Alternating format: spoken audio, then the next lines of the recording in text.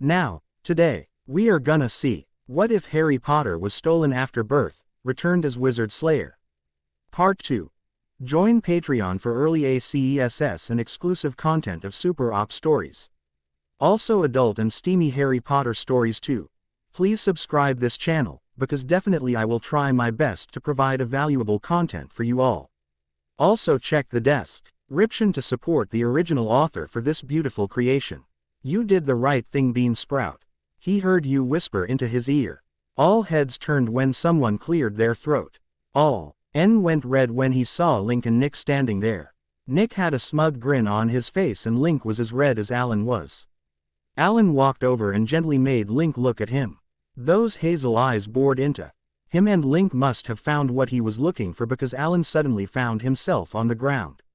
Alan looked at Nick for some answers and wasn't shocked when Link started crying.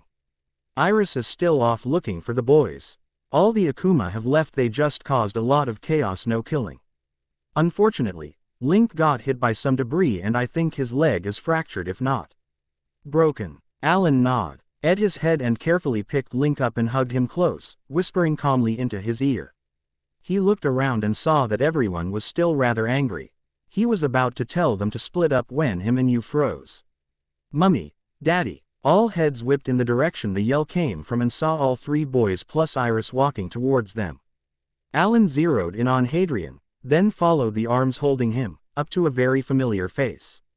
Alan handed Link back to Nick before walking towards a very pale Taiki Mick. Taiki was torn between running and just keeping Hadrian locked in a tower with him or la. TTING Hadrian go and locking himself in the tower alone, he favored the former more. His hold on Hadrian tightened with each step Walker took and he was slowly backing up. He made the mistake of talking. His eyes off Walker when Hadrian gave a tiny whimper of pain when he moved his arm. He quickly moved and landed on a nearby roof when Walker tried to catch him. He kept moving, hoping he could outrun the pissed-off Dragoon. Years back, the Earl made the mistake of pissing off a Dragoon, and he may be strong but the Dragoon was far stronger. It wasn't satisfied until the Earl got a lovely set of bite marks on his ass. It left a nasty scar and became a permanent reminder. He shielded Hadrian when Walker knocked them off the roof and into a tree. Taiki ran and hid behind Iris, who was laughing her ass off along with Rode. Stop laughing and help me, he hissed through clenched teeth. Alan, calm down and let me explain, Iris said after she was done laugh. How the heck do you expect me to see? I'm down when the scumbag that almost killed me has my baby. Taiki was now very nervous. Why did he have to listen to the Earl that day? He was knocked from his angst by a very small hand slapping his face. Everyone went silent and Alan stopped in shock when Hadrian slapped Taiki. They held their breath when the Noah slowly looked down at the very angry 5-year-old. What happened next shocked them even more. Hadrian got very mad when his mummy said that Taiki had almost killed him. He knew what that meant and it made his family sad when he told them how he knew what it meant. He got so mad that his hand moved before he even thought about it. He stared at his slightly red hand in horror. He had just hit someone in anger. He just hit someone. He hit someone. Hit someone. He hit someone like Vernon hit him. Hadrian screamed and started hugging Taiki, apologizing over and over again for hitting him. Hattie Sowie, Hattie D didn't mean to hi hit Taiki. Taiki not ba bad boy, Taiki good boy. Hattie Sowie, no ha hate Hattie peas. He didn't want Taiki to hate him, it made him feel weird. Just the thought that Taiki may hate him made him sick. He heard Iris say something but wasn't sure what it was before he felt Taiki respond, his chest vibrating as he talked. He felt Taiki pull him close and slowly calmed down as Taiki whispered in his ear. Hush little rabbit, I don't hate you. But you need to calm down or you'll make yourself sick, it's okay I promise. The hand rubbing his back combined with Taiki soothing voice made Hadrian sleepy. He would close his eyes just for a little bit. Taiki looked down at the sleeping 5-year-old and smiled. He had been shocked when Hadrian slapped him, it didn't hurt, it just shocked him. He felt his heart break when his little rabbit started crying and begging him not to hate him. He could feel Hadrian distress and didn't know why it made him feel sick. His creature thought that you would reject him. He may not come into his inheritance. Until he's 15, but this just shows how powerful he is if you can already feel what he does. Taiki looked at Iris and then back at Hadrian. He didn't know why he was blessed with such a cute and powerful mate, but he wasn't going to look a gift horse in the mouth.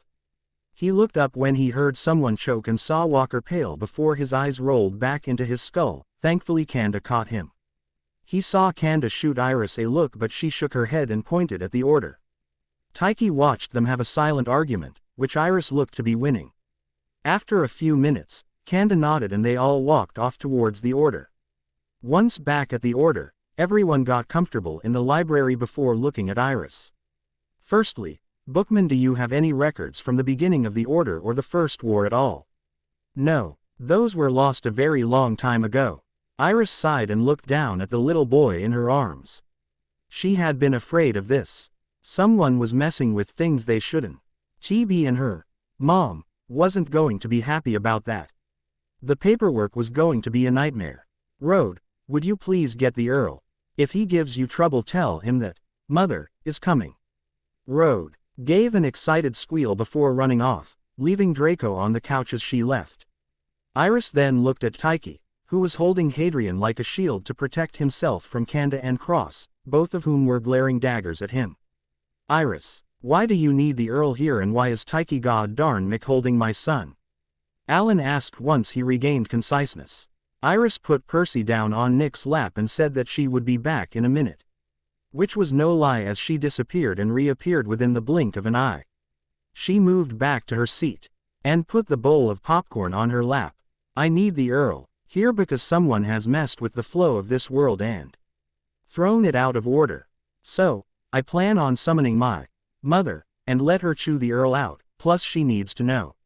She took a sip of tea and looked Alan dead in the eye before continuing. Taiki is holding Hadrian because they need to stay in contact for the next 72 hours so the bond can form. What bond? Kanda asked through clenched teeth, unaware of the look of horror on Alan's face. Iris looked around the room before her eyes settled on Alan again, a wicked smile on her face. The mating bond, of course, was her cheery reply. She had to stop Cross from shooting Taiki in the head before she could continue. For the next 72 hours Taiki is off limits, as any harm he receives Hadrian does too. After that, however, he is free game. Taiki swallowed hard at the looks he was getting. He opened and closed his mouth wanting to say something, but nothing came to mind. The arrival of the Earl, however, saved him. So, what's this I hear about you summoning Mother? Was the first thing out of the Earl mouth. Taiki didn't see Rode but figured that she went to collect Mother. He fidgeted when the Earl looked over at him and raised an eyebrow. Who are you? Asked a sleepy voice. Taiki looked down. At some point Hadrian had woken up and was now staring at the Earl. Before the Earl could answer, though, any anger, why shout rang through the order and the Earl froze. Adam. Scarlet was beyond pissed. She was behind on paperwork. She had 6 trials pending and war had broken out in 3 worlds. Her Grey Ladies were strained and she was tired. Now she had Rode coming to her saying something about the order of her world being fucked with. Adam wasn't helping things with his go with the flow attitude, and N.O.T. telling her when the balance first tipped. She was now following a far too happy Rode down the familiar halls of the order and right to the source of her headache. When she entered the library, she walked straight up to Adam and hit him. What the freak? You've been here for how long and I'm just now hearing about this? I'll be laying into her too, so don't even. She shouted. When he opened his mouth to argue, she sighed and rubbed the bridge of her nose. She had sent Alan off to collect Evelyn and the other generals. She looked around at all the people looking at her and plopped down onto the chair next to Iris, summoning a strong bottle of fire whiskey. Alan looked at the woman that had just hit the Earl. Adam, he remembered her calling him, and wondered what and who she was. Shish. He looked to be about the same height as Lena, if not a couple of inches taller. Her hair was white with midnight black highlights and pulled up into a messy bun, a few strands falling into her face. She had on a set of rectangle black frame glasses that made her silver eyes look like they were glowing. She had on a black tank top that said in big white bubble letters, "Zombies eat brains, you're safe," with a set of black fluffy pants that had little skulls on them that were wearing different colored party hats. On her feet were a set of fuzzy blue bunny slippers. He watched her down 3 hots of fire whiskey before pouring a glass and handing it to his dad. "Scarlett, it's been a while, how have you been? I'd be far better if idiots didn't hide things from me when I ask for their reports."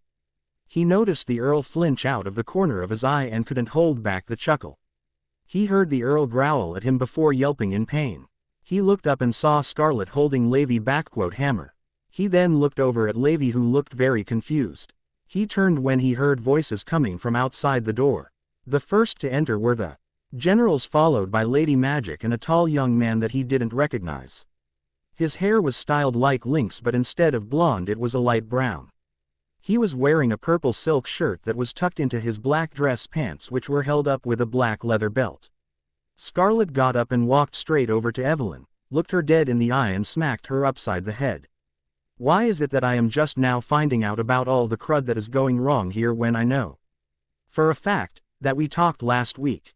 She normally wasn't angry at Evelyn, but she was being stupid now. "How am I supposed to fix things if I don't know they're happening? I left you two in charge of things hoping that it was the right thing to do. I guess I was wrong. I had to hear about this from someone else." Things around the room were shaking and the fire in the hearth was going nuts. Scarlett heard the little whimpers of fear from the children and took a calming breath. She turned, grabbed the bottle of fire whiskey, and downed the bottle in one go. She took a deep breath before looking at Adam and raising an eyebrow at him. He fidgeted and tried to avoid eye contact but failed when Scarlett roughly grabbed his chin, making him look at her. "You either change willingly or I'm going to make you, your choice." A second later, where once stood a clown now stood a tall man with shoulder-length black hair. Scarlett nodded, before turning and looking at her second in charge. "Alan, I want you to go back to my office and collect the contracts that Idiot 1 and 2 will be signing. Then I want you to collect my looking glass so I can see who fucked up." She smiled when he nodded and left, Rode following him. She turned and looked at Iris, smiled and then turned to look at the exorcists and generals. "For those of you that don't know me, I am the judge and the guardian of the worlds, but you can just call me Scarlett. I don't normally do this unless I have a direct role in the world, but sometimes it's just unavoidable." She paused to take a shot of fire whiskey from the second bottle she summoned before continuing. "I'm hoping that whoever messed up didn't do too much damage that it's unfixable. I should warn you though that if I can fix it, it will take time and a lot of help from them." She finished while pointing at Adam and Tyche, both of who looked like they wanted to protest but knew better. She then got up, walked over to Cross and took his hat. "You're going to want to teach them magic soon and introduce your grandson to necromancy." She then walked over to Tyche and sat down, staring at Hadrian, who stared right back and giggled when she made a face at him. "Madam Judge, if I may ask, how is it possible to mess with the balance of a world?" She looked over at a fidgety Aristarchary and smiled. "I appreciate the use of a title, but just call me Scarlett. Madam Judge makes me feel old. But to answer your question, there are special spells and objects that can mess with the flow of time, elements, and souls. There are also people that can do the same things. Exorcists and the Noah are just a few of those types." Before she could continue, Alan and Rode arrived, both holding something different. Alan walked over and handed Scarlett a stack of papers with a blue folder. She tossed them on a nearby table. "Scarlett, will you let me use your looking glass later? Please, please, please," Rode asked, jumping up and down, which got Draco jumping as he fed off her excitement.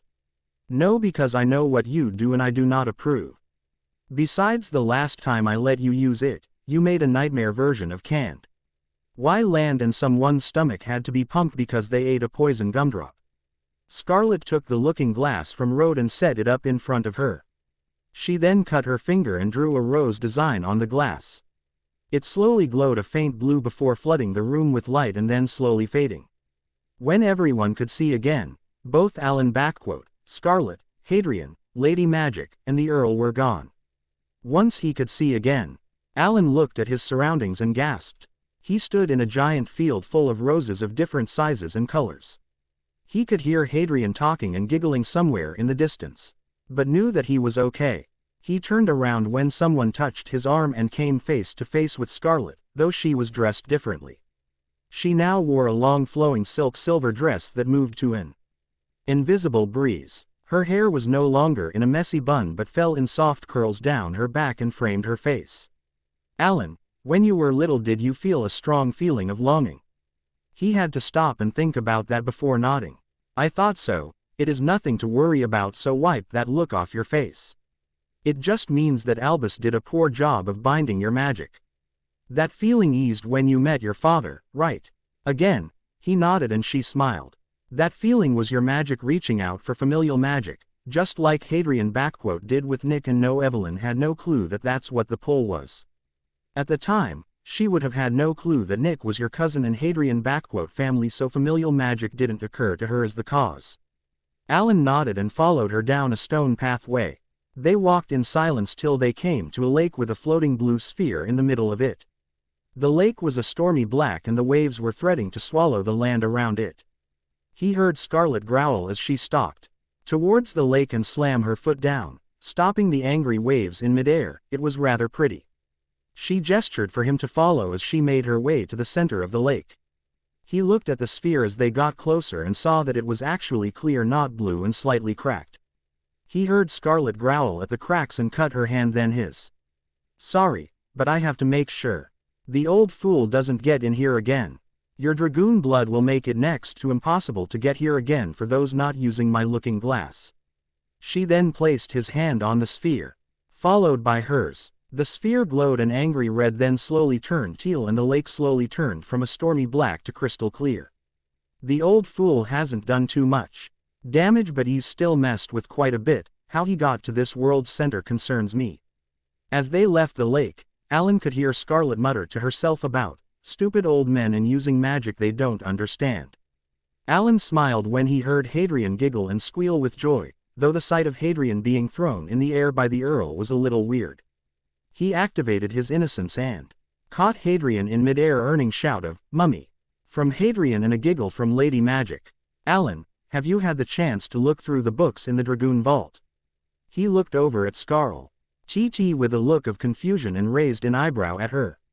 He had no clue what she was talking about, but by the look on her face she didn't like his answer. We will be discussing this tomorrow as I have a thing to do once I'm done here, and I'm sure you would like some sleep after today's events. Then Alan felt dizzy and found himself sitting on lap with Hadrian asleep on his. Hey Beansprout, you said, kissing his forehead and smiling down at Hadrian. Alan smiled at him and kissed cheek before looking over at his dad and giving him a sheepish smile when he cleared his throat, giving them a pointed look. Scarlet chuckled at them and took a shot before clearing her throat to get their attention. Me are to be put to bed, and Allie, I need you to go make sure that your sisters haven't burned down my office. He nodded but gave a pointed look to the paperwork still on the table. She gave a heavy sigh and stomped over to the table. Alan, Adam, come here and sign these so He can leave and I don't have to hear him nag me later. When she didn't hear them move, she turned and saw them looking at her like she had 3 heads. Well, I'm waiting, she said with a growl in her voice and an annoyed look on her face. Both ran over and looked at the contract. Most of it was just the basic contract text. He won't do this, they won't do that, just the normal stuff you would expect. The last term of the contract was a little different and had Adam looking like he had swallowed a lemon and Alan looking a little worried but happy at the same time.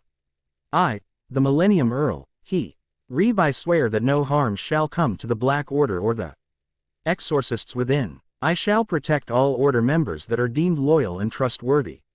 I shall not destroy any innocence that is found. And deliver it to the Order and or a general or exorcist. And lastly, I swear to protect and watch over the children of the Order and protect them like they were my own. Next came the part that had Adam look like he was swallowing a lemon. If I fail to follow these terms of the contract, I shall be condemned to a millennium in the void doing paperwork. Scarlet summoned a dark red quill and handed it to Adam. You know the drill, sign. Adam took the quill and signed next to the X. He glared at the quill once he was done and took the vial of myrtlap essence that Scarlet held out for him. What's that? Scarlet looked up and over at Hadrian, who was now sitting with Tyche again. She picked up the quill and herded the other 2 boys over to Hadrian, then sat down so she was eye level with them. This is a black quill and it's very dangerous. The only time you are to ever use one is when you older and at Gringotts or with me. If someone ever tells you to write with this, you are to leave. And find your parents and or a teacher. She got 3 wide-eyed nods and smiled at them, then she walked back over to idiots 1 and 2. All right Alan, your turn. She then handed him the quill, and pulled out another bottle of Murtlap essence. She watched him sign the witness line and found it fascinating that it didn't affect his hand and that the ink was innocence green. Okay, before I go, Nick, you are coming with me as we need to talk and other things. Tyke, once the bonding period is up, come talk to me, as we need to go over some things. Evelyn, I want you to put up the most powerful wards around the order and keep an eye on Dumblefuck. You 3 little monsters, make sure that you bug your grandpa about magic. Oh, and Adam, Alan _mother was the one to give you those lovely bite marks on your ass. So play nice or he'll give you a matching set somewhere.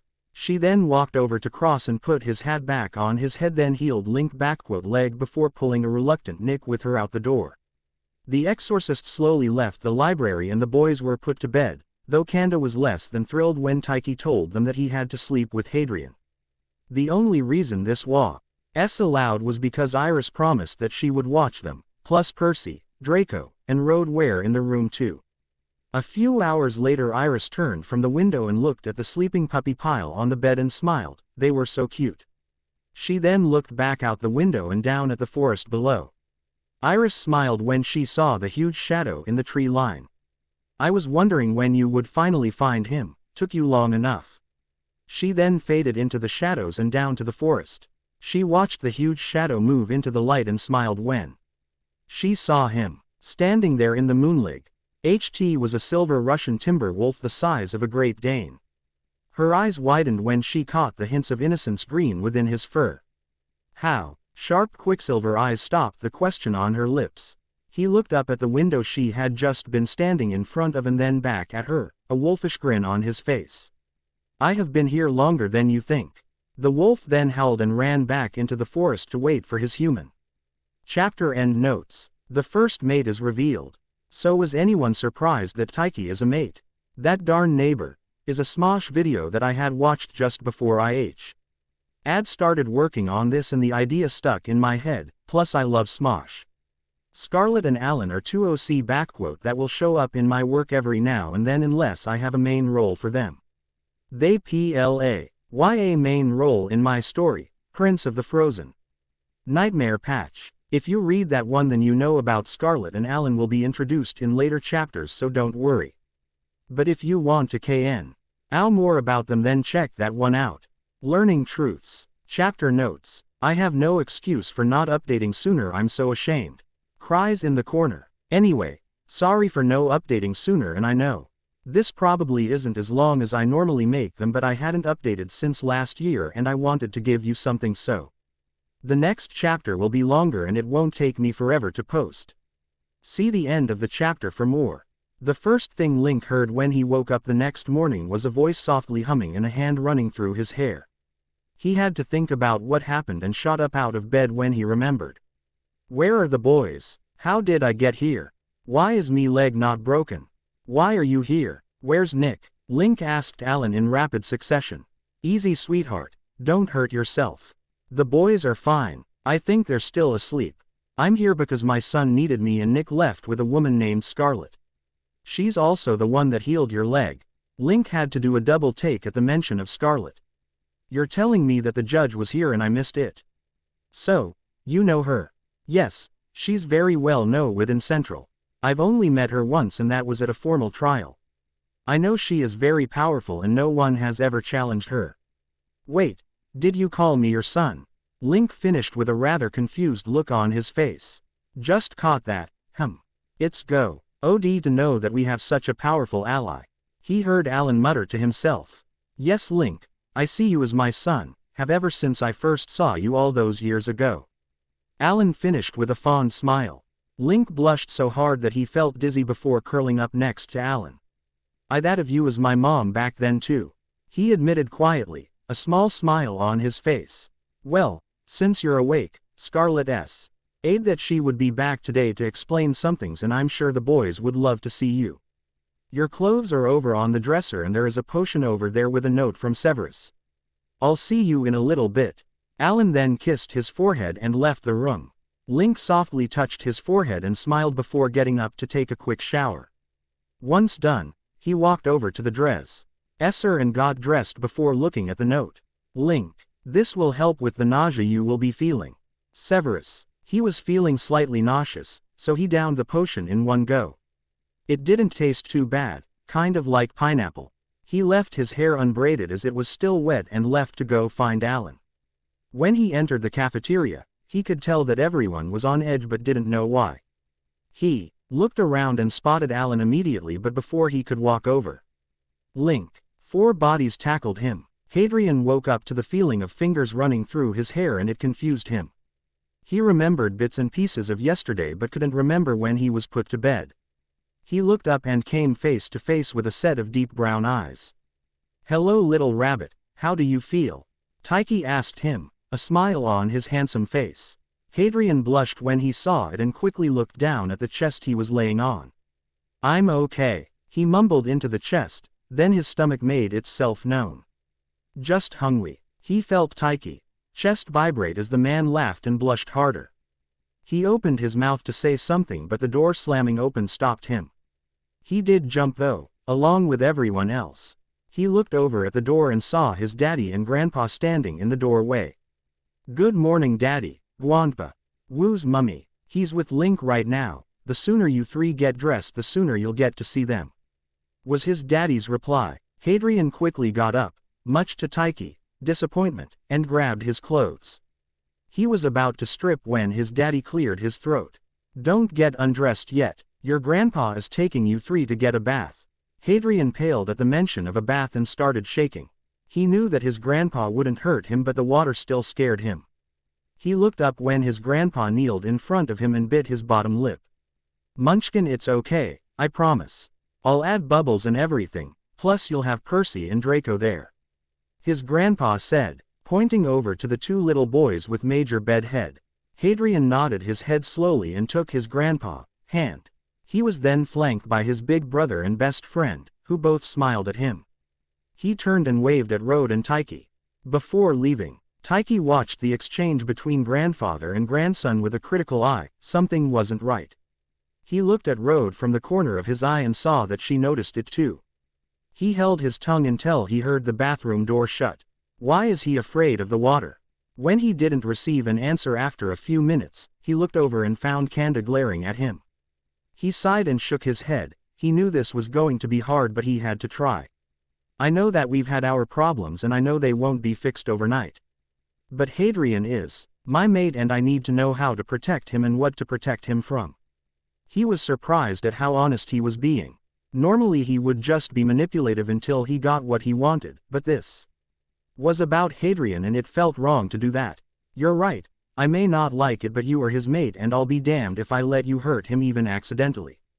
He nodded when Kanda looked at him. Both were very serious. Kanda then sighed before continuing. "Hadrian was taken from us not long after his birth and we've only had him back for a few months. The first year he was gone, he was living with the Potters and they had changed his name to Harry. After their deaths, however, is when everything went to heck." Kanda leaned against the door frame and looked at the ceiling, his face full of pain. "When the Potters died, Hadrian was taken to Lily Potter's sister. She was an ugly hag and her husband, Dursley, was no better. They both abused him and spoiled their fat ass of a son, who was the same age as Hadrian. They made him cook and clean, beat him when he did freakish things and beat him just because of they felt like it. That's why he freaked out when he hit Tyche. He didn't want to be like them," Rode said from her spot on the floor, hands glowing with dark matter in her anger. Tyche was just as angry but was better at controlling it. That didn't mean he wouldn't be finding someplace to release some anger. Maybe Rode would fight him later. He looked over at Kanda but he was still looking at the ceiling, tears in his eyes. He was 3 when he learned about death. "Alan and I were horrified when Hadrian told us about it. Dursley has a sister that raises ugly little boxers. Her favorite is a stupid little thing named Ripper, and she always brought it with her when she visited. A week before Dursley's sister arrived, Hadrian found a garden snake that was injured and afraid, so he helped it. Then Dursley's sister arrived with her darn dog. The snake didn't stand a chance, and Hadrian had to watch and listen to it scream in pain as it was torn apart. He was then forced to clean it up, and Dursley caught him crying, so he beat him until he was bloody and then made him clean. That night Dursley forced Hadrian into the bath and almost drowned him, saying that was what freaks deserved. Tyche could feel the bloodlust running through Candace's veins and smiled, showing off sharp teeth. I do believe that Rode and I will be paying the Dursleys a visit. He saw Rode nod out of the corner of his eye. Before anything else could be said, Hadrian came tearing into the room. Tyche had to do a double take because of Hadrian's new hair color. It was neon blue. He heard Rode laughing and Candace snort in amusement, followed by Cross muttering about eye-patch-wearing idiots. Tyche, look. Uncle Levi said that it would be cool, do you like it? Hadrian all but screamed in his ear. He wanted to say no, but Hadrian was so excited and he was glowing with happiness. So, he just smiled at the little boy and agreed. Hadrian was so excited that he couldn't control his hair color. He wondered when he lost control to begin with. He was wearing the pretty dark blue knit long-necked and long-sleeved dress his Aunt Lena gave him, though it was a little big. She got it for herself, but it got shrunken on accident, so she gave it to him. She said that the baggy collar and sleeves made him look adorable. He was also wearing a light gray vest and his white stockings with little blue butterflies on them. His hair was held back by a sparkly silver headband, a few strands of loose white hair framed his face. He had Bunny in one hand and Draco, hand in the other. They were all walking down to breakfast and chattering up a storm, like last night never happened. Hadrian was smiling and talking to Draco about potions and how good a teacher Uncle Sev was. Though Rode would ask them a question every now and then. When they entered the cafeteria, everyone fell silent, just watching them. Hadrian paid them no mind and walked over to the counter to talk to his Uncle Jerry. Hi Uncle Jewy. Why hello there, cutie pie. What can I get for you this fine morning? Was Uncle Jerry's cheerful reply. Not even slightly bothered by the two Noah. We'll have Eve Wything, Hadrian said, waving his arms around to emphasize his point. His uncle laughed and nodded his head before pointing over to the table his mummy was sitting at. Both Hadrian and Percy ran over and tackled him in a hug. Easy there, I would really like to stay seated. Their mummy chuckled, kissing them on the head before kissing their daddy. Mummy, who's Link? Hadrian asked once he was seated on Tyche's lap, unaware of the glares everyone was sending the man. He'll be down in a little bit, love. Hadrian nodded and went back to talking to Draco, who was sitting with Rode, about potions. They were once again interrupted by the arrival of Uncle Lucy and Uncle Sev. Daddy! Draco screamed and then slammed into the man, who was caught by Uncle Sev. I missed you to Dragon, Uncle Lucy said, kissing Draco on the head before sitting down next to Mummy.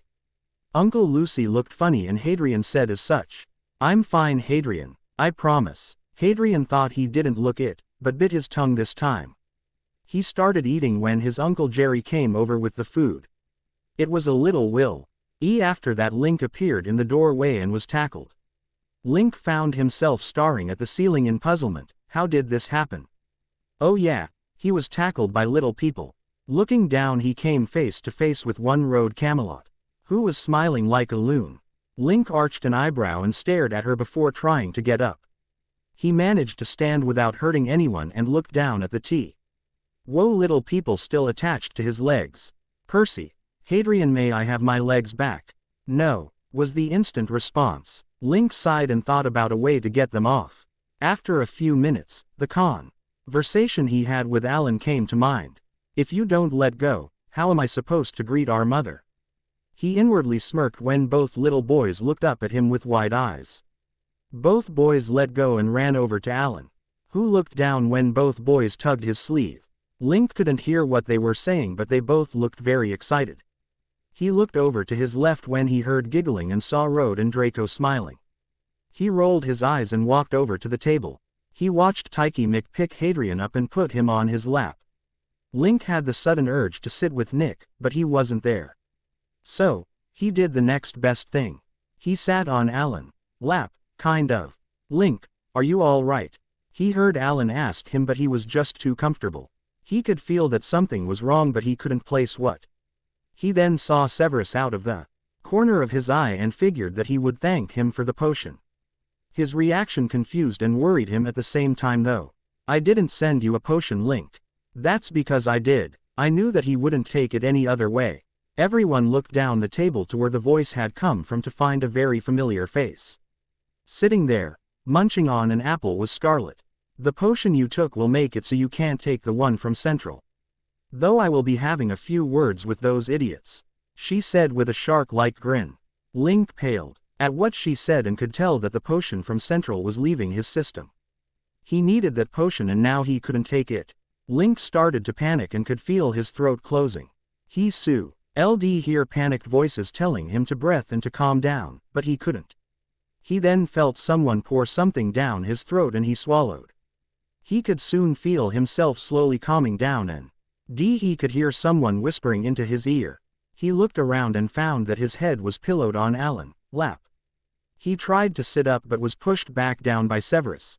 Darn kid, I didn't think you would panic. If anything, I thought you'd be happy.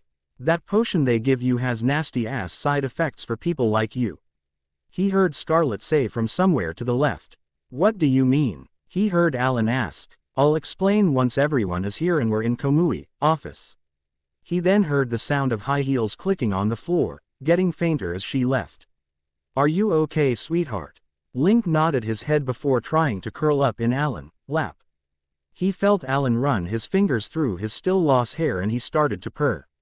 It took a few minutes to get Link up and out of the cafeteria and down to Komui's office. But they did it. When they walked in, they found Scarlet and Komui in an intense argument. Bite me, you jackass. You first, witch. Scarlet then lunged at Komui but was intercepted by Cross, who threw her over his shoulder. Everyone watched in fascination as she was manhandled over to one corner and then he did the same to Komui. Everyone then had a picture of a wrestling ring in their head with Cross as the referee. Most didn't laugh, others had no problem.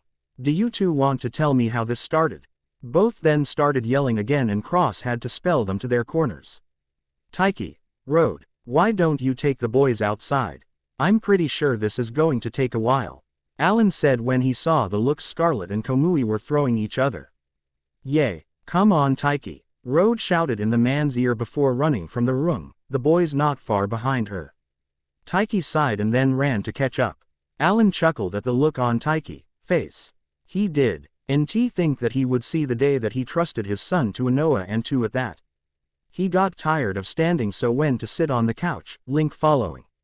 He watched as his dad tried to get Komui and Scarlet to calm down. It reminded him of the time two women had cornered his dad in a bar and they started a cat fight. He ran his hands through Link's hair but stopped when his fingers brushed against something furry. Looking down, he saw two furry cat ears perched on his head. Link, sweetheart, why do you have cat ears? Link just curled up closer and purred. It's because of the creature in Redance he got from his dad's side of the family. The potion I gave him this morning was to purge the other potion from his system, but it will take some time, Scarlet said without even taking her eyes off Komui. What's his inheritance? Alan heard Lucius ask from his seat on the other couch. It's a rare creature from Ireland. Most Swedish witches and wizards have a feline type inheritance in their blood. Some don't inherit it and some do. His father did and so did he. His father was a rather normal type of inheritance, but with both his mother and father having this creature inheritance in their bloodline, he was almost certain to receive it. What's the creature? Was you? Rather annoyed response. He's a city cat. Everyone looked at Cross, who had spoken, in awe of this. A city cat was a very rare fairy cat that was native to Ireland. It was said that if you ever saw one you would have a long and happy life. My wand is made of elder and the core is the hair of a city cat, given to me willingly. Alan was stunned at the news, not that his dad had a wand, just that it was a very powerful one. He really should get one himself soon, but for now he was good with his dad teaching him wandless magic. Aren't city cats black though? His dad asked Scarlet, who was no longer glaring daggers at Kamui. Yes, but there are rare cases of city cats being different colors like Link is. He's been taking the potion since he first got his inheritance, so he is going to be very clingy with his mate and or parent. Since he doesn't have a mate that I know of, he is going to cling to Alan because he sees him as his mother and vice versa. What do you mean? Alan asked her. I mean that your dragoon sees Link as your hatchling and he sees you as his mom. Dragoons are very family-oriented. It doesn't matter the species, the dragoon will still see them as theirs. This isn't the same for some cases. You love Draco, just not as a son, right? Alan nodded. Well, your dragoon sees him as family, it just doesn't claim him as your hatchling. Once you get to Gringotts and get into the Dragoon Vault, you'll find books that explain it better. Alan nodded and made a mental note to go there soon. He was brought out of his thoughts by Kamui screaming and looked up just in time to see Scarlet tackle him to the ground. Admit you're wrong. Never. Alan watched as Scarlet pinned Kamui to the floor and turned him lavender with bare ears. He pushed her off and ran to his desk, pulling out a mirror from the drawer. He then shrieked and tackled Scarlet. Turn me back. Never. Alan turned around when he heard someone chuckling behind him. Standing in the doorway were the generals. He was surprised to see that it was General Cloud that was chuckling at the display. Cross. Are they having the same argument again? Yes, was his dad's dry reply. Dad, what are they arguing over? It was General Cloud that answered. In the beginning, Kamui and Scarlet got along pretty well, but one day Kamui opened his mouth and stuck his foot in. What did he say? That pink bunnies were better than lavender pandas. Everyone looked at this fight in a new light just then, and Hey couldn't stop themselves from laughing this time, especially with Levi narrating the fight. In one corner, we have the crazy mad scientist with a sister complex, Kamui, the pink bunny, Lee. In the other corner, we have the lovely and hot, Scarlet, the lavender panda. And refereeing the match is the one and only General Cross Marion. Fight. Their imaginations went wild and they couldn't stop laughing. A lavender panda beating the crap out of a pink bunny was just too funny. It took a while, but eventually Scarlet won and Kamui was down for the count. Scarlet held her head high as she sat at Kamui's desk. That will teach him, huh? She did a head count and realized that 2 people were still missing, but she knew they would be here soon. And not 10 minutes later, the Tonks arrived. All right, I have 3 rules before we start. 1. Do not interrupt me. 2.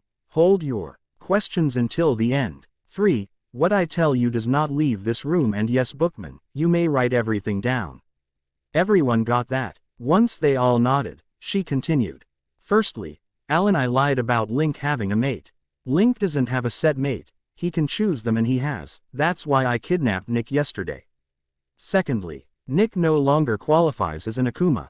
Yes, he technically is still one, but it can be classified as a creature inheritance. Thirdly, Link is going to be very confused once the potion is out of his system, so you'll want to explain to him what's going on because he won't remember. He should be coming in right about now. And as if on cue, the doors opened and in came a different-looking Nick.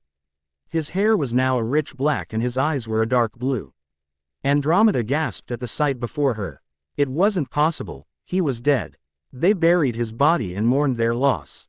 Nimbus. A sad smile graced his face when he looked over at her. She felt tears rolling down her face. This couldn't be true.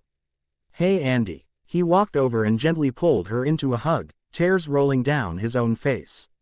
This isn't real. This can't be real. We buried you, she said, pulling him closer nonetheless. It's me, Andy. I'm real and I'm so sorry. Everyone watched as brother and sister cried together. Not in sadness but joy.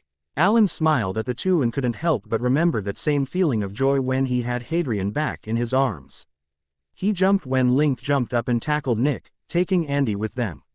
Nimbus Black, you hurt my baby kitten and you'll wish for death. Alan said in the sweetest voice known to man, but the words dripped with venom. Alan smiled sweetly at the pale look on Nick's face, who nodded frantically. Darn, Alan could be scary.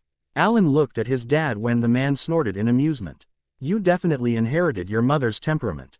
She was just as protective of your brothers as you were of your sons. Alan just smiled before sitting on you, lap.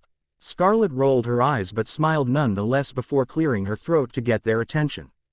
Now that is settled, let's get started. Scarlet then got comfortable in Komui's desk chair before continuing. Firstly, there are multiple worlds and none of them connect. Well, that's not entirely true. The Wonderlands used to and they can connect to multiple worlds at once, but that's besides the point. There are a few worlds that have weak barriers and that leads to rips. Rips. Ouch. Levi yelled in pain as his own hammer repeatedly hit him in the head. What were my first 2 rules, moron? No. Ow. Interrupting and, ow, questioning. And what did you do? Interrupted and, ow, questioned. You going to do it again? Levi quickly shook his head and hid behind the couch, peeking over it. Scarlet glared at him one more time before continuing. As I was saying, the weak barriers lead to rips. All the worlds share the same thing, the void. It's where I rule and where I look after the worlds. Unfortunately, when a rip occurs, essence from the void leaks into the world. When this happens, people begin to go crazy and beasts are created. Adam was put in charge of keeping this from happening. The Akuma were made to kill the beasts and the Noah were born to look for the signs of a rip and repair it. The largest rip to occur is the Grand Canyon. Thankfully things didn't get out of hand. A long time ago, however, rips started popping up all over the place and the Noah couldn't handle it all at once. With all the rips happening at once, the Akuma were spread thin and were beginning to get overwhelmed by the beasts. So, I created innocents from willing souls and presented them to those I saw worthy. Thus exorcists were born. She then looked around the room at the stunned face and smiled at them. She knew it would take some time for them to absorb this new information, so she made some tea. She liked the fruity teas and was quite happy when she summoned her tea box and found it full of pomegranate tea bags. She wasn't surprised when the generals were the first to recover, followed by Nick and soon everyone else. She was, however, surprised when someone hit her in the face. Pink rabbits forever. No one was surprised when Komui was then beaten and buried alive under the mounds of paperwork littering his office. Now, one at a time. Does anyone have questions? Bookman. Why use humans to make Akuma? Scarlet had to think about the best way to answer this without looking like the bad guy. I had to use people because they're more stable and the human soul is more flexible to the change. Akuma were made during wartime using those that had lost all family. I would go through files of the deceased and look at their families. Those with only one remaining family member would be given to Adam and he would then ask if they would be willing to change. Akuma were only supposed to be created during war times and only with my consent. She suppressed a chuckle at the look Bookman had given her before he buried his nose in the book he was writing in. No one had hit her yet, so that was a good sign. She looked over at Levi when he stuck his hand up. Yes, Levi, what did you mean when you said that the Wonderlands used to connect? Scarlet logged head so hard that she fell out of the chair. She knew one of them would ask, but the thought of what happened was still funny. A very long time ago, they had all connected through a series of tunnels built by the White Rabbits. The Hatters and the White Rabbits were the only ones to use them, though everyone knew they were there. One day the Hatters got bored and wanted a little fun, so they all got together and went from one wonderland to the next. Normally I wouldn't care, as they usually got bored after a while or got tired. That wasn't the case this time. They were so bored that they somehow flooded 4 wonderlands, froze 5. Flooded 6 with tea, and somehow infected 3 with gnomes. It was a huge mess and took forever to clean, so to keep it from happening again I cut the connections between the wonderlands. The Hatters sometimes find their way to other wonderlands but it's rare and they don't do much. She smiled at the looks on their faces and chuckled. The White Queens had not been happy and it was the one and only time they had broken their vow to never cause harm. The Red Queens tried to get them beheaded but everyone ignored them and the poor White Rabbits looked like they were going to have heart attacks. Scarlet looked at her watch and sighed at the time. I can answer one more question before I have to go. She looked at Alan when he cleared his throat. Do Taiki and Hadrian have to be in constant contact for the whole 72 hours or can they be apart? Scarlet got a puzzled look on her face at the question but it slowly turned into a shark-like grin. No, they don't. If they have some contact throughout the day they're fine. And to answer your unasked question, no, Taiki doesn't need to sleep with Hadrian. It won't hurt the bond for him to sleep on the couch, or the basement. If the look of pure fury in Alan's face was anything to go by, Taiki was so fucked and Scarlet loved it. Chapter end notes. I didn't plan on giving Link a creature in inheritance, but I realized that Link was a bit OOC last chapter and I wanted to play with that. Link and Nick won't be together right away. Link is going to try his hardest to avoid Nick. The fight between Scarlet and Komui was more for my amusement, as me and my sister had a similar fight not that long ago. She won. Shopping for Yule. Chapter notes. I'm so sorry. I didn't mean to take this long to update. I kept getting sidetracked by different things and I just didn't have the time. I did have most of it done on Friday, but unfortunately I got a very bad headache and it had me down. This chapter is longer as a sorry for the long wait. Happy reading. See the end of the chapter for more. Taiki crept through the halls of the Order, hoping to not be seen. He had managed to avoid all Order members so far, though he did have some close calls. If he made it to the Ark he would be safe for a while and hopefully the exorcists will have calmed down by then. He carefully peeked around the corner making sure no one was there. When he saw that the coast was clear he quickly walked down the hall. He had to quickly stop and hide when he heard someone coming. He tried the doors and sighed when he found one unlocked and quickly went inside. He pressed his ear to the door and listened to the person pass by. He listened as the footsteps fade but waited a few minutes before leaving. He made it to the Ark vault doors and was about to punish in the code when a familiar giggle stopped him. He swallowed heavily and slowly turned around to find Rode leaning against the railing, sucking on a lollipop. Rode, what are you doing here? Taiki asked his niece. Looking for you and so is everyone else, was her response, a shark-like grin on her face. Taiki swallowed nervously and weighed his options. 1. He could try and make a break for it and hopefully make it to the Ark before Rode could stop him. 2. He could try and bribe her with sugar and or presents and hope she will let him go. 3. He could distract her and get to Hadrian to use him as a shield until he thought of a better plan.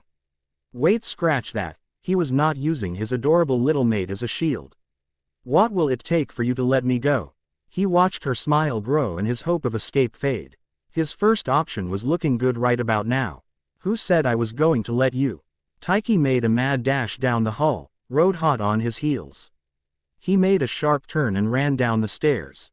He was trying to get to the front gates but had to turn back when he saw exorcists coming his way. He managed to dodge Rode but not Alan. He looked down at Taiki with a predatory smile. Time's up. At her desk within the void, Scarlet smirked behind her mug of tea. The 3-day bonding period was up and Taiki was suffering the consciences. The sounds of idiots in pain was a beautiful start to the morning. Hadrian was excited. He and Percy were in town with Aunt Mira for the day. Their mummy and daddy had said that they needed to do some stuff with Taiki and that it would just be boring for them, so their Aunt Mira said that she would take them for the day. Percy was holding his hand as they looked at all the shops and people. Their Aunt Mira was leading them to the fabric store, as she needed some yellow thread. Then they were going to the second-hand shop to look for the broken things Aunt Mira liked to fix. Hadrian was pulled from his thoughts by Percy squeezing his hand. Aunt Mira said that we could look around but not touch. Hadrian nodded and walked off to look around. He saw a lot of buttons on one wall and ZPPERS on another, but what caught his attention was the shine blue fabric. He walked over and looked at it. It looked soft and was really pretty. He reached up to touch it but a gently voice from behind him made him stop and turn. Careful, Hadrian, Aunt Mira said, no touching. Percy told him as he gently took his hand. Sorry, had he just thought it would look pretty on chess. Hadrian said quietly, head bowed. It's okay, I just don't want my little brother to get in trouble. And Hattie doesn't want his big BWOTHEW mad. Hadrian mumbled, tears in his eyes. Hattie, I'm not mad at you. Come on, Aunt Mira is looking for us. Hadrian nodded, but looked back at the shiny fabric with longing in his eyes. It really would have made a pretty bow for chess. He smiled at his Aunt Mira and hugged Bunny to him. For some reason, he didn't feel happy anymore, he just kept thinking about the shiny fabric. Hattie, are you okay? Aunt Mira asked, a look of concern on her face. "Don't know," was his curt reply. He felt her put a hand on his forehead and then his cheeks. "You don't feel warm." Hadrian just shook his head and curled up to Percy, sighed. Miranda was worried. Hadrian was okay before, but now he was just so sad. He didn't have a fever. She was about to call Alan when an older lady came over with a piece of blue fabric. She noticed Hadrian zero in on it and followed it, not once looking away. "Most little boys don't listen to what they're told, always messing up the fabric with sticky fingers. You, however, were just so polite to your brother when he reminded you not to touch. Such good little boys deserve a little gift, and I must agree that it would look pretty on your kitten," the older woman said, a kind smile on her face. Miranda, eyes widened, when Hadrian, personality did a 180. Thank you, Hadrian said as he hugged the woman. "You are very welcome, young man, and you are more than welcome to come back anytime." Miranda made a mental note to mention Hadrian, odd behavior to Alan and Kanda. The rest of the day passed rather well, with them finding some stuffed animals and a pocket watch, and Chess walked through town, head held high, showing off her new ribbon. When they got back to the Order, Miranda located Alan and Kanda and told them about Hadrian. They weren't going to worry about it just yet. He could have just been disappointed about the fabric, but they'd keep watch.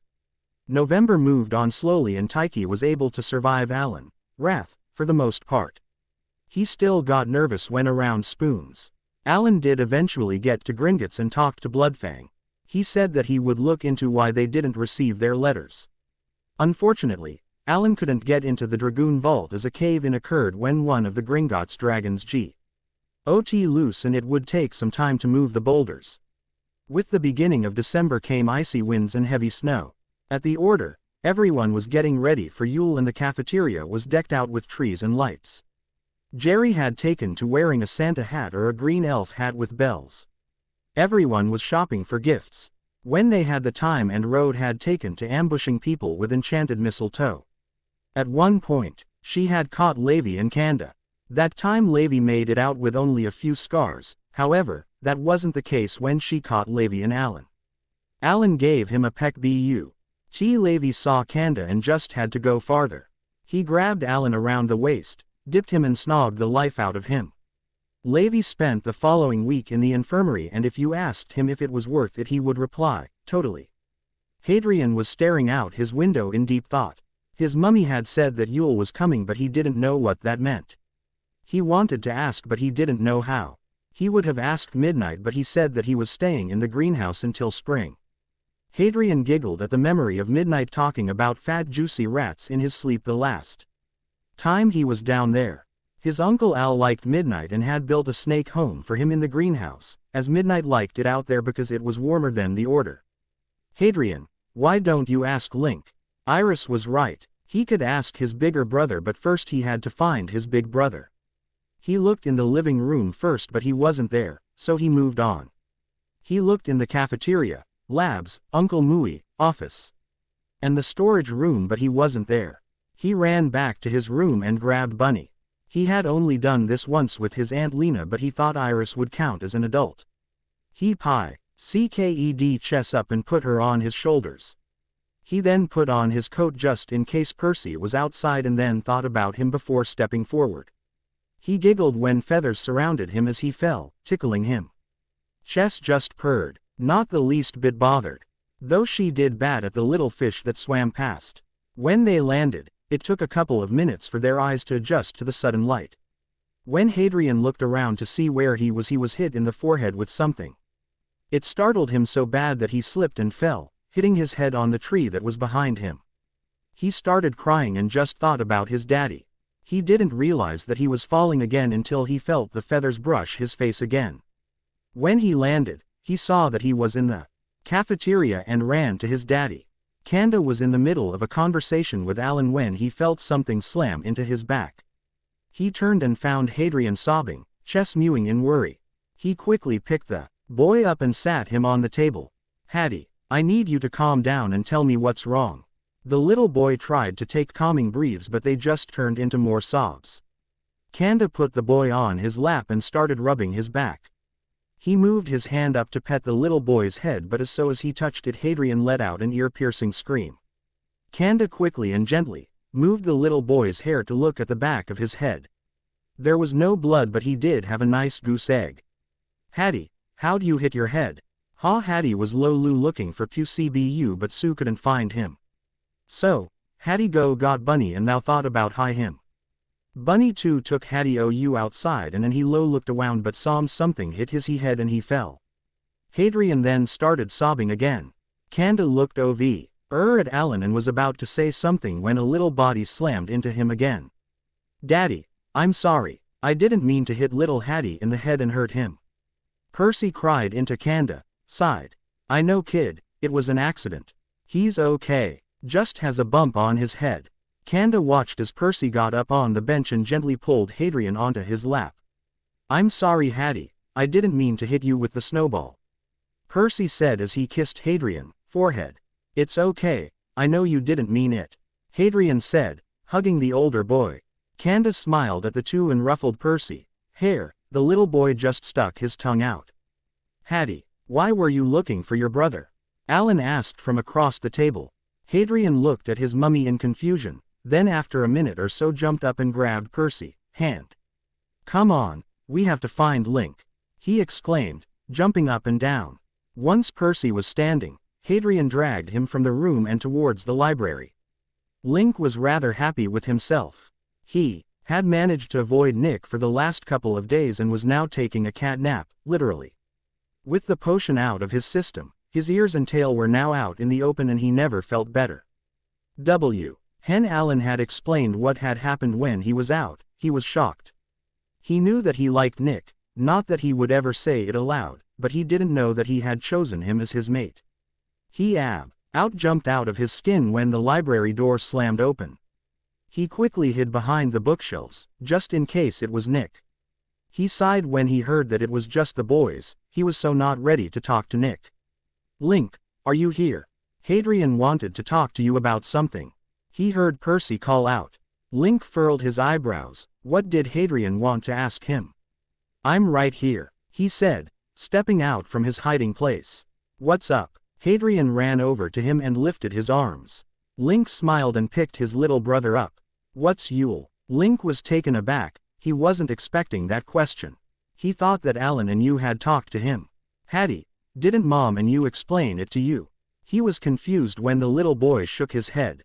"Percy, do you know what Yule is?" The little boy nodded his head, a sad look on his face. He'd think on that later along with mentioning into Alan and you. "Okay, Yule is a time for family and friends. Plus, Santa comes and gives good little boys, like you, presents. Every year, the Black Order, well here at least, throws a big party and exchange gifts. I was here last year and it was so much fun, you two will love it." "Hattie, nevu gotten a gift before." "Fweek. Ah bad, don't get gifts," Hadrian said sadly. "Hadrian, look at me please," Link said softly and smiled when he looked up. "You are not a bad boy, you are not a freak. You and sire to very bright little boys and I am proud to call you my little brothers." He walked over to the couch and put Hadrian on his lap and pulled Percy to his side.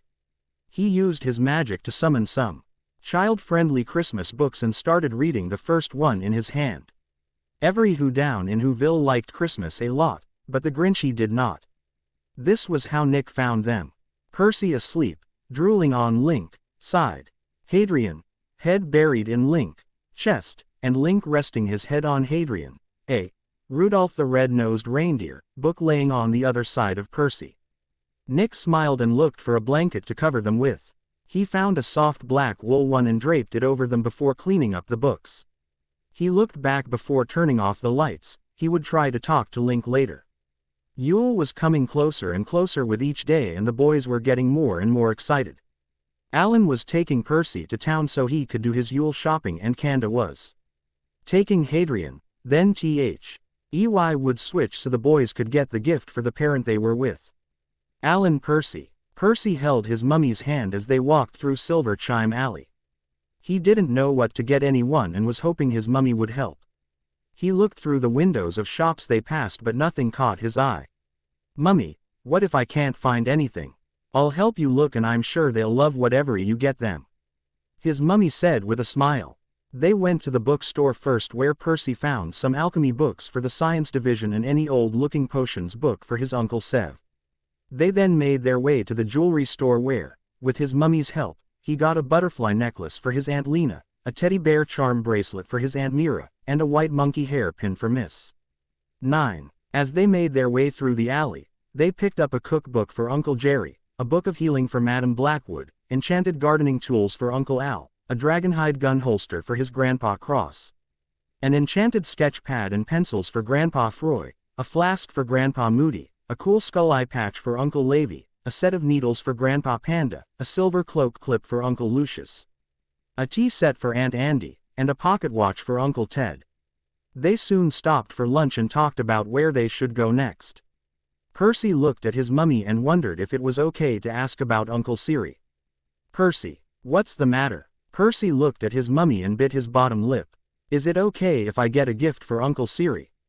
His mummy looked confused. Why wouldn't you get a gift for him? I know you and Daddy are mad at him. Hattie doesn't know and hasn't seen the way he looks when we're in the cafeteria. Percy said quietly. Alan sighed and counted to 10. It didn't occur to him that the boys might see that he was angry at Sirius. He knew that he was being childish by ignoring the man, but he just didn't know what to do. Percy, you can get him a gift, but I want you to understand that just because I'm mad at your uncle doesn't mean that you have to be. I love my brother, but he said some mean things and I didn't like it, but that has nothing to do with you. Now, I say we go to the toy store next. What about you? Alan asked the little boy with a smile. He nodded and they finished their food so they could leave. Percy looked around the store but couldn't find anything that he liked. Mummy, I can't find anything, he said with a pout. His mummy chuckled at him and he pouted harder. Why don't you focus on one person at a time? He blushed. He hadn't thought about that. He walked back through the store and thought about what to get Road. He walked past some teddy bears and a purple one caught his eye. Its fur was a deep purple and had blue and green patchwork on its head and body. Its eyes were black and he felt like it was glaring at him. Road was going to love it. Next, he thought about what to get Nim. He didn't think she would like any stuff fed animals and he didn't think she would like anything too girly. He was walking down an aisle when he heard some children screaming in the next aisle over. He walked over and found the floor covered in slime and a big weird potion bottle glowing and changing color. He got closer and saw that it was a potion game. If you put the wrong ingredient in, the bottle exploded. So Nim. Next was Draco, and that was a little harder. He knew that Draco liked dragons, but so far, he hadn't seen any in the store. He walked back to the stuffed animals and looked through them carefully. It was as he was moving a unicorn toy that he saw it. A little golden dragon. The last was little Hattie. He knew that his little brother loved owls and rabbits, but that wouldn't be special. This was their first Yule as a family and this had to be special. It just had to. He heard music coming from the back and followed it. There were music boxes and ordinary-looking instruments, but in the far back was a silver, ornate-looking music box. You have good taste, young man. That's an instrumental music box. It holds instruments from all around the world and teaches you how to play them. It makes a wonderful gift for those that love music, the shop employee said as he was cleaning off a top shelf. Hattie said that he wanted to learn how to play the piano from our mummy. Maybe he would like to learn how to play other instruments. Decision made. He grabbed the box and ran back to his mummy so they could pay. Next we need to go to the joke shop. I would like to get Uncle Siri more prank supplies. Percy said as he dragged his mummy through the streets. He heard his mummy laughing at his excitement. Zonko's wasn't very crowded now, so his mummy let him go off on his own. It didn't take him long to find a good PR. Ank packed and was running back to his mummy when he caught sight of something evil. An evil smile spread across his face. Happy Yule, Tyke and Nick. They paid for the joke supplies before leaving. Ing and Ware heading for their last stop, the pet shop. Mummy, do you think Link would like a brush for his tail? Percy said as he examined a blue wire brush. I think he would love one, but make sure that it's soft. His skin is sensitive, Mummy said without looking away from the flea collars. Percy picked up a pretty green brush that had a little black cat on the back with little 4-leaf clovers, and the bristles were really soft. Next to that was a similar one, but the color matched chess and there was a little crown on the back. Next, he went looking for something for midnight. He went to the reptile section and looked at the heating rocks. There were some that would be too small, and then there were some that were too big. Then he found a good-sized heating rock that had a feather-light charm and a lot of heating charms. As he was on his way back, when he saw something small and golden move out of the corner of his eye. Sitting in a medium-sized cage was a cat-like creature. Its fur was a soft golden, and it looked like a cat except for its shiny golden scorpion-like tail and the shell that started at the tip of its nose and continued down its back, connecting to the tail. This little nightmare is a Scorpio cat. She's been here for almost a year. Someone managed to catch her in Egypt. A spell was put on her to keep her the size of a kitten. Percy nodded and thought that she was really cute. Her eyes were a stunning hazel and he felt connected to her. Percy, his mummy shouted from the front of the store. Percy waved bye to the cat and ran up front, grabbing a banana scented banana toy for Lao Shimon and a lot of cat treats for Tim. Mummy, I don't know what to get Daddy. Well, what would you like to get him? Mummy asked as they made their way through the streets once more. I don't know. That's why I asked you, he said with a pout, though his mummy just chuckled at him. Why don't we go look at some dragonhide under armor and boots? Mummy suggested. Percy thought about it. It was a good idea. Okay, he said with a big smile on his face. Kanda Hadrian. Hadrian was fascinated by all the lights and the people. He was so excited for Yule, he hoped that He got everyone something they would like. All right Hattie, Mummy just texted me that they're at the toy store, so where do you want to go first?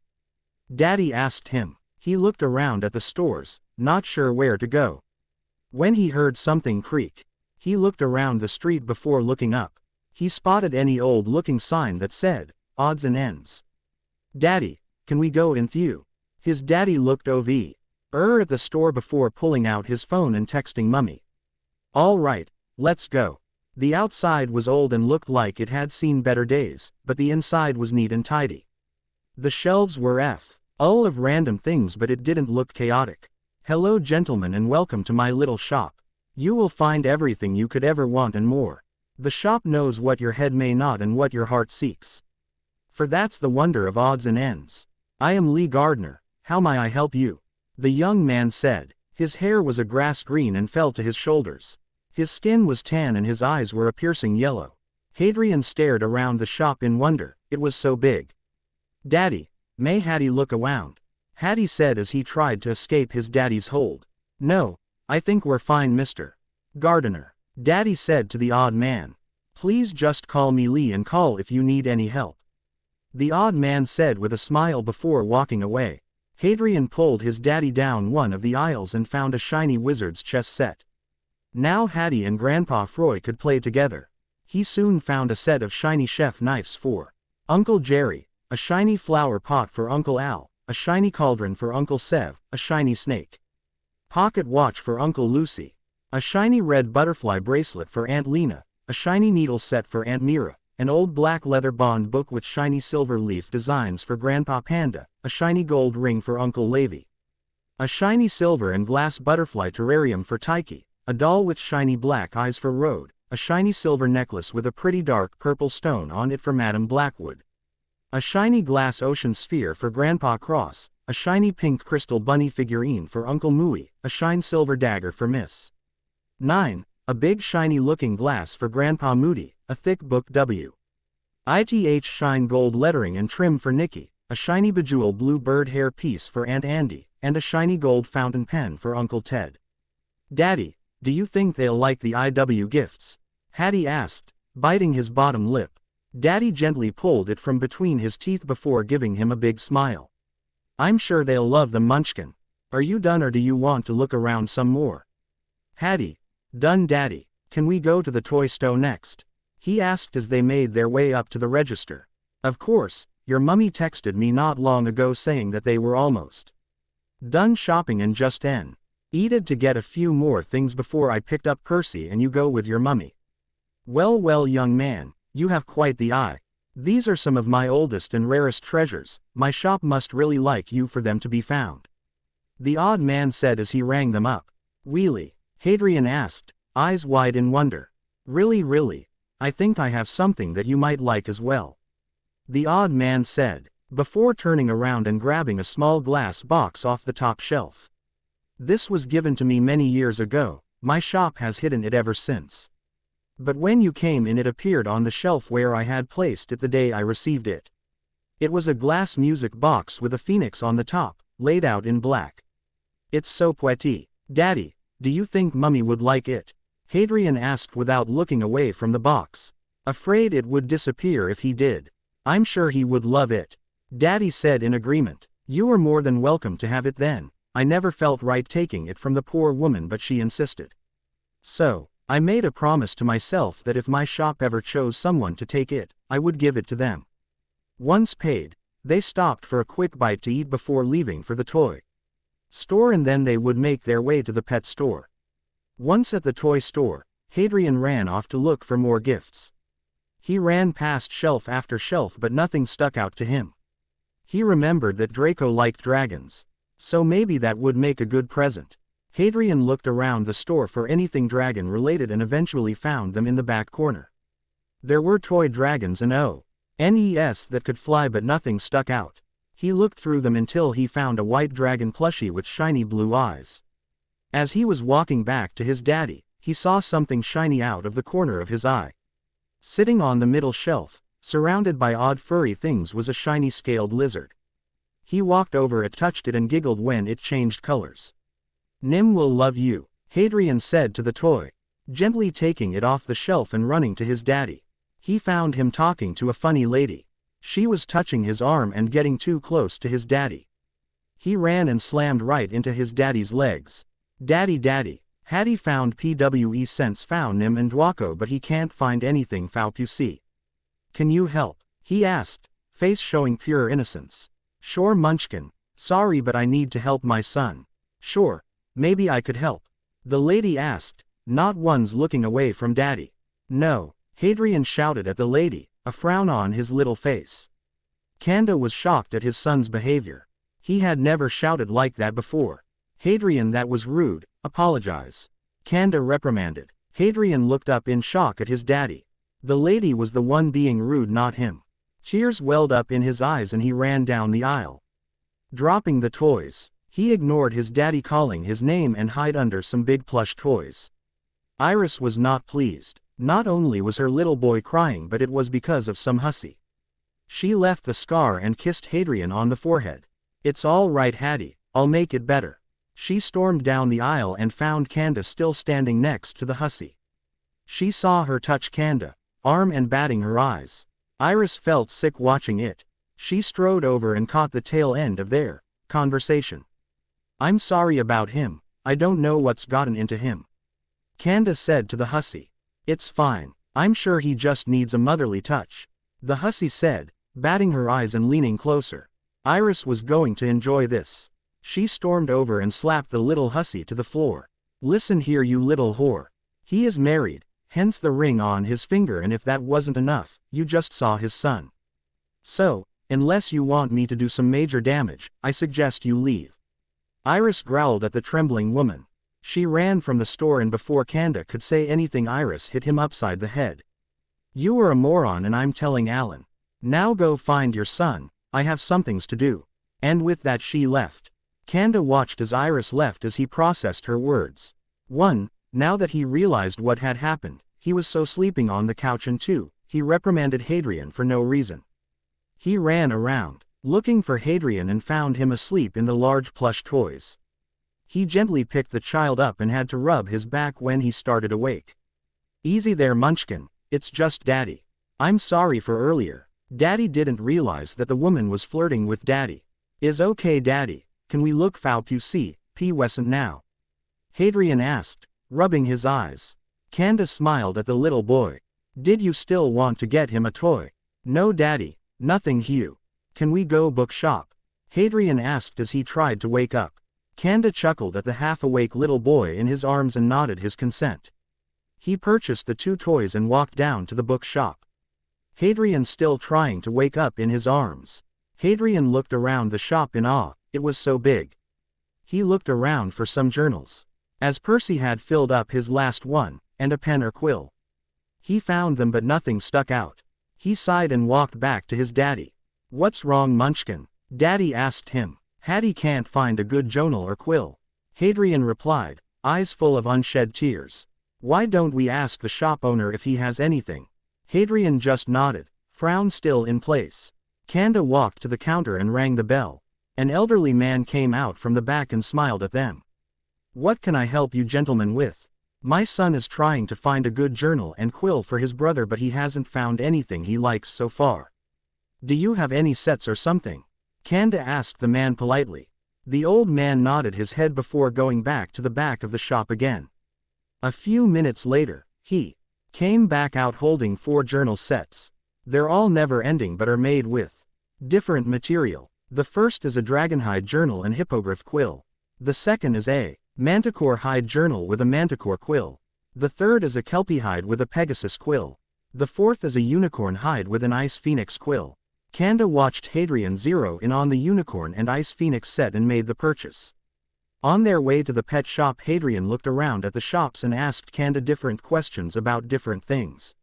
Once at the shop, Kanda set Hadrian down and watched him run off. Hadrian ran around looking for presents and found a dog bone for Uncle Siri. Hadrian didn't feel the need to find something shiny for him and it confused the little boy. He shrugged and moved on. He looked at the cat toys and found a pack of shiny magic mice that ran around for chess. He also got a shiny snitch cat toy for Tim. He found a shiny blue knit blanket for Midnight and a shiny yellow knit banana sweater for Lao Shimon. He looked around for something for Link but nothing jumped out at him. Link wasn't a kitty like chess, so toys wouldn't do and Hadrian didn't think Link would appreciate a cat bed or collar. Hadrian eventually found an aisle full of clothes for animals and looked around. He saw stuff for Chess and Lua Shimon but nothing for Link. It was as he was leaving the aisle that he saw a pretty blue bow with 2 silver bells on it. Link liked to tie his hair up and this would be perfect. As they were leaving the pet shop they ran into Iris. "We just finished shopping and we're going to meet Alan. Are you done or will you just meet us back at the order?" "I'll meet you back at the order. I have to wait for the trophy to get down and I'm meeting General Froy to help him shop." Iris told Kanda. "Wait, why do you need a trophy?" Kanda asked the smirking woman in front of him. "Cross said that he had gotten the kids the best present ever and I told him that if it was true I would get him a trophy that said, 'World's Greatest Grandpa.'" Iris said, a look of pure innocence on her face. "I don't think I want to know." Iris just smiled and entered the pet shop. EY went to the ice cream shop and found Alan and Percy in the back. "Mummy," Hadrian yelled as he ran over. Alan scooped him up and kissed him all over. "Hi baby, did you have fun with Daddy today?" Hadrian smiled and told him all about the shop they went to and the odd man. He left out the presents he got for his mummy and Percy but he told them about everything else. Alan smiled as the little boy in his arms talked a mile a minute. He could see Kanda sweating and he knew why. Kanda was going to become very familiar with the couch. Alan wasn't going to say anything just yet, let the idiot sweat it out. Percy smiled at his little brother and laughed when he moved his arms too fast and almost fell off their mummy's lap. He saw that his daddy was nervous about something and that mummy was sending daddy weird looks. They all got some ice cream and talked, though Kanda would shoot Alan pleading looks every now and then. Once the ice cream was gone, they split up, Kanda taking Percy and Alan taking Hadrian. Kanda Percy. Percy looked up at his daddy with a look of confusion. Why did his daddy look sad when mummy didn't kiss him too? "Daddy, can we go to the shop that Hattie told us about?" "Sure kid," Daddy said with a sigh. "Are you okay Daddy?" Percy asked as he held his daddy's hand. "Yes Squirt, I'm okay," Daddy said with a smile on his face. They walked the rest of the way in silence. Once at odds and ends, Percy was introduced to Mr. Gardiner and told how the shop worked. He wandered around for a few minutes and didn't spot anything that he liked. He was passing an aisle when something fell off the top shelf. He walked over and found that it was a black phoenix plush toy. Mummy said that his real first name was Phoenix and his last name was Black. It made perfect sense to get his mummy the plush toy. Alan Hadrian. Mummy, I don't know what to get Daddy. Hadrian shouted as he ran around his mummy's legs. Alan tried not to laugh at the little boy, but he made it hard. Your brother got him Under Armour. Do you want to see if they have anything at the shop we were at? Hadrian stopped and looked up at his mummy, big green eyes wide, before he started hopping up and down. They made their way to the weapons shop, Hadrian hopping around the entire time. Once at the shop, Alan led Hadrian around so he could look at all the weapons and stuff, but he found nothing he liked. It was as they were passing the protection charms that something caught Hadrian's attention. Hanging on the wall was a sword pendant that looked like his mummy's sword. Right after Iris entered the pet shop, Iris silently laughed to herself at how pale Kanda was. Serves him right for being a moron. She walked around and looked at the random things. It was when she got to the cages that she lost it. Sitting in a small cage, surrounded by other cages of different sizes, was the timber wolf. Iris was on the floor laughing at how small and cute he was, like a little chihuahua. I would appreciate it if you would stop laughing at me and get me out. Iris just laughed harder. His voice was so squeaky. It took her a few minutes to gain control of her breathing before she could stand. How did you get here? Iris asked the tiny wolf. I was minding my own business when these idiots caught me. The wolf shouted, a snarl on his face. Unfortunately, it didn't have the effect he wanted, as Iris just fell to the floor laughing again. Sounds like this is a you problem, not a me problem. I think I'll leave you here, let you become some snot-nosed brot's little pet. Iris told the now growling wolf. A wicked grin on her face, she turned around and started walking away from the shouting chihuahua. Iris, don't leave me here. Iris. She just laughed as she left. She'd come back for him later, maybe. Now though, she had to find Froy. Luckily, she didn't have to look far. He was right outside the pet shop. General Froy, it's a pleasure to see you again. Did you have an idea of what you wanted to get the kids? Iris asked as she walked over to the man, a beautiful smile on her face. No, not really. I was hoping that you would have one. Froy told her with a big grin on his face. He became confused when her smile changed into a vicious smirk. How would you like to become the greatest grandpa in the world while also torturing Cross? Iris asked the man. The general's face became blank before a soft smile graced his face, but his eyes spoke of utter glee and madness. Chapter End Notes. 1. I have a reason for delaying the Dragoon Vault. 2. The reason I made Taiki Nervo. As around spoons is it's funny and it's also a joke between me and my sister. 3. Froy has a dark side. Ha ha ha ha ha ha. Party and truths. Chapter Notes. I got busy and lost my muse for this chapter, so it took longer.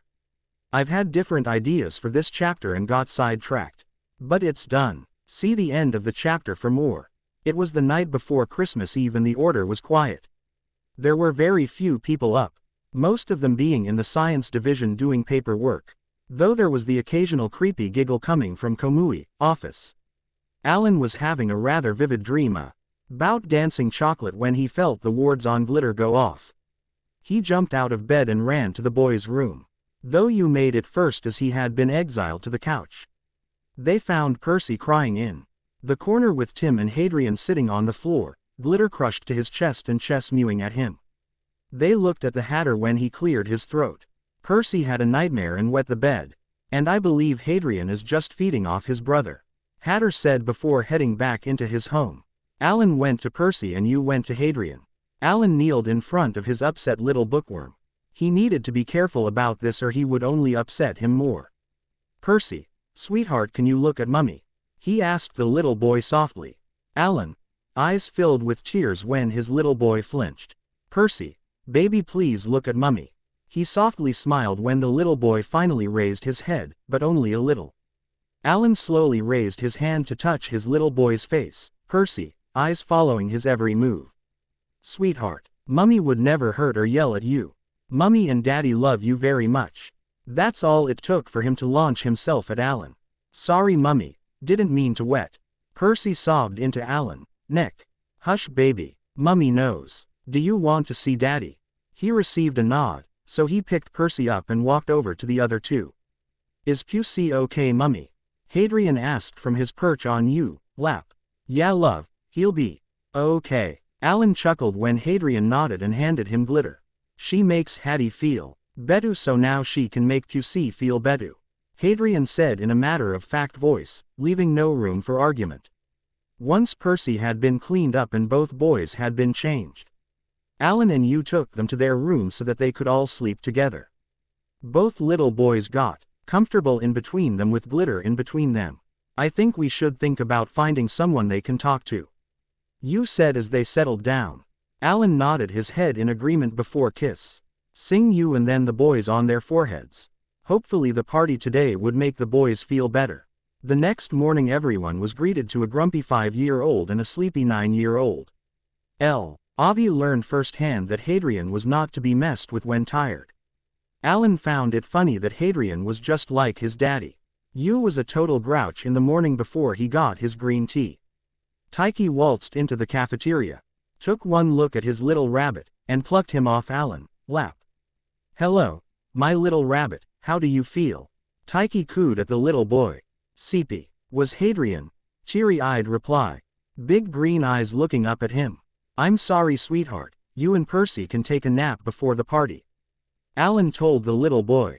Tyke saw what was coming next and knew that if he didn't do something his little rabbit would make himself sick. Rabbit, why don't we take your kitty and go explore the order?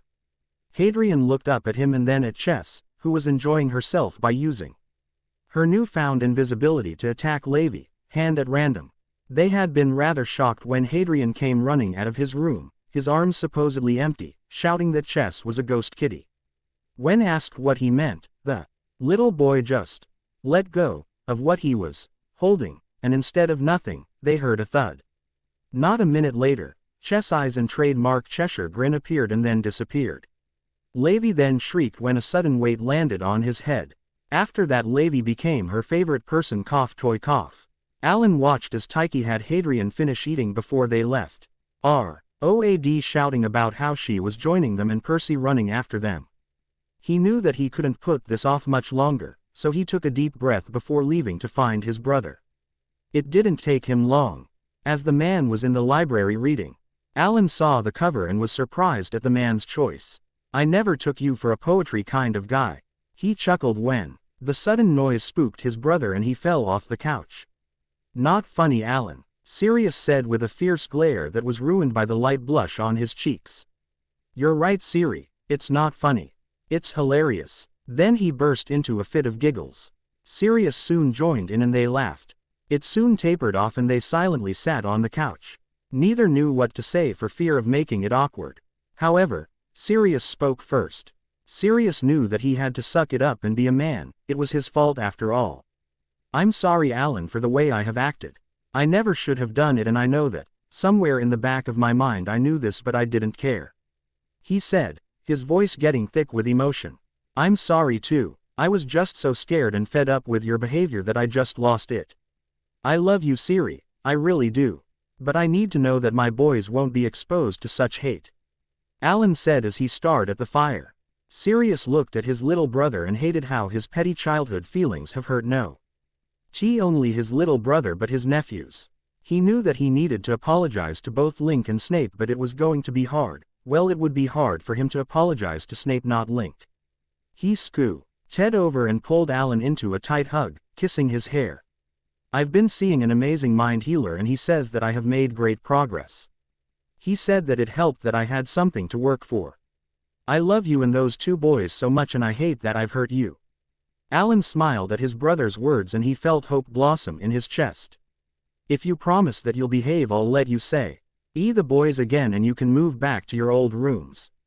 He chuckled when the man hugged him tighter. They lost track of time and jumped when Alan's phone went off. Everybody wants to be a cat Bako. Say a cat's the only cat who knows where it's at. Alan blushed and quickly grabbed his phone. Yeah sweetheart, you wanted me to call and tell you that the boys are down for their naps. Hattie was getting really fussy and his magic lashed out turning a good half of the science division an ugly shade of pink and Tyke and Levi an ugly shade of yellow and yes, you took pictures. Alan laughed at the Chen's team's misfortune but understood how fussy Hadrian could be. At the look of confusion on Sirius' face, Alan explained what had happened while they were talking. Sirius laughed at his little brother as he told him what had happened. He loved his family and he felt honored to have this chance with them. He wouldn't ruin the second chance Alan was giving him. It was about an hour before the Artie and Alan was having a hard time getting the boys dressed. No mummy. PEWCY can't WEAW that. Okay, to be more precise, Hadrian kept vetoing every outfit that Alan picked. Hattie, we're going to be late if Percy doesn't get dressed soon. Alan said with a sigh. Put mummy, QC has to match Hattie, his date. Alan shook his head and cursed Levi to heck for making the comment about needing a date for a party. Hadrian got so upset at the thought that he wouldn't be able to go without one that Percy shouted that he would be Hadrian, date. And then just to make it worse, Levi said that they had to match. So now Alan was going through Percy clothes, looking for a shirt that was Hadrian approved. The hard part was that Percy didn't have many dress shirts that matched Hadrian dress, and since Hadrian was a mummy's boy, he was wearing a dress like his. Alan's dress was made of a dark red silk with a black lace overlay. It was a mermaid-style dress that hugging Alan in all the right place, or so you said. The red silk stopped just above his chest and the lace covered everything else. The lace didn't stop at his wrists, it covered the top of his hands and contacted to his middle finger. His hair was up in a messy yet stylish ponytail with a bit of bang. He had decided to wear the diamond earrings that you had bought him on their 1-year anniversary of dating. They were nothing over the top, just about the size of a dime and in the shape of a rose. Now Hadrian was wearing a dress like his, only instead of red silk it was a beautiful green that had shoulder straps and the lace stopped at his wrists. His dress wasn't in the mermaid style like Alan. Hadrian was a puffy princess style type dress. Hadrian's hair was down and now reached mid-back. The ends had soft baby curls that just made him look so cute. A little bejeweled headband was on his head, keeping his hair out of his eyes. Hadrian, love, I know you want to match but you need to calm down. Alan reprimanded in a stern voice. Hadrian blushed and looked down at his feet. Sorry mummy, he said quietly. Alan smiled at the little boy. It's all right, I know you're just excited. Alan then proceeded to look through the closet again. He looked over at the door when he heard someone chuckle. Alan, go get your shoes on and I'll handle Percy. You said as he kissed Alan's forehead. You chuckled when Alan looked at him like he was a god. Hopefully that meant he would get lucky. He watched Alan pick up a pouting Hadrian and leave the room, closing the door as he went. Percy was looking at him in confu. Sion and you just smiled before pulling out 2 black dress bags from behind his back, one small and one large. Since your mother and brother are going to match, do you want to? You laughed at how fast Percy was nodding his head. You opened the smaller bag and pulled out an Oriental-style suit made of black silk. There was an emerald green design on the shirt and silver thread on the hems of the shirt and pants. You tied the little boy's hair back with a black ribbon once it was brushed and styled. Daddy, can you cut my hair later? It's getting long and it makes my neck feel funny. Sure kid, we can do it later this week. Now give me a minute to change and we can go to the party. You said as he unzipped the larger bag. His suit was like Percy, only the design was red and the thread was gold. He quickly braided his hair and helped Percy put on his shoes. They walked out into the living room and you felt his mouth go dry all over again. Alan looked absolutely stunning in that dress and those black, freak-me heelses. God, he hoped that he would get lucky. And as if knowing what he was thinking, Alan swayed his hips as he moved towards them. You two look so handsome. Alan said as He kissed Percy, forehead and then you, cheek. If you behave tonight, you'll get lucky tomorrow night and you'll even get a special surprise. Alan whispered huskily into you, ear. He swallowed heavily. God, he needed to behave. It wasn't often that Black Order members could dress up, so when they got the chance they went all out, even the Finders dressed up. But just because they dressed up didn't mean that they didn't misbehave. 1 year, Levi rigged 10 paint cans to fall on whoever came in last. That unfortunately, was Linali and Komui almost killed him. Alan walked in, arm around his waist, and smiled as Nymphadora slammed into his legs. Alan, you look so pretty and so does Hattie. The preteen shouted in her excitement. Her hair was a bright bubblegum pink and she was wearing a cute little three-piece tuxedo. Alan looked at Andy and she just shrugged, mouthing, "Daddy's girl." He nodded in understanding before pointing at Percy and mouthing, "Daddy's boy." Hadrian looked around at all of the people and bit his lip before burrowing into Percy, sighed. He had been really excited about the party, but now there were people that he didn't recognize. He felt better when Nim ran over to them and told them that Draco was waiting for the over in the corner. Draco had his hair styled back and was wearing some pretty nice silver dress robes.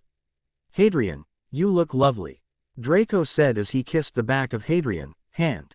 They chuckled at the blush that spread across his little face. They talked for a while and giggled when Rode found them and pulled them into a dance. Tyche so on joined them and kidnapped Hadrian for a dance, though Tyche had to be careful as many order members were glaring at him. People laughed and had fun watching Nick try and court Link. Nick had been overjoyed when he finally got to talk to Link and he agreed to give Nick a chance. It was hard though, as there was no dummy's guide to courting a city. Levi was running around with Mistletoe, trying to get kisses. But everyone was just laughing at the fact that he was drunk and making out with a table. A lot of people were taking pictures for future blackmail. Percy smiled at his little brother as Draco spun him around in a bad copy of the adults dancing. He was sipping some punch when he saw a woman glaring at his brother and slowly moving forward. He watched the woman with narrowed eyes and moved quickly when she made to grab Hadrian. His little brother whimpered when the woman managed to grab his arm in a tight hold. "You little freak, it's your fault that whore has my Kanda. If the whore hadn't been such a freak, then you wouldn't exist and my Kanda would have left the whore." The drunk woman whispered harshly at them as her grip tightened. Percy glared at her and pulled Hadrian as far behind him as he could. The woman looked at him and sneered. "Then they picked up you and they look like such a happy family." "It's a lie, you know. The whore just picked you up so my Kanda wouldn't leave. The whore spreads its legs for everyone here, you know. It's nothing but a freak and a slut. I'll make my Kanda see the truth, then we'll be together and you little freaks will be gone." Percy looked the witch in the eyes and smiled. "Your first mistake is that you are under the impression that I am an idiot. That is rather unfortunate for you. You are not the first person to threaten me and you will not be the last. Your second mistake was threatening my mother and little brother. I will not stand for that. Your third mistake was telling me you witch." Then Percy screamed. Percy was very good at manipulating people and knew just how to act to get the full effect. Hadrian could unconsciously manipulate people just by looking at them with his big green eyes. So, Percy ed this in his favor and made himself cry, knowing that Hadrian would too. He saw the witch jump back in surprise and let go of Hadrian's arm. Percy then pulled his little brother into a tight hug, along with a shocked Draco. He heard his parents running over and waited just long enough for the woman to step forward before screaming again. "Percy, sweetheart, what's wrong?" Alan asked as he checked the three boys over. When they had heard Percy scream, Alan took off with you following behind. It broke his heart to see his babies in such distress. He watched Percy take big gulps of air before looking at a woman he vaguely recognized as a finder he had met months ago. "I saw her glaring at Hattie and then she started moving towards him, so I walked over too. When I got there, she reached out and grabbed Hattie's arm tightly and wouldn't let go. Then she started say that you took Daddy from her and that you were a whore and freak and that if Hattie didn't exist, then Daddy would be hers. Then she said that you only took me in so that Daddy wouldn't leave and that you're a slut that spreads your legs for everyone. Then she said that she would make sure that Daddy knew the truth and then we would be gone." Percy said all at once before bursting into tears again. The whole room was silent as the little boy's words sank in. Then they looked at the woman. She slowly backed up and tried to run. But before she even made it 3 steps, multiple shouts were heard. The woman, now fell to the floor and was frozen, chained, roped, and multiple colors. Everyone turned to see Lucius, Severus, Sirius, Ted, Andy, Moody, and Cross holding their wands. After that no one was really in the mood to party. Andy and Ted left with a sleepy Nim. Lucius and Severus decided to stay and would just leave later tomorrow. All 3 boys were asleep as their heads hit the pillows. Alan smiled at the little boys on the bed. Hadrian was in the middle with Draco on his left and Percy on his right. C. Hess was at the foot of the bed and Tim was at the top. He took a quick picture of the adorable scene and softly shut the door. He sat on the couch and curled up next to you. Severus handed him a cup of tea and then sat back down next to Lucius. I never thought that the boys would have to hear such anger and hate in their own home. Komui said that the woman will be sent far away from Use and He promised me that something like this wouldn't happen again. You said into Alan. Hair. Alan sighed and just wanted to change the subject. That's when he noticed Severus and Lucius and an evil smirk appeared. So, when are you two going to finally get together? Severus spit out his tea and Lucius inhaled his, causing him to cough. They then looked at him like he had grown another head. I know that you two are mates. I just don't know why you fear it. Lucius blushed when Severus looked over at him. He had wanted to wait a little longer. Before he said anything, he knew Severus was his mate the moment he saw him. He slowly got to know him while they were in school. Lucius had tried to tell him multiple times but for some reason he never could. Then he found out that his father had cast a arc spell on him so he could never tell his mate. Severus stared at Lucius with a blank look. Multiple thoughts were flying through his head but one stuck out the most. We will see you in the morning, good night. He then grabbed Lucius by the hand and pulled him from the room. He didn't look back at Lucius, he just plotted his next move. Lucius was startled when they entered their shared rooms and was suddenly pinned to the wall. He was even more shocked when soft lips were suddenly attacking his. Severus was snogging him. The lips soon left and moved up to his ear. If you do not freak me within the next 10 minutes, I will hang you naked from the ceiling and leave. Severus huskily whispered into his ear. Lucius didn't need to be told twice and released every ounce of pent-up physica. Frustration from the very moment they met and threw Severus on the bed. I have wanted to do this for years. I'm not going to just freak you, Sev, I'm going to love you. Then he locked and silenced the room. Chapter end notes. To those of you that are screaming that you knew it, bravo. The next couple of chapters will be more family fun than drama, so be prepared. Now on to a different subject. I've been working on some other stories and wanted to know if you would like to read them. Don't get me wrong, the 2 stories I have up now will be my main priorities, but I wanted to know if anyone was interested. They're all crossovers and slash with Harry and in some Harry cross dresses. Harry Potter Twilight, Harry Arrow Marcus Keys, Harry Potter Inuyasha, Harry Sesshomaru Koga, and I might add Naraku and Bankatsu. Harry Potter Toriko, Harry 4 Heavenly Kings, and I'm not sure who Komatsu will be with. Harry Potter Creepypasta, Harry Slenderman, not sure about other pairs. I'll tally up vote S for about a month or so and then post the worthy, haha. If you have questions just comment and I'll tell you what you would like to know, laughing face. Yule Part 1, Chapter Notes. I didn't mean to take so long with this update, but oh well. I have my ADHD meds back, so I should be updating at a more regular pace. I'm hoping to update at least once a week if not every other week. Also, Sirius has no clue who Nick is as he wasn't present for the reveal and everyone forgot to tell him. To those of you that read my last end note, thank you, and to the 2 that voted, thank you. I'm just going to post all of THE stories once I have 2 chapters done for each.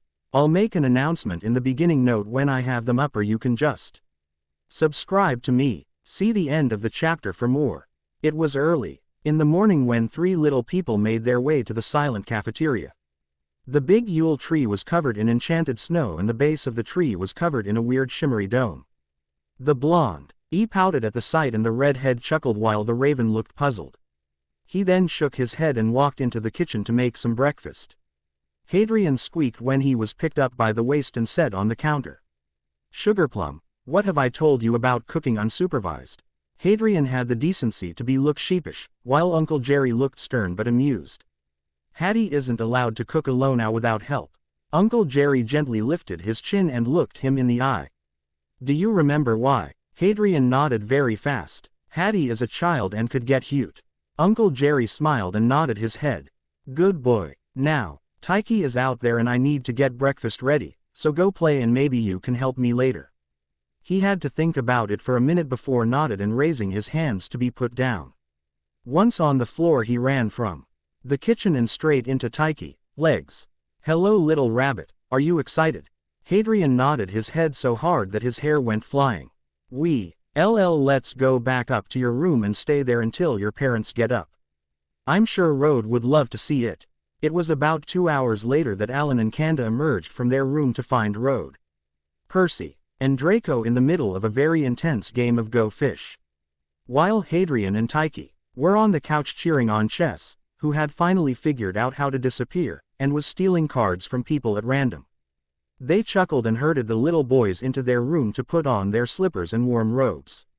Since it was Yule, the boys didn't need to be dressed until later tonight, so pajamas were fine for presents. Once they were ready, they all headed down to the cafeteria for food and then presents. They all ate breakfast as one huge family, and Nim was teaching Hadrian how to change his hair to Yule colors, but it kept turning lavender. They soon moved on to presents, much to Draco's delight. Unfortunately, most of the presents from the boys were in the back, but it didn't look like it would take long to get to them.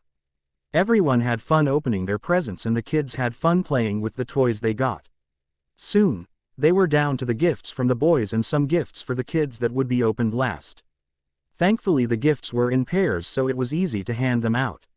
Alan grabbed the first pair of gifts at random and read the tags. "These are for General 9 and Lao Shimin."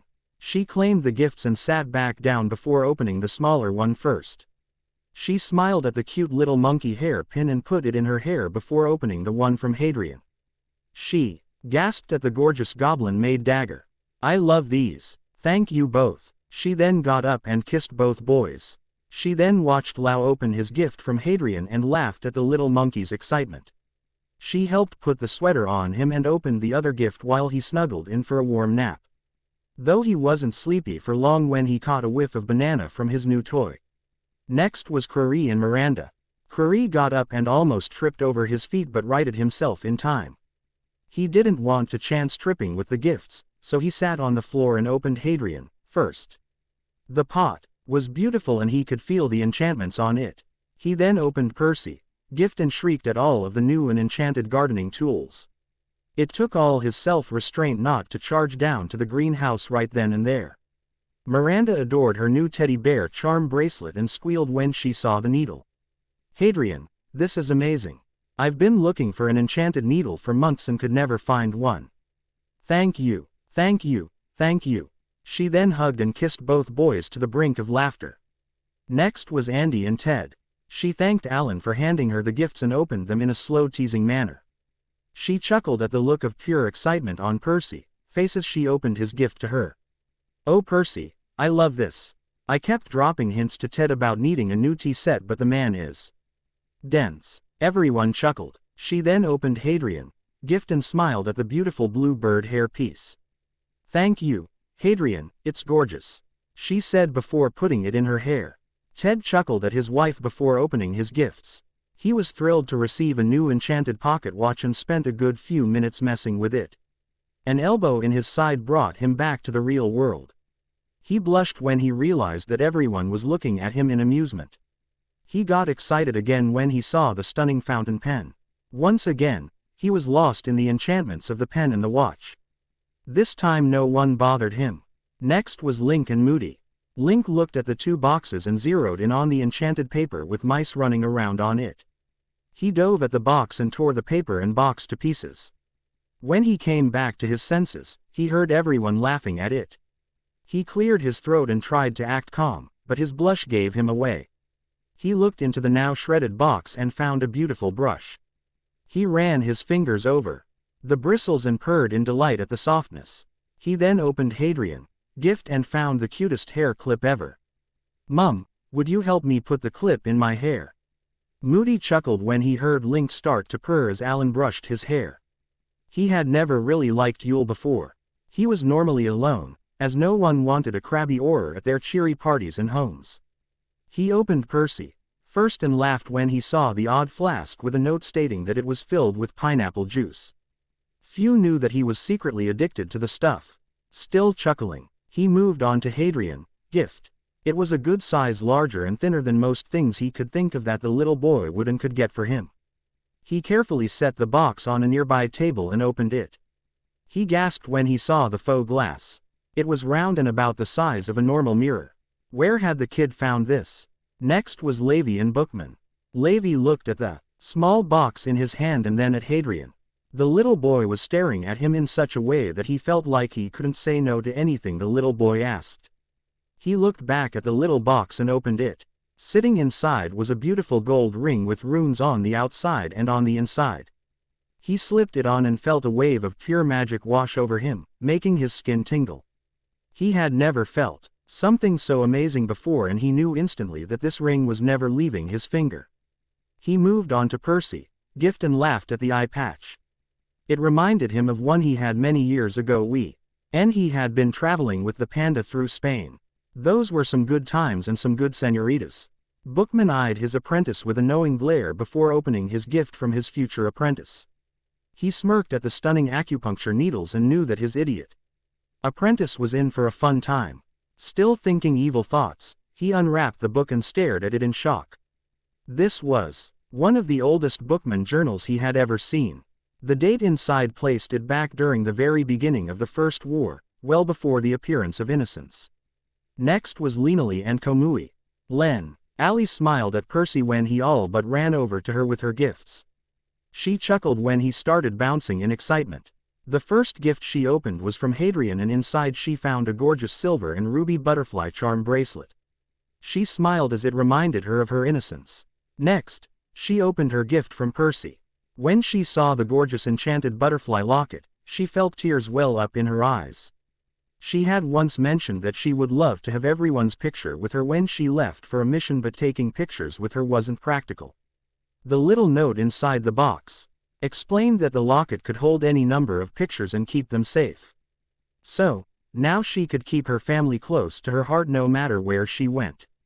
Komui was bouncing in his seat as Hadrian handed him his gift. Sure, Percy had given him and the science division some awesome alchemy books, but it wasn't the same as receiving a gift meant just for you. He carefully opened the box and gasped in wonder as he carefully pulled out the glass figurine. It was an adorable pink bunny that was wearing a white lab coat and little black glasses. This was getting a special place on his desk, bet S. Carlette doesn't have something this awesome. Next was Jerry and Madame Blackwood, but since she was spending Yule with her sister, her gifts were set aside for now. Jerry was so excited for his gifts and opened Hadrian first. As it was the first one he grabbed, he squealed when he saw the appositely gorgeous knife set. The blades were made of a stunning white steel and the handles were made of amazing black dragon horn. He was drooling at the thought of all the recipes he could make with these knives. Once he was done daydreaming, he opened Percy, gift, and almost fainted. It was a cookbook, but not just any cookbook. This was the cookbook he had always fantasized of owning.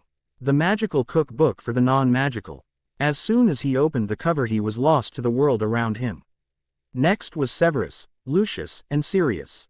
Severus grumbled as he moved from his place on Lucius' lap and down to the floor, as his gift from Hadrian was rather large. He decided to open Percy first, as it was the smaller of the two, and gasped at the leather-bound journal. His hands shook as he opened the cover and confirmed his suspicion. This was Salazar Slytherin Potion's journal. He quickly opened Hadrian gift so that he could really read the legendary journal. His eyes almost popped out of his head when he saw the cauldron in the box. Once more, his hands shook as he pulled the now featherly GHT cauldron from its confines and looked it over. Yes, it was Salazar Slytherin, legendary, one-of-a-kind, diamond cauldron. Lucius shook his head at the now passed-out Severus. Though in all honesty, he probably would have passed out too if he had just received legendary items from one of the most legendary potions master of all times. Once he had reassured the children the Severus was fine, he opened his gifts. He loved the cloak clasp from Percy. It was an amazing silver peacock with stunning amethyst eyes. He wasn't wearing a cloak, so he just clasped it to his robe collar. He then opened Hadrian gift and gasped at the sight of the pocket watch. It was a gift from his grandfather when he received his Hogwarts letter, and he had cherished it. When his grandfather had died, he was incredibly upset and felt so alone. That's how his father had found him, alone at the age of 13, sobbing his heart out at the loss of the only person that ever cared for him. He remembered how his father had hit him, yelling that Malfoy, "Don't cry," before taking his pocket watch and storming from the room. That day he had thought that his father had destroyed his most precious possession. Sirius L. ooked at the passed-out Snape on the floor and then the crying Malfoy. If anyone had told him 5 years ago that he would be spending Yule with both Malfoy and Snape, he would have hexed them 5 ways to Sunday. But now he couldn't be happier. He quickly tore open his gift from Percy and giggled evilly at the prank supplies he got. He started to formulate pranks that he could pull and who were best targets before putting it on the back burner in favor of opening Hadrian, gift. He was happy to find a squeaky dog bone, but for some reason it didn't feel special. Neither gift did. Next was Froy and Cross. Froy smiled at Alan when he handed him the gifts. He was so excited and happy, he didn't want it to end. He started with Percy, gift first, and was overjoyed to find an enchanted sketch pad and pencils. He was definitely going to give them a good workout, but first Hadrian, gift. He happily opened the box and gasped at the amazing glass chess set inside. The black pieces were a stunning solid deep sea blue, and the white pieces looked like they were made of ice with their stunning clear icy blue coloring. And the board was a clear white glass with frosted squares. He was excited to play around with Hadrian later. Cross had a bad feeling in the pit of his stomach, but he didn't know why. He carefully opened Percy, gift, and smiled at the stunning black dragonhide gun holster. He liked his old one. But the point was that it was old. He had been thinking about getting a new one, but nothing ever caught his eye. Some were too stuffy and others were too plain. But this one just screamed him, with its odd but unique rose design. Next was Hadrian, gift, and for some reason, his hands were shaking. The gift was a bit large than his hand and weighed about the same as his gun. He tore the paper and lifted the lid. It took everything he had not to throw the thing. Hadrian watched his grandpa, as he carefully took out the ocean sphere. He squeaked in shock when it lit up and a soft song started to play. Then little sea creatures started to appear and swim around. It didn't do that when he picked it up. He walked over to his grandpa and asked to see it. As soon as his grandpa stopped touching the sphere, everything stopped. No light, no music, no fish, nothing. "How you do that?" his grandpa just groaned before taking the sphere back. Once more, it lit up, played music, and had little creatures swimming in it. Hadrian was so confused. Who did his grandpa make it do that? He was so deep in thought that he jumped when someone started yelling. Cross moaned in despair when Scarlet stormed into the cafeteria. He tried to hide the sphere, but it was too late. She had already spotted it. "Tyke, where is your fat ass Earl? He owes me paperwork, and is that an ocean sphere? Oh my God, is he trying to court you again?" He just glared at her, which just made her laugh harder. Alan watched the exchange and just knew that he was missing something. "Scarlet, what are you talking about?" He could feel his dad glaring at him and he had no intention of looking over at the man. "It's a traditional merfolk courting gift. They're specially created to match the suitor's magic and the intended's magic. No two are ever alike, they're as unique as a snowflake." Scarlet said once she had caught her breath. "But what did you mean when you asked if my dad was being courted again?" Alan heard his dad groan again and saw the wicked look on Scarlet's face.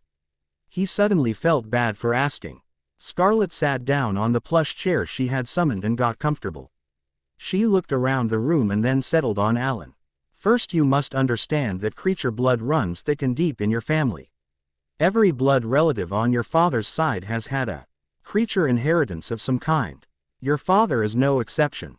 Like most, he came into his inheritance at the age of 15, he just didn't realize this until later in the week. The second thing you must understand is that when your father was younger, he looked rather feminine, and was often mistaken for a girl until he turned 18. Now, your father and grandparents went to the beach about 4 days after his birthday. Your father got his creature blood from your grandmother and she was an earth fairy, so his inheritance wasn't that odd, just unexpected. Normally, the parent's inheritance dictates the path of the child's, so they thought that he might be a fairy or an elf or something else earth-related. But no, as soon as he touched the water, he grew a tail. She stopped there for a moment to let it sink in. It was rather funny that the big tough General Cross was a merman. She still remembered the day she first saw it. She had pushed him off a dock in Spain and had laughed herself CLLY when he popped back up with seaweed in his hair and a shiny red tail. She looked around and saw quite a few people trying not to laugh and figured that she should continue. It took him a while to get the hang of swimming with a tail. But soon he was swimming like a pro. Unfortunately, the beach they were at was close to a merfolk colony and a rather curious merteen had spotted him. According to the male merteen, it was love at first sight and I knew that I had to have this beautiful red sea angel for my own. Needless to say, your dad was having none of the idiot's nonsense and beat the merteen to a pulp. That didn't deter him though and he continued to court your dad for well over 3 years. It only stopped when your dad joined the order and later met your mother. Scarlet summoned some tea and had just taken a sip when something in the sphere caught her eye. Hiding behind some coral was a beautiful mermaid with flowing blonde hair and warm brown eyes. Cross, I think that's the sphere you gave to Walburga, she said in amazement. Cross looked down at the sphere again and he saw her too. The mermaid swam around the coral looking for something, her silvery tail shining in the light. She jumped when a red blur swam past and she gave chase. She soon caught the blur and the merman laughed and hugged her close. A lone tear slid down his face and landed on the sphere as lawn. Forgotten memories of what could have been came forth. Chapter end notes. Next chapter will be rather fun and I'm sure that you have been chomping at the bit to know what Percy got Tyche and Nick. Sir. I's gifts will also be explained next chapter as well. Yule Part 2. Chapter notes. Sorry for the long wait. June was a busy time and then my flash drive was giving me trouble and I didn't want to risk losing anything. Thank you for being understanding. XD. I'll also be posting my other stories soon, most likely this weekend. See the end of the chapter for more. Once Cross had calmed down, Severus was woken up, and Scarlet had poured Lucius a strong glass of fire whiskey. They moved on to more presents. Next were the gifts for Midnight, Chess, and Tim. Midnight stayed curled around Hadrian, neck and just asked him to open the gifts. He watched as Hadrian opened the gift from Percy first and gave an excited hiss at the lovely heating rock. Now he could stay in Hadrian's room. He was quite happy, if not a bit cold, where he was. So he asked Hadrian to set it aside. It was now time to open the gift from Hadrian and the boy didn't even get it all the way open before Midnight was tangled in the blanket, hissing about how warm and comfortable he was. Chess glared at the writhing knit blanket and was tempted to pounce on it. But she thought better of it when she saw the gift in front of her. She tore the paper and used her tail to lift the lid. She didn't see anything right away, so she looked inside. She purred in delight at the sight of the brush and picked it up with her tail. After a few minutes of self-grooming, she moved over to Hadrian's gift and froze. The box was moving. She crawled over to it and tapped it with her tail. When it moved again she carefully tore the paper and lifted the lid. Once again, she didn't see anything right away. Then she tipped the box over and the mice were off. Her eyes were huge and so was her grin, before she tore off after the mice. Tim hover D into air just watching Chess before moving down to Alan for his gifts. He licked Percy's face when Alan opened the box full of cat treats, but pouted when Alan stopped him from diving in. The P-2 didn't last long as Alan was soon opening the gift from Hadrian. When Alan lifted the lid, nothing happened before a golden blur flew into the air and stopped. Tim glared at the flying golden ball in outrage. He was the only flying golden ball allowed here. Everyone laughed as Tim chased the toy snitch around the tree and under tables, while Chess chased the mice on the floor, appearing in NT of them when they go too far ahead of her. Midnight was just a happy hissing mass of mush, as Hadrian had put him on the heating rock while he was still in the blanket. Next up was Nim, Draco, and Rode. Nim squealed when she opened Percy's gift, while her parents groaned. She had begged them to get her this so that she would do better in potions but they always said no. She heard Link say that T could stay here in the lab so that she didn't destroy their house. She wouldn't do that, at least not on purpose. She moved on to Hadrian's gift and gasped at the lizard. Its colors slowly changed to match her red and green hair. She crushed it and the boys to her chest and thanked them over and over. Draco was bouncing on the floor as Hadrian shyly handed him his gifts. He tore the paper and opened the box quickly. He stared at the awesome golden dragon plush. It was so shiny and soft as he ran his fingers over the scales. It was in a sitting position holding a basket of blueberries. He gently set it down and opened Hadrian, gift. Inside the box was a stuffed sleepy white dragon. It was curled up in a ball with a blue knight mask on its head and a teddy bear in its claws. "Thank you, Hattie, Percy," he said with a big smile. Rhoda looked at the gifts on her lap and gave them a curious shake. When she didn't hear anything, she shrugged and opened Percy first. In the box was an odd-looking teddy bear that she just loved. It was like looking at her if she was a teddy bear. She put him beside her on the chair and opened Hadrian, gift. When she lifted the doll from the box, everyone gasped at the knife in its hand. Rhoda could feel the dark energy in the doll and knew that this was going to be fun. She looked up when Scarlet sighed and banged her head on a newly summoned table. "Why, am I not surprised that that thing made it all the way here? Rhoda, be careful with that, it has a bad habit of killing people. It was supposed to be with Slender but somehow got here instead." "Hadrian, where'd you find it?" "Hattie got it from MW. God knew." Scarlet shook her head and sighed. "That doesn't surprise me. Lee has a bad habit of collecting things that he sometimes shouldn't, but he's one of my best Grim Reapers. I don't really care that he runs his shop, just as long as he does his paperwork and his job. Though him and his brother are rather odd, if I remember correctly, his brother chose to be an undertaker. They all starred before moving on to Tyche and Nick, though Percy said that they had to open his together." Tyche opened his gift from Hadrian and smiled at the beautiful terrarium. This would make a great home for some of his teas. He kissed his little rabbit on the cheek in thanks. Nick opened his gift next and almost fainted in shock. This was the answer to his courting prayers. Creature traditions and courting. He looked over at Link and then back at the book. Yes, an answer to his prayers. They then moved on to Percy, gifts. They examined the medium-sized boxes and carefully opened the lids. They both jumped when fire shot out from the boxes and turned into dragons before shifting into different magical creatures. Soon the fire faded and two pendants landed back in the boxes. Tyche, pendant was in the shape of a penguin and Nick was in the shape of a monkey. Scarlet chuckled when she realized what the pendants were. There was no way in heck she was telling them what they were. She looked over at Percy when the boy started shifting from foot to foot.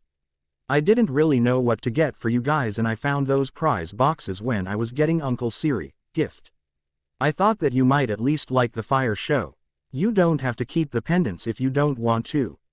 He finished, sending a sad teary-eyed look at the two men. Scarlet bit her lip to stop herself from laughing. This kid was good. They both reassured the little boy that they liked the gift and that it was a wonderful fire show. Everyone laughed at the silly grin on the little boy's face when they put the pendants on and thanked him. The next set of gifts were for Kanda and Alan. Kanda picked up Percy, gift first and was surprised to see the dragonhide under armor.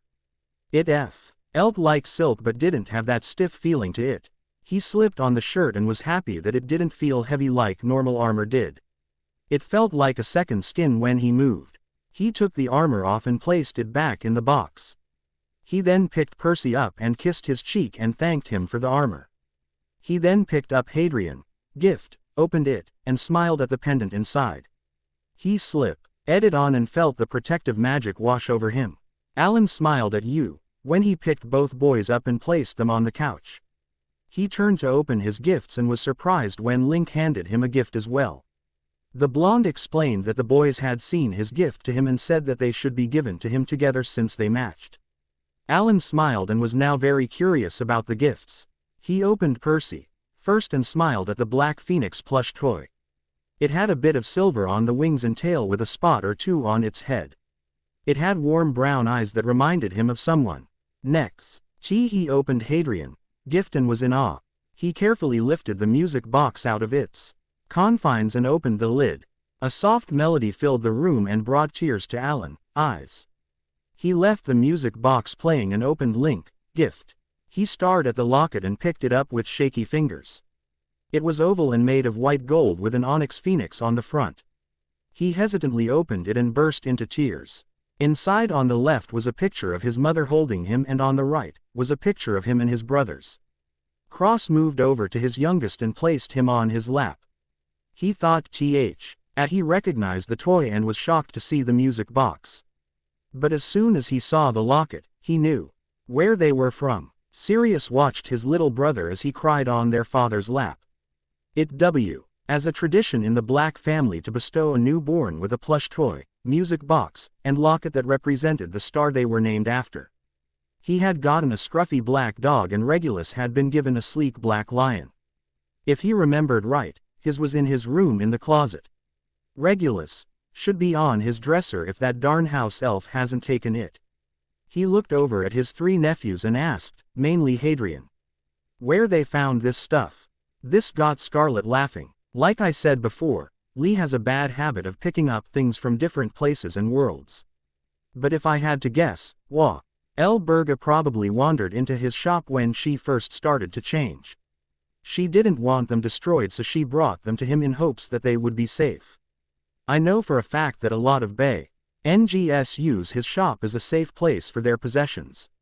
Though they get pissy when they come back to find the item or items gone. He always warns them that the items may not be there when they return. So, it's not his fault if his shop thinks someone else needs them more. Everyone looked at her and she just smiled at them. She looked around and found Bookman holding a very familiar journal.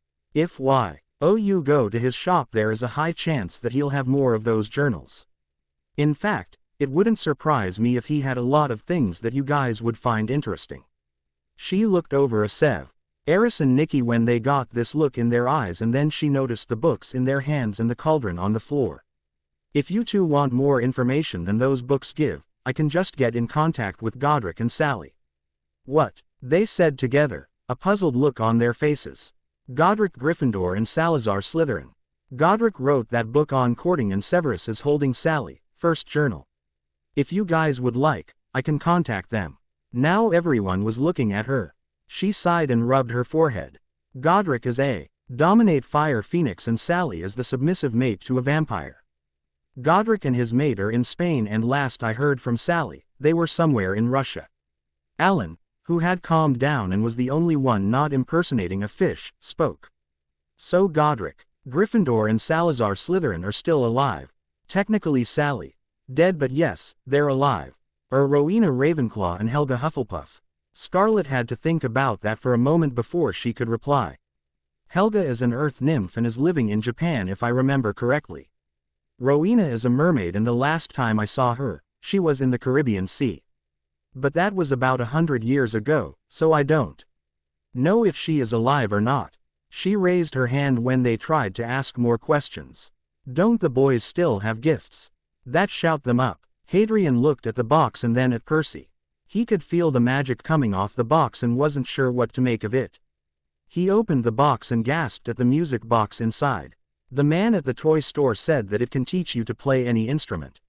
I know that Mummy is teaching you how to play the piano, but I thought you might like to learn how to play different instruments too. Percy stated proudly. Hadrian nodded and put the music box back and hugged Percy. Percy opened the box and cheered at the new journal and quill. He had been taking so many notes that he filled all his old ones. He started to write down everything had happened when his mummy called his name. Percy, me and your daddy have 2 more presents for you before your grandpas spoil you and the others. Percy put the journal down and turned to face his parents. In his daddy's hand was a glass vial with a weird red potion inside. He looked back up when his mummy started talking again. You know that we adopted you through paperwork. Percy nodded. Well, me and your daddy have been talking for a while and we would like to adopt you through blood as well. Percy stared at them with big blue eyes before he dived at them. Yes, yes, yes, he shouted with tears in his eyes. Alan, Kanda, Percy, and Severus left the room so that the potion could be administered in a controlled environment. They were back half an hour later with a sleepy Percy in Alan's arms. The little boy didn't change much. His hair was a darker red but a few shades lighter than his grandpa. His eyes were no longer a bright sky blue but a beautiful blue silver. I'm going ing to take a stab in the dark and say that he is a dragoon. Everyone looked at Scarlet in confusion, all but Kanda. How'd you guess? Everyone was shocked that she was right. Alan, giving off the, "Gee, I'm a proud new mommy," glow, and I can hear them both purring. Everyone went quiet, and sure enough, both Alan and Percy were purring. At some point Iris had joined them and was holding a rather impressive gold trophy. She had a rather smug look on her face, but so did Cross. Cross stood from his place on the couch and grabbed a silk bag from behind the tree. He called the kids over, even Rode, and handed them each a smaller black silk bag. He told them to be careful and not drop them. They all opened their bags and gasped at the eggs inside. All the eggs looked different, but they were all roughly the same size. Rode looked like a rock but had a smooth texture. Hadrian looked like a pearl that had yet to be polished but its texture was slightly rough. Draco looked like a blooming F. Lower but it felt hard and had a soft glow. Nim looked like the skin of a toad but it was smooth. Percy, too, looked like blooming flower and felt slightly rough. Draco was the first to hatch and he squealed when a Chinese fireball crawled onto his hand, its beautiful red and gold scales shining in the light. Nim hatched next, and to her delight a small common Welsh green sat in the palm of her hand staring at her. She sat him in her hair and changed it to match him, making him vanish. Next was Percy, and his was a cute little Swedish short snout. It looked up at him, blue flames before crawling up to his shoulder and falling asleep. Hadrian hatched next. It was just a bit slower. Soon a shiny little Antipodean opal eye was sitting in his hand with a bit of shell on its head. Finally was Rode. Hers basically blew up and a growling Hungarian horntail sat in her palm with smoke flowing from its nostrils. All of them tackled Cross, once their dragons had been put safely in the cages Scarlet had summoned, and thanked him. Cross was smug as he looked at Iris, but she shook her head and pointed at Froy. "Okay, kids, my turn." Froy was rather excited as he pulled medium-sized boxes out of nowhere. He apologized to Rode as he didn't have a gift to give her. She waved him off and had a staring contest with the annoyed horntail. He slid the smallest box over to Nim and told her to open it. She did so carefully and did a very impressive imitation of a goldfish when she saw what was inside. The creature was about the size of a chihuahua but looked like a chameleon. He is a rare breed of chameleon from Madagascar. He had been at the shop for 3 years as he would become aggressive when anyone tried to touch him. "Before you get angry, let me explain." Iris could talk to him and he explained that one of his many abilities was to read a person's mind, and those that tried to buy him only wanted him as a decoration or for potions. He was intrigued by the thought of a human that could change like him, so Froy trailed of as Nim pulled the lizard from his cage. They stared at each other and the chameleon changed to a bright bluish green. Nim hair did the same thing and the two were off, changing color as if it was a silent challenge, which they all were sure it was. The last color was a strange pink and the chameleon stared before nodding. Nim smiled and ished him to her chest and declared that his name was Jin. They laughed at Jin when he gave a strange scowl and rolled his eyes. Froy gave a slightly larger box to Draco and quickly promised to it was anything dangerous when Lucius gave him a vicious glare. The little blonde opened the box and peeked inside. His eyes widened when a cold wet nose touched his and big lavender eyes stared into his bluish silver. He pulled back and found a fluffy light teal kitten with black spots looking at him. Its ears were round and huge, twitching and turning when it heard Chess crash into a chair. And she lunged at one of her mice and missed. She's a cross between an African serval and a Kneazle. The only thing that she got from her Kneazle parent was her fluffy fur and odd coloring, though her fur may thin out when she gets older. She is very smart and is only a month old, so she will be very active. As if to prove that point, one of Chess' mice ran past and caught her attention. She too often chased the poor thing through the chairs and ran right into Chess. Everyone held their breath as the two felines looked at one another. Chess looked confused and the little teal kitten looked like she was trying to understand what just happened. Chess looked at the little teal puffball that had ran into her. It looked like one of those puffy little gerbil things that the little color-changing humans squealed over. She looked closer and jumped when big lavender eyes looked at her. Then she saw the big twitchy ears and fluffy tail that was hidden behind its body. Chess stared at the tle thing and bopped it on the head with her paw. She tilted her head when it mewed, and that confirmed that it was a cat, and not a puffy gerbil thing. Chess mewed back and the little kitten's ears twitched, then it sat up. Chess noticed that it wasn't as big as her yet, so that meant it wasn't very old. Given the circumstances, she didn't have much to do when her Hattie was off learning and playing with the other little people. So she guessed the little thing could stay. She bopped it on the head again and purred when it mewed. She then used her tail to pick it up, all the fluff made it look bigger and heavier than it was, and walked over to the people and her Hattie. She held her head high and walked over to the cat bed that had been given to her by the redhead that smelled like smoke. She had to pause and do a double take when she saw the large lizard that was sitting on the color-changing human's lap. She turned her tail so the puffball could see and it tilted its head in confusion. Chess shook her head and put it to the back of her mind for later. She was tired and wanted a nap, plus the puffball needed some rest too. She chuckled to herself when the puffball mewed in protest but did nothing more than that. Chess got comfortable and then sat the puffball down before she groomed it. Everyone stared at the scene before Hadrian started giggling and Draco joined in. "I'm going to name her Leona," Draco declared before giggling again. They shook their heads before Froy slid the same-sized box over to Percy. He opened the lid and jumped when a familiar body landed on his lap. Sit. Ting, there was the same little cat that he had seen at the pet shop. She purred as Percy stroked her head and spin.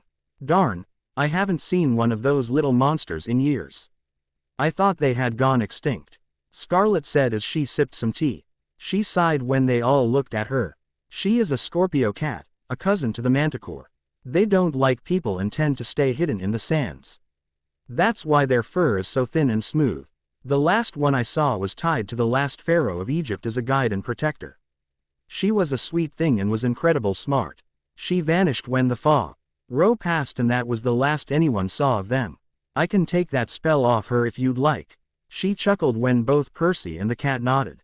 Once she was put on the floor, Scarlet waved her hand and the cat glowed. Once the glowing stopped, everyone gasped at the beautiful creature before them. She had the height and build of a cheetah but had an ethereal glow to her fur. When she moved, it was fluid and graceful. Percy laughed when she licked his cheek before moving over to the two sleeping kittens and curling up around them. I'm going to name her Bastet since she is the Egyptian goddess of cats.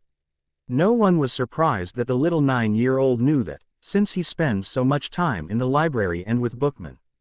Iris was all but cackling with glee when Froy moved the final gift in front of Hadrian. The little boy opened it and picked up the animal inside. It was a little scruffy puppy with a big pink bow on its head and it was wearing a fluffy pink sweater with little red hearts on it. The little puppy looked around and growled when it saw Froy and Iris. I am going to kill both of you and it will be painful and slow. Iris chuckled at the glaring Puffball and smirked. Bring it on, Puffball. I've been looking for a good fight and I want to see how well you clean the floor. If you had blinked you would have missed the little fur ball fly from Hadrian, hands and land on Iris' face. She pulled him off before he could do any damage and handed him back to Hadrian. Sweet pea, allow me to introduce your partner, Roland. Everyone looked at her in confusion, well, everyone but Scarlet.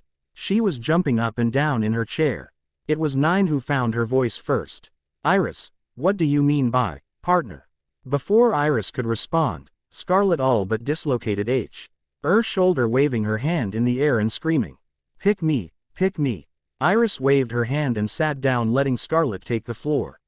Roland is like Lao Shimin, except that instead of housing innocence, Roland has a fragment in his heart like Alan. Now, we must go back 2 years or so for this to make sense. The fat whale and pig went camping and the horse didn't want Hadrian there, so it told them to take him with them. So, fast forward 3 days and some unpleasant events, we arrive on the day Hadrian saved Roland's life. A poacher was in the area they were camping and had shot Roland but couldn't track him afterwards, so Roland managed to hide in a cave not far from the campsite. The whale had demanded that Hadrian go find more wood, even though it was dark, cloudy, and most likely about to rain. Which it did, and that was why he took shelter in the cave. When Hadrian heard Roland growling, he didn't run in fear. I'm sure by now, you've seen Hadrian, love for animals and he plays a big part in this as Hadrian loved on Roland. And confused the poor thing. When Hadrian saw the bloody wound, he cried like any child would and kept telling him it would be okay. Well, Hadrian, magic agreed and healed the chest wound. But not the nick to his heart. Well, Iris was active at the time and mixed innocence in with Hadrian, magic. This led to a fragment of innocence taking root in his heart and healing the damage done by years of abuse in the woods and hunters trying to trap him. Unfortunately, Hadrian was gone by the time Roland woke up and he was unable to track him due to those stopped wards around that prison. I wouldn't be surprised if Percy and Draco do the same thing with Bastet and Leona. Once the explanation was over, Iris handed the trophy to Froy and gave Cross a sticker that said, "You're a star." Everyone talked while the kids played and had fun, but something was bugging two people and it was Sirius that spoke first. "Scarlet, since you know so much and I'm not trying to be a smartass, I really mean that, do you know why Hadrian gave everyone something shiny but me? I get what you mean and I understand why you're asking. Hadrian, creature side is like a raven. Only instead of taking shiny things he gives them. In his mind, it is important that those in his close family get something shiny. This doesn't mean that he doesn't love you, he just doesn't know you yet. Right now, you fall under the friend category and it wouldn't surprise me if he moves you up soon, as long as you spend time with him anyway. Though, if you present him with shiny things, he'll see you as a part of the family sooner because as I said before, he is like a raven. While he doesn't hoard shiny things, he will still treasure them and may even get a bit possessive over them. So, if you plan to let him borrow something shiny in the future, be prepared to lose it forever or bribe him with something else shiny as a trade. Everyone then made a mental note to watch what they let him borrow. The next one to speak up was Taiki. You said that Madame Hufflepuff was in Japan. Yes, why? It was Rode that replied. Because that's where the Earl has his main base. Everyone jumped when Scarlet, glass shattered in her grasp. Her eyes were glowing and they could feel the magic cracking in the air. He has his base where? Scarlet asked in a hissing growl. Once again, Rode responded. His main base is in Japan. Everyone watched, wide-eyed, as Scarlet stood from her chair and smiled sweetly at them. I'm sorry to say that I must leave and pay Japan a visit. I've had a wonderful time and I hope you have a lovely day. Oh, Taiki, Cross, I'll be back for the paperwork you owe me and if it is not done by the time I return, well, I leave that to your imagination. Then she vanished. The rest of the day was spent having snowball fights and having family time. Percy cried when Alan and Candace showed him his new room that was basically a library with a bed. His room was on the other side of Hadrian, and the door was enchanted to connect to the living room. The boys had spent almost 2 hours giggling as they ran through the door to feel the magic wash over them. Everyone had fun, though. Taiki and Cross weren't seen for a good 2 hours and Komui was off, supposedly, doing some last-minute paperwork, but they all knew he was trying to build another Sir Comlin. Cross watched his grandkids sleep in Hadrian's bed. Though Percy loved his room, he still liked sleeping with Hadrian and no one would deny them the comfort. And besides, Percy would sleep in his room when he gets older. While sipping his whiskey and thinking about other things, Cross didn't notice his son until he was sitting on him. This was a wonderful Yule and I've never had more fun. So, what was it that you wanted to ask me earlier? Cross finished his whiskey before answering. The ministry is holding a party New Year's Eve and while I normally refuse, I was wondering if I could take the boys so they can meet children their own age. Lucius and Severus have already said that they would be going and so are the other generals, but I wanted to ask you before I confirm. He saw the wheels in Alan, head turning and he hoped that he would agree. While the boys were happy with Rode, Draco, and Nymphadora as friends, they still needed to meet other children. As long as you can promise me that they'll be safe, I don't have a problem with it. What about you, love? Alan asked the idiot. I don't have a problem with it either, as long as the boys can take their partners. Cross nodded his head in agreement and thought it was a good idea. Since Bastet was a very intelligent and powerful beauty, she would notice a threat before it was even there. And since Scarlet broke the SP On Roland when she came back for the paperwork, he was a fierce sight and could smell out any potion that might get near the boys, plus Chess would follow them regardless of what she was told. Though, how she hadn't met Roland yet was anyone's guess as he had been with Hadrian the whole day. He thought she was most likely sleeping in the rafters all day after she had played with Bastet and Leona all morning. Anyway, now he had to reply to the invitation and plan how to handle the ministry. He smirked at the ideas that came to mind and he suddenly couldn't wait. Chapter end notes. I was planning on writing some Alan Kanda fun time but the chapter got away from me so. Like forward to next chapter. Wink wink. Oh, and a cookie to anyone that caught the reference and if you're wondering, yes. I will at some point make a crossover with Black Butler and Harry Potter. New Year's Eve Party. Chapter Summary. Important. I have add 4 new stories if you are interested. If not, carry on. XD. Chapter Notes. Hey guys, I've just recently looked at the hits for this story and it is over 4,000. I'm so happy and I love those who have subscribed as well. XD. And guess what? Kanda gets lucky. See the end of the chapter for more. The days up until New Year's Eve were rather calm and peaceful. Komui, newest robot, had been destroyed by a cheerful Kanda. Both Nymphadora and Draco almost blew up the labs. Rode let her horntail loss, on purpose, and it almost burned down the science division. And everyone was watching and waiting for Chess and Roland to finally meet. So overall, it was a rather calm and peaceful time. Hadrian stared at himself in the mirror and wondered if he would make any friends. When his grandpa told him about the party they would be going to, he was excited. Now he was nervous and unsure of himself. What if they didn't like him? What if they thought he was weird? What if they hated him? He jumped when a wet tongue licked his cheek. What has you so worried? Hadrian looked at Roland and then down at the ground. Now that he thought about it fully, his what-ifs were rather silly. Had he knew about the potty? He saw Roland nod and smiled when he heard his reply.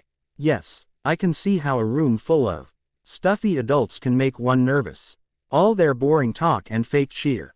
Though, I imagine that a room full of children will be much better. Playing games and eating sweets. Roland stated with a wise nod. Hadrian giggled and looked back at the mirror. He felt better now and was ready to go. Cross smiled when he saw his youngest grandchild run into the room with Roland hot on his heels. Hadrian was in a cute little pale green dress that was like the one he wore at the Christmas Eve party. The hem stopped just past his little knees and showed off his white tights and little black shoes. In his hair was a cute little ribbon with a gem in the center of the bow. He was also wearing his bracelet and necklace. Cross picked up the little boy and gave him a big kiss on the cheek. Once your brother gets here we'll leave, Kay. He received a happy nod in return. He looked up and saw Percy walking in with Bastet, Rode, and Tyche. The little redhead W. as wearing a 3-piece black suit with a pale green tie that matched Hadrian's dress. Tyche was wearing his normal suit and top hat, while Rode was wearing a lovely lace and frill purple and black dress. Grandpa, are we ready to go? Percy asked. Yup, just have to get your coats. Soon, coats were on and everyone was on the train. The ride was quick and the drive to the ministry entrance was quicker. The 2 men chuckled at the shocked faces of the little boys as they were going down. The main lobby was decorated to the nines and there were already a lot of people there. Cross looked around, and smirked when he caught sight of Severus in a suit, though he had to admit that the man looked nice, if not a bit stiff. His smirk grew into a smug smile when he heard the whispers start up as they were finally spotted. Cross, do you ever behave? Asked an amused female voice. Pandora, if I were to behave I think the women of the world would grieve. He replied as he smirked at the petite blonde. He had known Pandora for many years and was even at her wedding, though he had gotten drunk and didn't remember much. I hear that you have a daughter now that is your spitting image. She gave a bell-like laugh and pointed over to the child-friendly zone. She's the little one sitting in the corner. She'll be turning 5 February 13th, though it seems that she has her father's unique personality. Now I hear that you have a beautiful little grandchild, she stated with a soft smile at Hadrian. It was Cross, turned to laugh before nodding. I have 2 actually. This cute little creature in my arms is Hadrian, my youngest grandchild, and this strapping young man at my side is Percy, my eldest grandchild. He chuckled when both children waved. Rode, would you take Hadrian and Percy over to the others? She glared at the clear order and huffed before taking a giggling. Hadrian and walking off, the other two and the animals following. Hadrian was nervous as they neared the other children. His what-ifs popping back into his head. He smiled shyly when Draco ran over to them with two other boys. Hattie, Percy, these are Vincent Crabbe and Gregory Goyle. They are two of my friends and Blaze will be here soon. Draco said excitedly. Hadrian smiled shyly at the two and Percy shook their hands like a little gentleman. Hello, I'm Percy and this is my little brother Hadrian. Hadrian blushed when both boys looked over at him with wide eyes. You're prettier than any of the girls I've met, Vincent said while Gregory nodded in agreement. Hadrian hid his face in a chuckling Roland. They five little boys played together for a bit, before Draco ran off and dragged over a tan boy who introduced himself as Blaze Zabini. They continued to play together while the adults talked. They were playing Exploding Snap when they heard a shrill voice. Your grandmother should just get rid of you. I heard my parents say that you were nothing but a worthless squib. Hadrian looked veer towards the noise and saw a pug-faced girl bullying a little boy. He didn't even think before running over. Leave him alone. The pug-faced girl looked over at him and sneered. What do you care, mudblood? Hadrian bit his lip. Now that he was over here, he didn't know what to do or say. You're being mean to him and it's not nice, just leave him alone. She sneered and pushed him hard. I'll do what I want. My parents could ruin yours. Hey, touch my little brother again and I don't care who your parents are, I make you pay. Hadrian heard his brother hiss at the girl. Her eyes went wide, and a cruel smile appeared on her face. So, you're not just a mudblood but a freak too. Hadrian could feel tears running down his cheeks at her mean words. She was right, he was such a freak. He hid his face in Percy, chest as the girl continued to call him names. Though, he quickly looked up when he heard her scream. Chess was glad that she had followed her human. At first things were fine then this little pug-face brat showed up. She saw the Noah and the smoky red head quickly walking over with two unknown people. She scratched the ugly little thing for its cruel words, purring in satisfaction. The ugly little thing shrieked and ran to the unknown people. Mother, those horrible boys were being mean to me and then that monster came out of nowhere and scratched me. It wailed. The ugly thing's parents glared at the boys and her Hattie. That wouldn't do at all. I would think twice before saying such naughty lies about my Hattie. All eyes were on her and her grin only grew. My hat. Why is the grandson of General Cross Marion of the Black Order and the nephew of Lord Sirius Black? Your parents wouldn't have a snowball's chance in heck of ruining them. Though, the next time you call my human a freak and mudblood, I'll do more than just a scratch. Plus, I'm sure Dowager Longbottom would love to know that you two think her grandson is a worthless squib that should be thrown away like trash. Everyone was silent as this knowledge passed through their minds. All eyes then turned to the shaking Parkinson's adults, though, whether they were shaking in fear or anger was anyone's guess. Cross picked up his crying grandchild and glared at the two morons that tried to kiss his ass ever since he arrived. I would suggest you keep a very low profile for the foreseeable future. I do not take kindly to such hateful words used against my grandchildren nor the grandchild of a dear friend. I would suggest you leave, now. Both adults looked sour, before picking up their monster and quickly leaving. He huffed as they left had turned back to Hadrian. You okay now, bug? The little boy nodded and giggled when Cross kissed his cheek. Once Hadrian was on the ground again, he ran over to the other boy. Are you okay? The little boy was a bit taller than him and was a little on the heavy side. Yeah, I'm okay. Thank you for helping me, you didn't have to. I'm Neville Longbottom, who are you? Hadrian bit his lip and took the bigger boy's hand shyly. Hadwayan Kandawaku, it's nice to meet you. It's nice to meet you too, Hadrian, Neville said with a big smile. Everything calmed down again and the boys went back to playing, with the addition of Neville and Luna. The party went rather well, except for the fact the Fudge had tried to talk to Cross multiple times. Cross and the Noah were more focused on the children, or to be more accurate, the cat on Hadrian, Lap and the wolf glaring at it. To their surprise, Chess still hadn't noticed Roland, and now it was just a matter of time. They didn't need to wait long. "Back off, you stupid dog." Black order. During the party, Alan had told Kanda to wait in their room for his postponed present. Apparently, it was supposed to be a surprise, but after a fun-filled Yule and no one being able to watch the boys or in cross case, most likely knowing what the surprise was and trying to prevent it, it had to be postponed until the boys went to the party. Kanda laid on the bed in nothing but his black sleep pants. He had a very good idea of what was about to happen, but not the surprise. He looked over when their bathroom door opened and his mouth went dry. When they had first gotten together, Alan had been very shy and innocent. But after so many years, that quickly changed. He was now a kinky vixen. Alan stood there in the door, wearing nothing but a black sheer backless negligee and panties.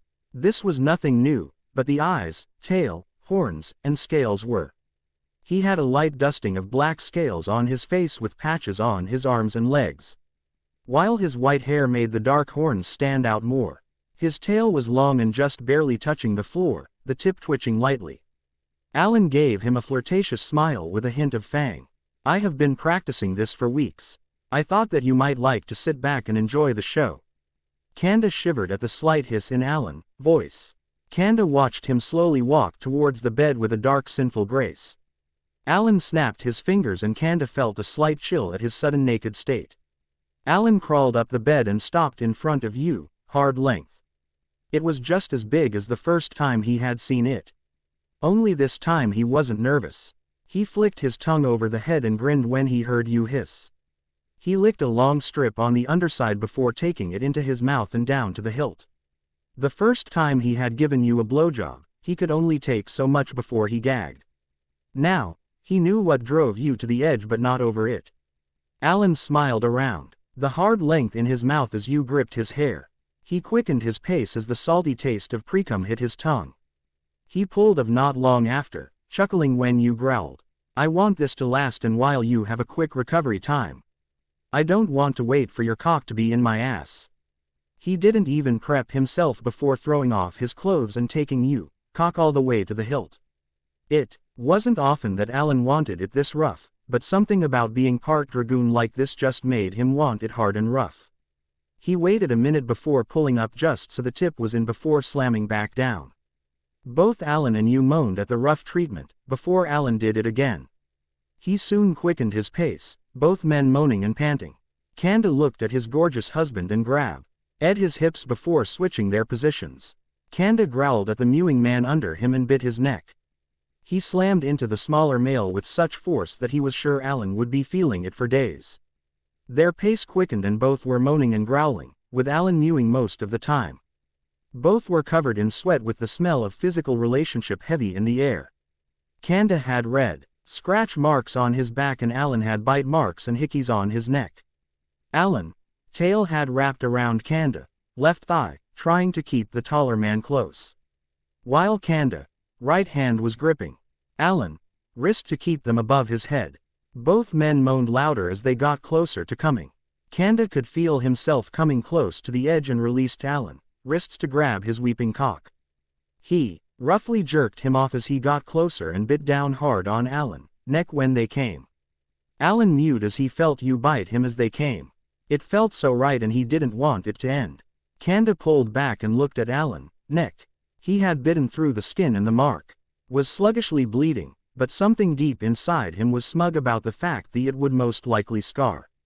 That was the best physical relationship we've had in years. Alan just hummed in agreement before burrowing into Kanda's chest.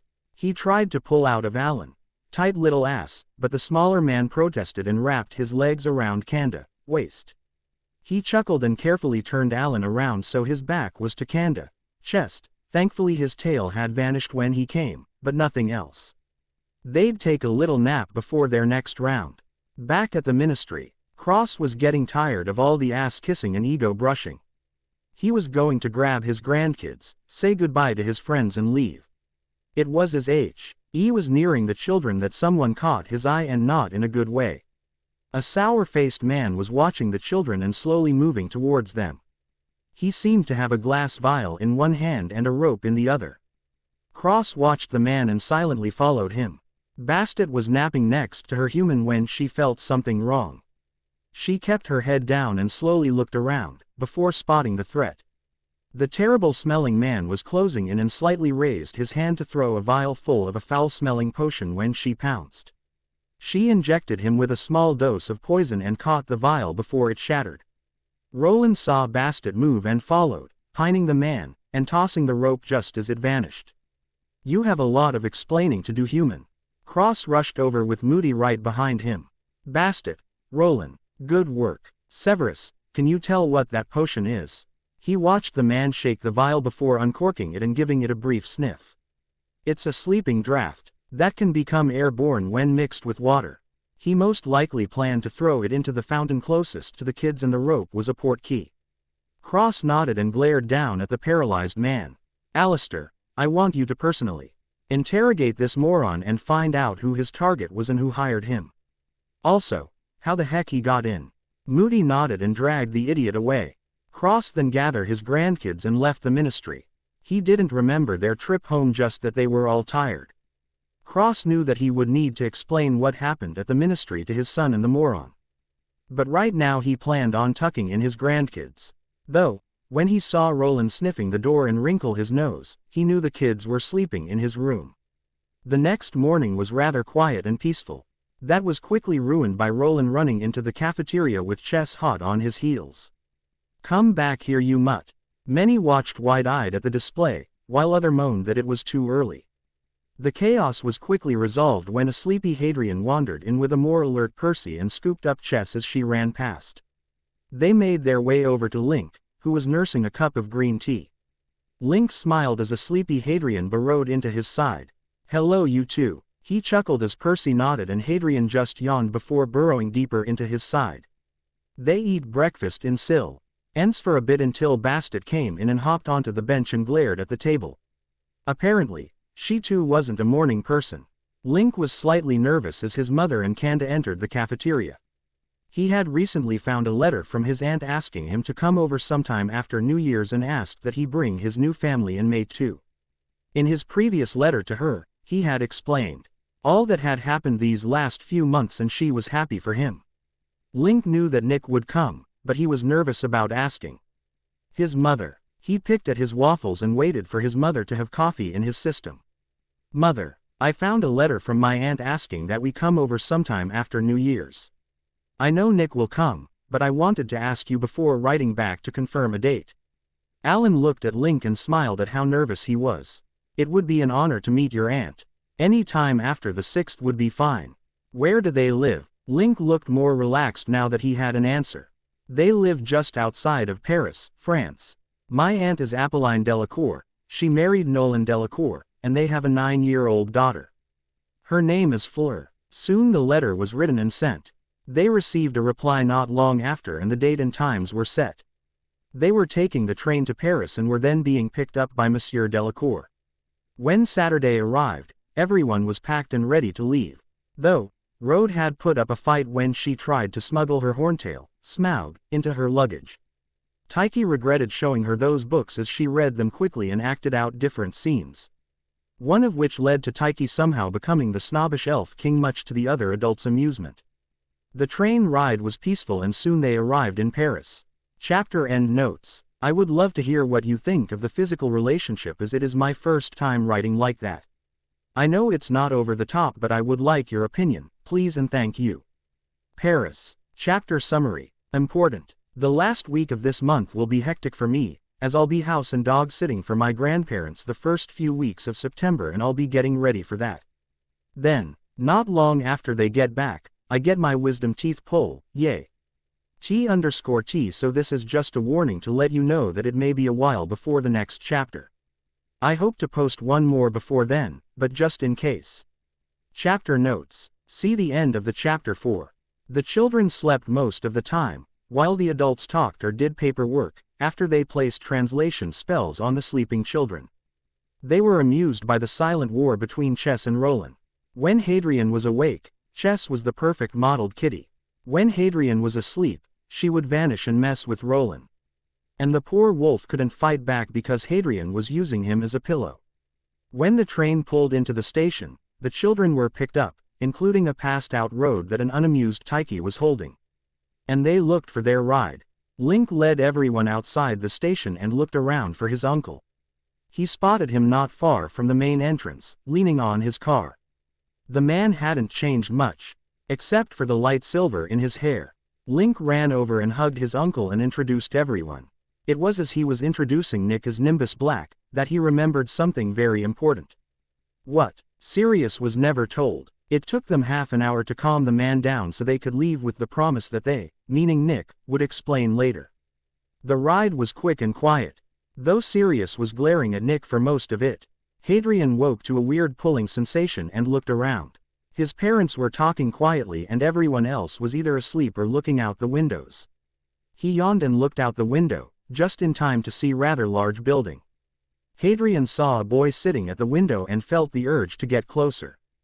"Don't worry, little one, you'll meet him soon." Hadrian nodded and fell back asleep. They soon arrived at a large old French-style manor where a charming woman and little girl were waiting. The woman had a warm smile on her face and the little girl looked like she was trying to wait patiently but was failing. Link rushed from the car and swung Fleur on into his arms. "I've missed you, little dove. Have you been a good girl for Auntie?" The little girl squealed in delight before nodding furiously. "Yes, I've been helping Mama with a big secret." She spread her arms to emphasize her point.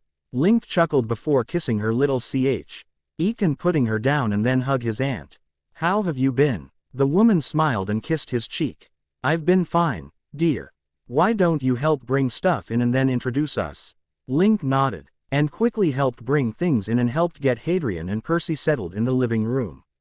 Hadrian looked around the giant room and settled on the little girl on the other couch. She looked confused and very curious about them. Hadrian was about to say something when Chess came charging in with Roland hot on her heels. "Stupid mutt, I didn't do it." "Yes, you did, I know it." Hadrian looked at the two in confusion, unaware of the look he was getting from the girl. "What happened?" Roland looked over at him and started complaining that Chess had taken his chew toy. While Chess denied it furiously, Hadrian was at a loss at what to do when the girl chimed in. "It's possible that the house elves took it to the guest rooms." "Clover." Hadrian jumped at the sudden shout and then the crack. He looked towards the noise and saw an odd-looking creature. It had big ears and eyes that made him think it looked like a bald chihuahua. It had on a nice little maid's outfit and little black socks. His eyes got bigger when the little thing started talking in a slightly squeaky voice. "What can Clover be doing for young Mistress Fleur? Did you or the other house elves take a dog toy to the guest rooms?" The little thing wrinkled its nose in thought before nodding. "Yes, young Mistress Fleur. Lizzie placed it in the children's room as requested by Mr. Walker Kanda. Would young Mistress Fleur like Clover to get it?" The girl looked over at Roland, who nodded quickly, before looking back at the little thing. "Would you please, Clover?" The little thing popped away and then popped back, handed over the toy to Roland. And then popped away again. Percy chuckled at the puzzled look on his little brother's face. He was just too cute. Hattie, that was a house elf. A lot of witches and wizards have them as they love to serve, and most witches and wizards don't really like cleaning or have the time to. He noticed that Hadrian still didn't really understand, but Percy just chalked that up to Hadrian being 5. He looked over at the girl and tilted his head. She had long blonde hair that was lighter than Link's, but her face was like his. "I'm Percy and this is Hadrian, may we know your name?" He saw her blush lightly before clearing her throat. "I'm Fleur Delacour." Percy and Fleur talked, while occasionally trying to get a shy Hadrian to join in, before moving on to card games. This was how the adults found the 3 children half an hour later. Percy and Fleur locked in a heated poker game and Hadrian watching off to the side. According to Chess, they were originally playing Go Fish, which turned into Blackjack, which turned into poker. The adults gathered around to watch the heated game and were surprised at how well both children were doing.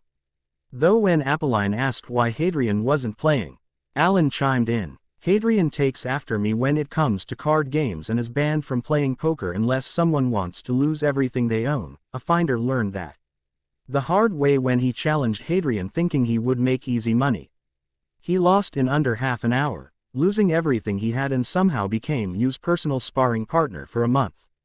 The Phi Enders now hold a monthly tournament to see if any of them can beat him. It's rather funny. Those that were unaware of this turned to look at the happily smiling 5-year-old with wide eyes. Was this child really that frightening?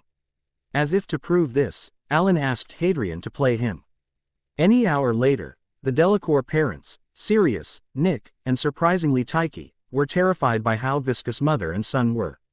The first week was full of family bonding and the news of Apolline being pregnant again, which had her husband fainting and Link plus Alan squealing. The second week was tailored towards sightseeing, and it was one particular sight that had their plans changing. Alan was holding Hadrian on his hip while listening to Percy talk about the Louvre.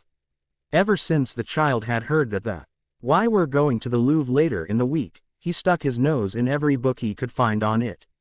Alan smiled at the happy child and then looked at Hadrian, who was staring at the huge building. You had come to him a few days into their stay saying that Hadrian had been acting off. He would space out like he was seeing something no one else saw and was having dreams that he couldn't remember. The Y had been worried at first, but Iris promised that they didn't need to worry and that they would understand soon enough. The small family of 4, plus Rode and Sirius, walked through the gallery's a few hours before leaving to get some lunch. It was as they were leaving that Kanda heard a familiar voice. Kanda looked around and grinned when he saw Noise Marie standing with a finder and some police. He tugged on Alan's arm and pointed at Hadrian and then Marie. Alan looked confused for a second and then nodded while smirking. Hattie, do you see the man over there? Hadrian tilted his head before nodding. He's one of Daddy's friends. He hasn't had the chance to meet you or Percy yet. Would you like to meet him now? The little boy looked between Marie, Kanda, Alan, and then Percy before slowly nodding. This was when Kanda chimed in. You just have to walk over and tap his leg and ask if it's okay for you to call him Uncle Mary. Kanda saw the look on Alan's face but ignored him in favor of shooing the two little boys off. Noise Marie was a very calm man and was the most rational of General Tydal's students. He wasn't expecting much when he was assigned a mission in Paris about suspected thefts that may involve innocents, so he was slightly surprised when someone tapped on his leg and he found 2 children looking up at him. One had red hair similar to General Cross, and the younger child reminded him of someone, he just couldn't place who. May I help you too? The red-haired child tilted his head and Marie felt like he was being judged, while the younger looked at his feet and shuffled.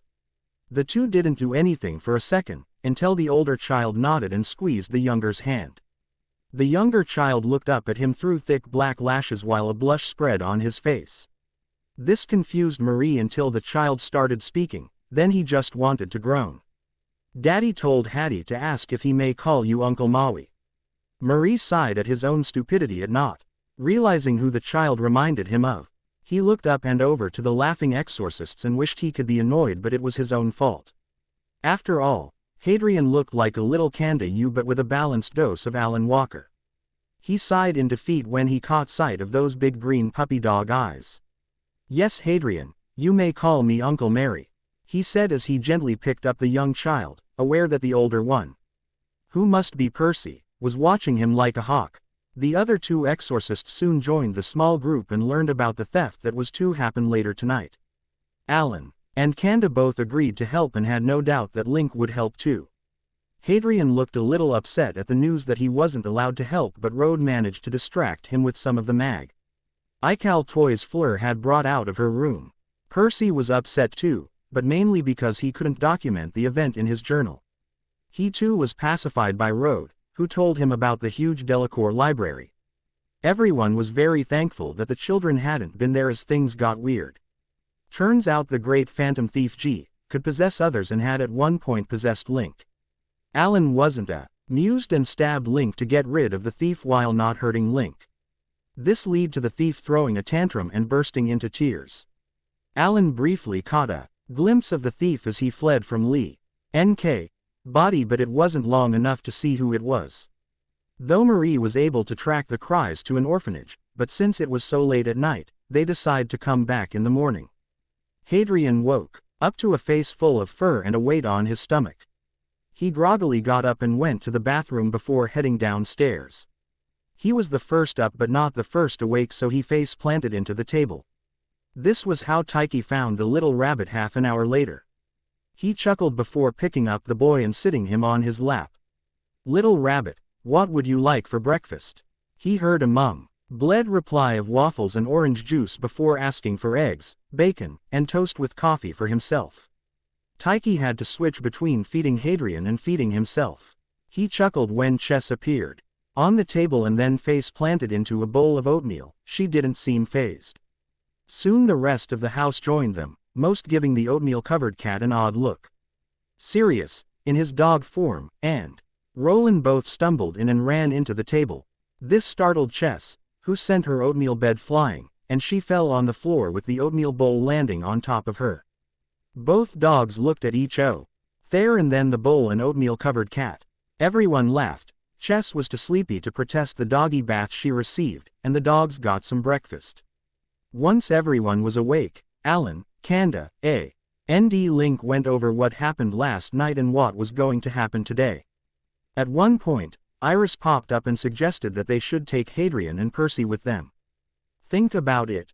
Marie tracked your thief to an orphanage, which means that they are most likely a child. If this was you, would you rather talk to a stranger who you don't trust or another child who will believe you?" Point made. Both children were brought along. Though Fleur pouted, only the 3 exorcists, plus Link and the children, were going to the orphanage. They talked to Mother Superior, who turned out to be a squib, about what they were doing here and split up once she gave her consent. Kanda had Percy, Link was with Marie, and Alan had Hadrian. Alan walked through the halls with Hadrian holding his hand. The orphanage was a nice place with a warm feel to it. The children he had seen looked happy and well cared for, but none of them seemed off. His brow furrowed when he heard a commotion up ahead and pushed Hadrian behind him. He quietly made his way towards the noise and was surprised when the doors in front of him suddenly opened and a body collided with his. Then everything went dark. Hadrian starred in shock as a boy landed on his mummy and went inside him. He marched over and glared at the boy above his mummy's head. "Get out of mummy." The boy looked confused for a second before sticking his tongue out and running off. Hadrian tried to give chase, but his legs were too short to keep up. He soon found that he was lost and tried to make his way back to the front hall. He was upset, tired, and just wanted his mummy back. He did eventually find the front hall and saw his daddy, but the mean boy was still in mummy. He heard his daddy ask Mummy where he was, but Mummy just shrugged. Hadrian ran down the stairs and over to his daddy. "Daddy, the mean boy won't leave mummy," and then he ran off and Hattie was alone. He sobbed into his daddy's chest. Everyone looked at Alan, who looked like he was trapped, before Iris showed. "You have 5 seconds to leave Alan body and return to your own, or I will make it so you can never return to it or possess another person." Alan looked terrified before his face went blank and then turned confused. "What am I doing here and why is my baby crying?" Alan then swipes Hadrian from Kanda. The identity of the thief is revealed to be young Timothy Hurst, who was sitting in the corner pouting. Mother Superior told them of Timothy past, and it just cemented their belief that the young boy is an innocence user. Unfortunately, before they can leave, they felt a barrier fall over the orphanage. Alan looks at you and then the children. "Link, take the kids to a safe place and try not to get caught. We'll try to get the barrier down." Link nods and gathers the 3. But before they can leave the room, Taiki walks in looking very sheepish. Taiki looked everywhere but the glaring adults. "In my defense, I had no clue that the skull where he until Scarlet showed up at the manor and ported me here. Also, this attack isn't sanctioned." Alan raised a brow and Taiki pointed out the window. All the adults looked out the window and saw some Akuma, but what really frightened them was the look of pure murder on Scarlet's face. She appeared to be taking note of what was going on and they oddly felt sorry for the Earl. Link, with Taiki, were to take the children somewhere safe while they dealt with the Akuma. Timothy followed the man, named Link, but would look over at the odd boy being held by the other man. No one had ever seen him when he was possessing someone, and this boy had. There was also something about him that made Timothy feel weird, but in a good way. He was brought from his musings when the other man cursed. Standing in their path were 3 Akuma. 2 level 2s and a level 3. The 3 Akuma attacked but they dodged and ran down another hallway. They come across Mother Superior but something was off and Taiki knocks her out when she attacks them. They made it to the study, where they find Amelia bleeding on the floor and a nun standing over her. Link manages to knock the gun from the crazed woman's hand. But unfortunately a level 2 Akuma found them again and turned the nun into a doll. Timothy watched with wide eyes as the Akuma attacked them and sent them flying. He heard the redhead yell and a whimper come from the younger kid. He looked around and found that they had been thrown through the window.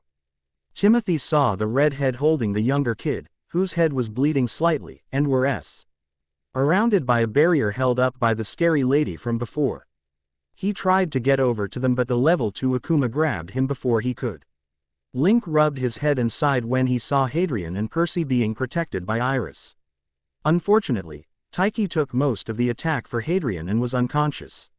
He saw Timothy being held by the level 2 and tried to purify it but he was ambushed by the other 2 Akuma and turned into a doll.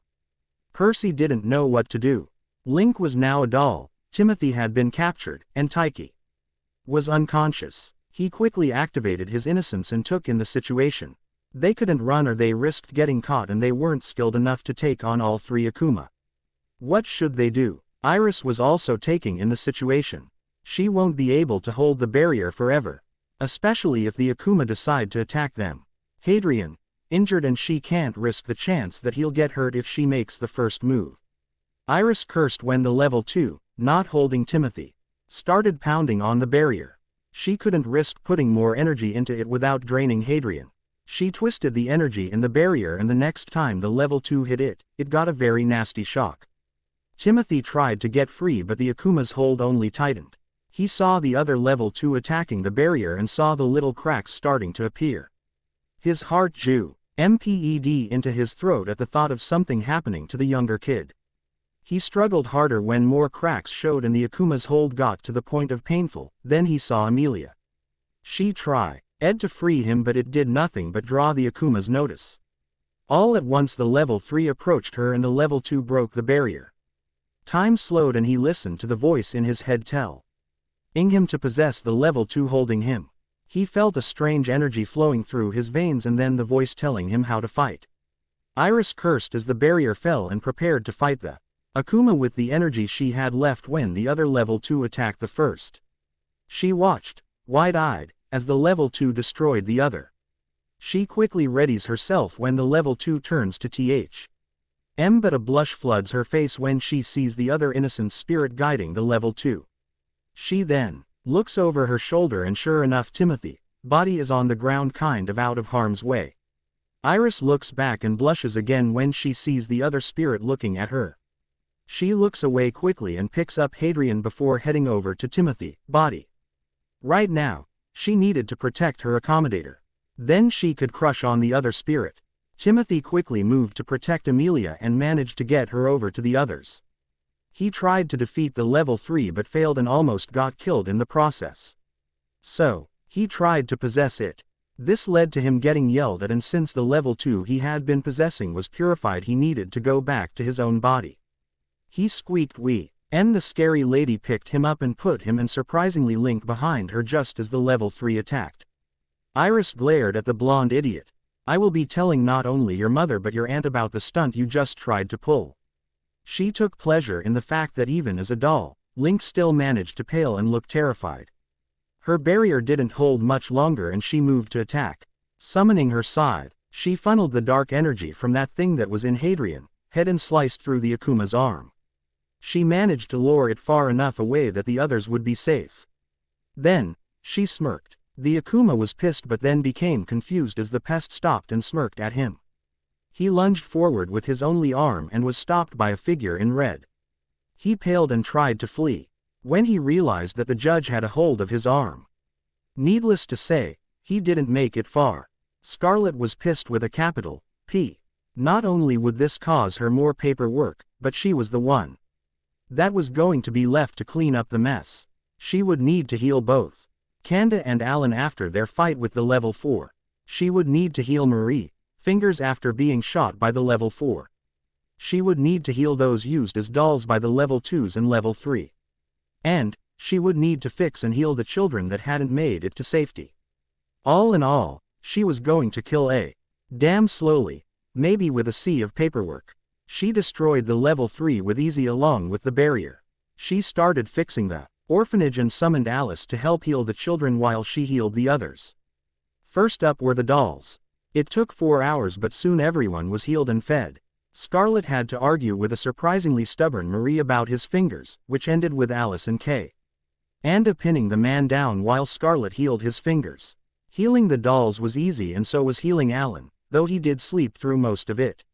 After an interesting run-in with Amelia, Fatha, and a heartfelt goodbye with Mother Superior, they all headed back to the Delacour home where they would stay until leaving the next morning. Alan was startled awake and ran downstairs when he heard an explosion. He was confused when he found everyone standing in the doorway of the lounge room and asked you what was going on. You looked at him and then pulled him forward. Alan was shocked at the state of the lounge. There was paint, glitter, feathers, slime, and for some reason M&Ms everywhere. The couch and loveseat were turned over with Timothy behind the couch and Hadrian behind the loveseat. Sitting on the mantel was Iris with a purple-haired man that looked like an older version of Timothy and Scarlet in a set of shorts and a black tank top that said, "Patience, what you have when there are too many witnesses." Alan jumped when Hadrian, his calm, shy, well-behaved little boy, started throwing slime bombs at Timothy, who retaliated with water balloons full of paint. "What is going on?" he asked in horrified confusion. He looked at Scarlet when she started chuckling. "You're telling me that this doesn't look familiar?" Alan shook his head. "Maybe this will help. Imagine them older, at the order. With a sword in Timothy, hands and innocence in Hadrian, arm." Scarlet chuckled at the look of horror on Tyche, face and the slowly connecting dots to those that were aware of the incident she was referring to. Kanda looked like he wanted to kill the kid, Alan looked like he wanted to cry. Percy, who Scarlet had told, looked every inch the overprotective brother as did Link, who she also told. Marie looked amused, and the others were confused. Well, not Road. When she connected the dots she ran back to her room and started working on wedding dress ideas again. Scarlet. T laughed when not only Percy joined Hadrian, but Tyche, Kanda, and Link. Fleur joined Timothy, but she didn't really understand what was going on, she just thought it was fun. Oh, Scarlet couldn't it for Cross to find out that Hadrian found another mate. Chapter end notes. The reason Tsukikami can be seen will be explained next chapter. And remember, Cross would never kill a child. Mentally torture them, yes. Babysitters Part 1. Chapter notes. Sorry it took so long but I've been rather busy. Cross Marion was enjoying a lovely cup of coffee while reading the Quibbler. He found it the only reliable paper in Wizarding Britain. Though he did read the Daily Prophet just to see what the most recent made-up story was. Tim was sitting on his hat, enjoying the peace and quiet, while midnight dozed around the man's neck. He was reading a rather interesting article about the Crumplehorn Snarkak, when he heard the stampede of little feet. He laid the paper down and turned around just in time to see Hadrian avoid a water balloon. Cross, eyes widened when Hadrian retaliated with a water balloon of his own, hitting the blue-haired kid in the face with slime. He spotted his youngest walking over with a sad look on his face. "What's wrong?" Alan looked at his father and then banged his head on the table. "He didn't make it to 3 before you," hand was holding his forehead. "While in Paris, some things happened that lead us to Hadrian, second mate, and he's been like this ever since." He finished with a wave over towards the cafeteria turned battlefield. Iris had been kind enough to plaque a barrier that wouldn't allow the balloons to leave the corner the children had claimed for their war. Cross looked over at the battlefield and narrowed his eyes at the blue-haired kid. Evil plots were going through his head and a malicious smirk grew on his face. "I think I remember Cloud mentioning that she would love to have an apprentice." He noticed the idiot start to smile as well and he realized that they agreed on something for once. Cross went to grab his coffee mug but a slim hand beat him to it. He glared at the black and white-haired women and inwardly cried over the loss of his coffee. "Scarlet, what are you doing here?" She smirked and then pointed towards the battlefield. Scarlet finished of the coffee and then pulled Midnight from Cross' neck. She stroked the serpent while she thought over her explanation. 1. She could draw it out and annoy them, or 2. She could be honest and see what they do. Option 2 sounded a whole lot funnier. I figured you would like to know about Hadrian. Sudden change in personality, am I wrong? She smirked at the sour look both Cross and Kanda shot her, though Alan and Tyche looked hopeful. His creature side is testing Timothy to see if he is a worthy mate.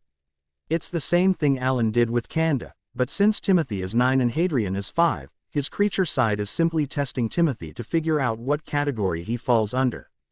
Scarlet noticed the confused looks and realized she needed to explain more. When Alan first met Kanda, his creature side recognized him as a potential mate even though it was bound. Now, since dragoons don't have destined mates, they look for potential mates. A submissive dragoon will test their potential mate and/or mates, whether by attacking them or challenging them in some way. Now, since Hadrian isn't a dragoon, he does have destined mates. How many I don't know. Those that have destined mates tend to put them into categories. The 3 main categories are protector, nurturer, and defender. Then there are other categories. She paused for a moment to let them register what she said. She noticed the look on Kanda's face and continued on, already knowing what he was about to ask. Protectors and defenders are 2 different things. The protector guards the whole family, while the defender guards the submissive and the babies while the submissive is nesting. The nurturer provides food and other things for the submissive and the babies while the submissive is nesting. If I'm correct, Tyche is the defender now, but that may change when Hadrian finds his other mates. Timothy, I think, will be categorized as a friend due to their age. Give it a week and things will settle down. She handed Midnight to Alan, stole Cross, Quibbler, and was about to vanish when Alan asked her a question. You said that Hadrian is testing Timothy. Does that mean he will test Tyche? Scarlet had to stop and think about it for a second before shaking her head. No, he's already done that. From what Rode has told me about their first meeting, Hadrian, reaction to learning about Tyche, attempt on your life, was his creature side taking over. Since Tyche is far older than Hadrian, the kid's creature side tested him with violence. Since Hadrian had been hurt by those meant to protect him in the past, his creature side had to see what Tyche's first reaction would be if angered. Unfortunately, Hadrian took back control and he freaked out, so his creature side used it to its advantage. It approved wholeheartedly, when Tyche's first instinct was to comfort and reassure the kid. Now that they looked satisfied, Scarlet bid them goodbye and vanished. As Scarlet predicted, Hadrian and Timothy calmed down after a week and the battlefield was cleaned up. 9 had agreed to take Timothy as her apprentice and the poor boy was in study heck, much to Percy's delight. Amelia had been delighted to teach both Hadrian and Percy when Bookman or Levi couldn't, and she loved that Timothy studied. When Percy made subtle comments on his laziness and how he wasn't good enough for Hadrian.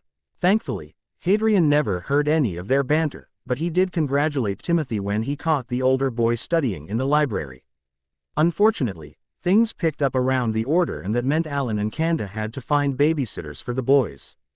Thankfully, neither man was assigned a mission all through January and the first 2 weeks of February.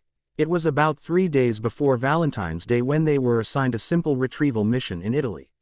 The mission would only take 4 days, they were going to spend Valentine's Day there, so they would be gone for roughly 5 days. Nick didn't seem to mind and told them to have fun. Nick babysitting. The first 2 days were fine. Boys loved hanging out with Nick and spending time pranking Komui, though poor Lena didn't find it every funny when she would come back and get mauled by a crying Komui. It was the day before Valentine's Day when things got exciting. Hadrian rubbed his eyes, holding a sleepy chess in one arm like a teddy bear, and made his way into the living room. He woke up due to a weird noise coming from the living room, and like all little kids, he was curious. He looked around and found the whole room covered in papers, books, boxes, and ribbons. In the middle of it all was an upset Nicky. Hadrian Ned and moved over to the couch where Percy was sitting. QC, why is Nicky upset? Because he can't find a good gift to give Link on Valentine's Day. The older boy told him once Hadrian was tucked into the other's side. Hadrian tilted his head and watched Nicky look over one piece of paper before moving to another. He didn't understand why Valentine's Day was so important. Percy said it's Beck. Oz, he was still too young, and so did Midnight. Hadrian didn't need to understand in order to see that Nicky was really upset over the fact that he couldn't find the perfect gift, and Hadrian didn't like that. Ms. Scarlet said Link is a special kitty from Ireland, maybe you can find something few. He said with a huge smile. Nick looked up at the happy little boy and thought over his words. She wasn't a bad idea, and Ireland did have some pretty good markets. Percy. Voice drew him from his thoughts. There's a fairy market on an island not far from a wizarding village. The Irish Ministry of Magic doesn't care much for the British Ministry because of their treatment of magical creatures, so the village name has been protected under an oath, and the island is protected under the Fidelius charm, with high-ranking goblins of the Goblin Nation as the secret keepers. If we go to Gringotts and ask for a portkey to the island, we should receive one with little trouble, as Mummy and Daddy are well liked by the goblins. Nick stared at the little redhead before shaking his head and staring again. How do you know all that? The little boy shrugged. Grandpa Freud told me about his time in Ireland and how he met the Irish Minister of Magic after saving the man's daughter from some bigoted British Ministry workers that had been visiting with the British minister. The little girl was a pixie. Ian had her little wings out, and the British Ministry workers saw her. They glared and said hurtful things to the 8-year-old, and Grandpa Freud overheard them. Nick nodded but hoped that Percy wouldn't continue. He really didn't want a headache. Well, after breakfast we can head to the Ark and take a door to Diagon Alley. Breakfast was eaten and the boys were dressed and ready to go. As just Nick and the boys going, with the addition of Bastet, Roland, and Midnight. Chess didn't want to come because Komui, last robot, had destroyed her favorite pillow and she wanted revenge. Bastet looked around the alley in disgust. There was so much magical waste that it was shameful. So much unnecessary spells and charms. The only good things about this alley were the bank and the dark, nocturne alley. She stuck close to her Percy and followed Nick through the small crowds of shoppers. Both she and Roland were on edge due to the whispers and stares they were receiving. She growled when own moron tried to get too close to her child. Oi, keep that thing on a leash. She hissed at the man and struck him with her tail when he tried to get closer. She smirked as the man went down and couldn't get back up. Bastet, leave the moron, we're almost to the bank. She purred and gracefully walked after them. Both her and Roland heard someone demand that the oars be called. They looked at each other and grinned. The return home will be fun. Hadrian was bouncing in Nicky's arms as they entered the bank. He looked around quickly and squealed when he spotted who he was looking for. He gled in Nicky's arms until he was put down and ran through the crowds and right into his target. Gwiphook. The goblin didn't get much time to prepare for impact before the little missile hit him and they fell to the floor. Griphook was confused at first when he suddenly found himself on the floor and was slightly angered. That was until he looked at what hit him and he couldn't help but gruffly chuckle. Little Hadrian was sitting on the floor in front him, talking a mile a minute. Hadrian, as pleased as I am to see you once more, next time please refrain from pouncing on me. He smiled at the now blushing child and led him back over to his guardian. Nick snickered as the goblin led Hadrian back over to him. A small part of him said that he shouldn't be laughing, but a bigger part was dying of laughter. It took everything he had not to laugh when Griphook sent him what he assumed was meant to be a dark glare, but the clear amusement in the goblin's eyes ruined it. Master Griphook, it's a pleasure to see you again. I need to speak with someone in private if it's not too much to ask. Griphook nodded and motioned for them to follow him. Nick bent down and picked Hadrian back up before following. The room they were led to was rather large and brightly lit. There were tall bookshelves lining the left wall and a display case on the right wall full of weapons. In the center of the room was a stunning redwood desk that had an elderly-looking goblin sitting behind it. Hello gentlemen, I am Ragnarok. Griphook said that you wish to speak with someone in private, may I know why? Nick nodded and sat down in one of the chairs in front of the desk. We wish to travel to the fairy market outside of Ireland, but I was informed that it is under the Fidelius charm with high-ranking goblins as the secret keepers. Ragnarok stared at him before nodding. This is true. Why do you wish to travel there? Before Nick could reply, Hadrian spoke up. We need to find the perfect gift for Link. He's a special kitty from Ireland and we need to go to the Fiwi market so we can find something special. Nick chuckled at Hadrian, pure excitement before looking at Ragnarok and confirming what the little boy had just said. Link is a city and this is our first Valentine's Day together. Percy mentioned that there was a hidden island in Ireland that might just have something. He had to hold back a chuckle when Ragnarok eyes went wide at the new information before he shuffled through some papers on his desk. While he did that, Nick sat Hadrian down and watched him look at the huge bookshelves. The little boy didn't touch any of them, which made Nick proud, but he did have a quiet conversation with Midnight. He motioned for Roland to keep an eye on the two when Ragnarok cleared his throat. The Re is a portkey set for the island and the name of it is on the sheet of paper. All of you must look at it before burning it. Griphook will lead the way. Nick nodded in thanks before scooping Hadrian and following the amused goblin. The portkey was an iron Celtic knot about the size of a plate and the island they were heading to was called the Isle of Arsho, named after the Celtic goddess of wildlife. Roland and Bastet were given special collar portkeys that would activate a moment after theirs. So, with one last word to Griphook, they activated their portkey and were whisked away. Hadrian did not like portkeys one bit. They made him feel all yucky and weird and he didn't like that one bit. So, to show his displeasure to Nicky, he threw up. Nick groaned when he heard and smelled Hadrian get sick. Thankfully he didn't hit anyone, but that didn't mean much to the very upset 5-year-old. SSHH Hadrian, it's okay. Percy, in my left coat pocket is a stomach soother Griphook gave me, can you get please? He didn't hear a reply but soon felt a little hand searching his pocket. A moment later Roland and Bastet showed up looking annoyed but altogether okay. Once he had the potion in hand, he gently made Hadrian drink it and rubbed the little boy's back until he had calmed down. You okay now, Hattie? All he received was a tired nod, but he guessed that was better than nothing. The walk to the market was relatively quiet, due mainly to the fact that Hadrian was sleeping off the potion and Percy was writing in his journal. At one point, Roland had engaged Bastet in a game of chase, which evolved into a game of keep away that led to Midnight being the replacement ball. He didn't seem to mind much at first, but after almost half an hour he finally got fed up and snapped at Roland before coiling up on Bastet, back and sleeping. It wasn't much longer before they arrived at the market and Percy was having a field day writing everything down in his journal. By this point Hadrian was still half asleep, so he wasn't as excited as Percy was at the moment, but Nick guessed that it wouldn't take long. It was as they were wandering past a flower stand that Hadrian fully woke up and Nick K knew this because the little brat screamed in his ear, "You a kitty like Link."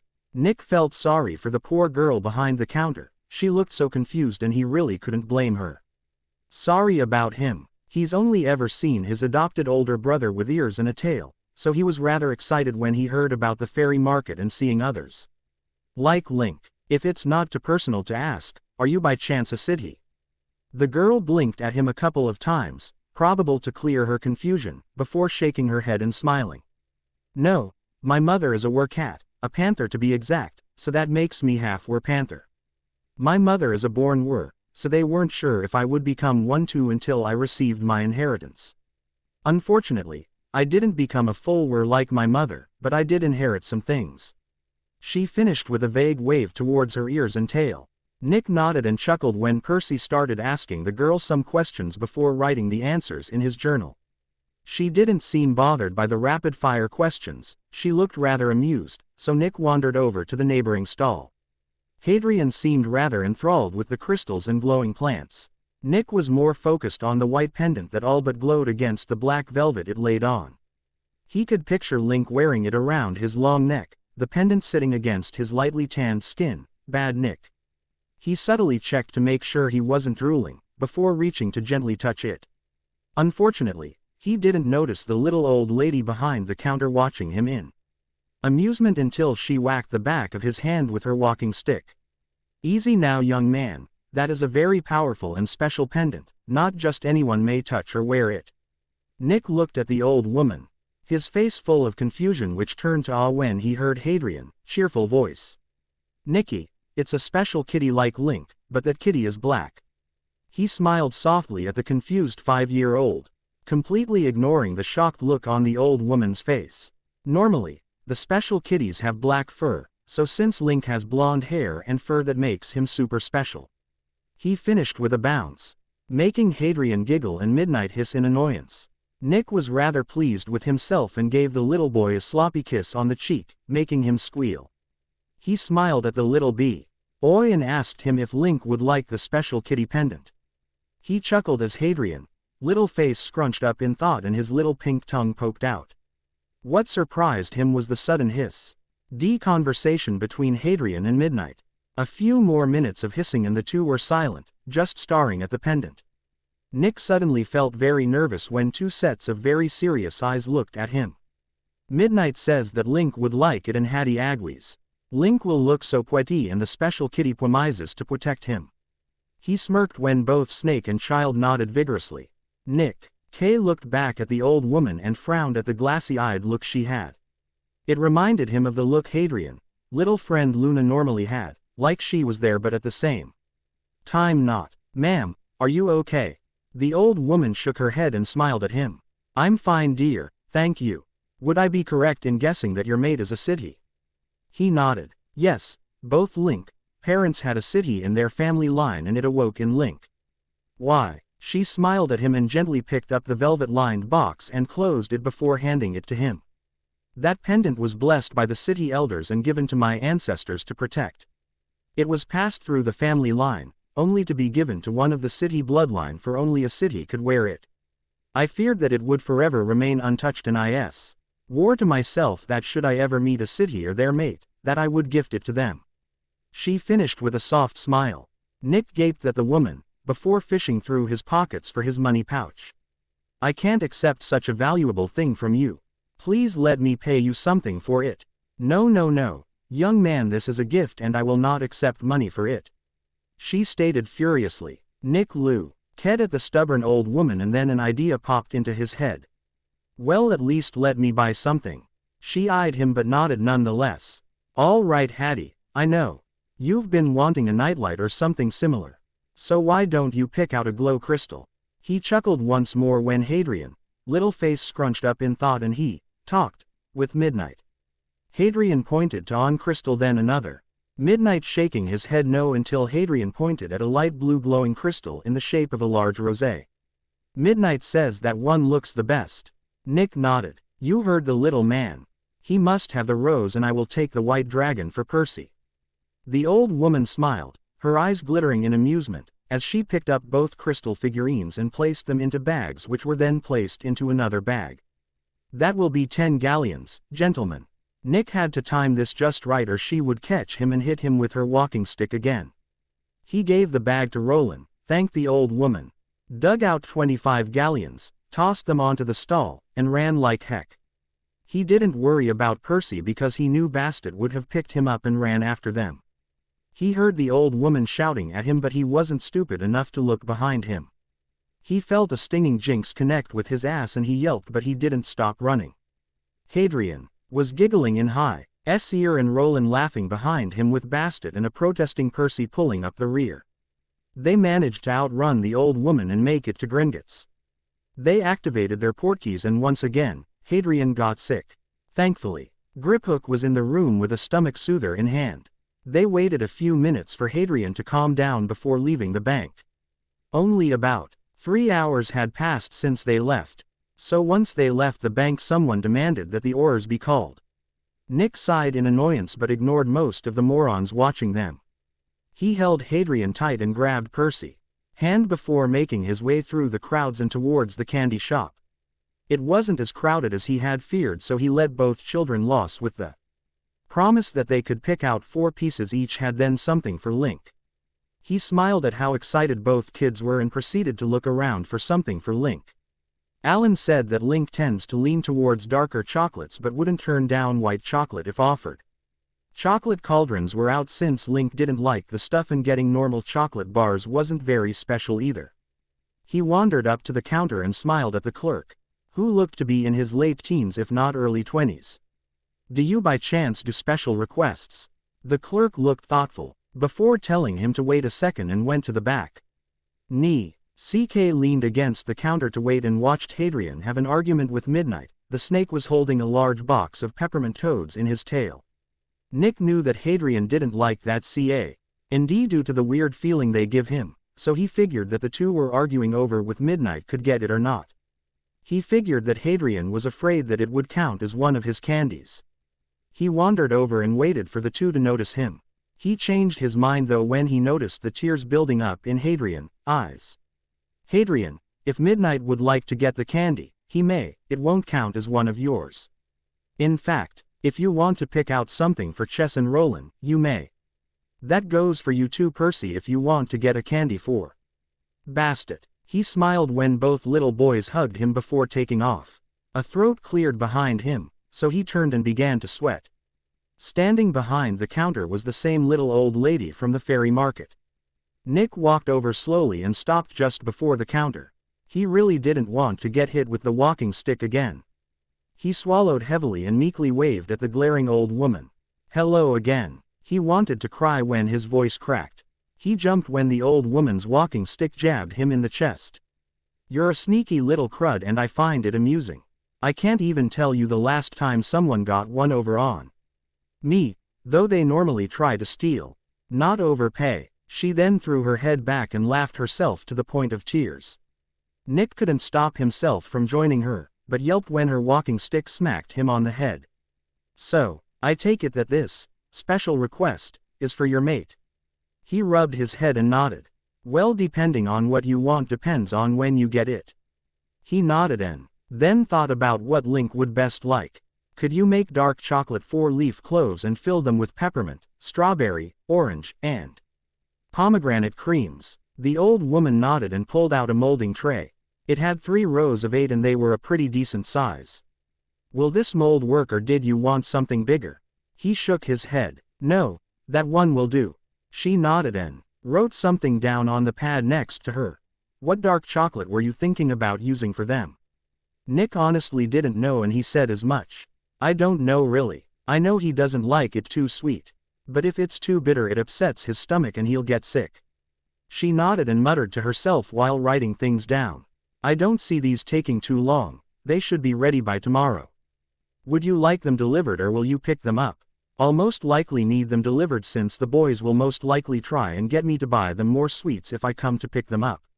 She chuckled and nodded before pointing behind him. Turning around, he found both children and all 3 animals looking at him, each with some type of candy. Midnight had peppermint toads, Roland had pepper imps, and Bastet had blood pops. This for some reason scared him along with the spark in the cat's eyes.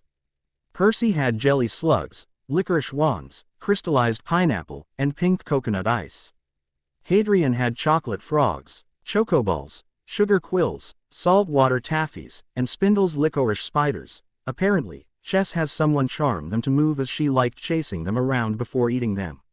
He moved to put all the candy on the counter but the old woman just handed him a bag for them.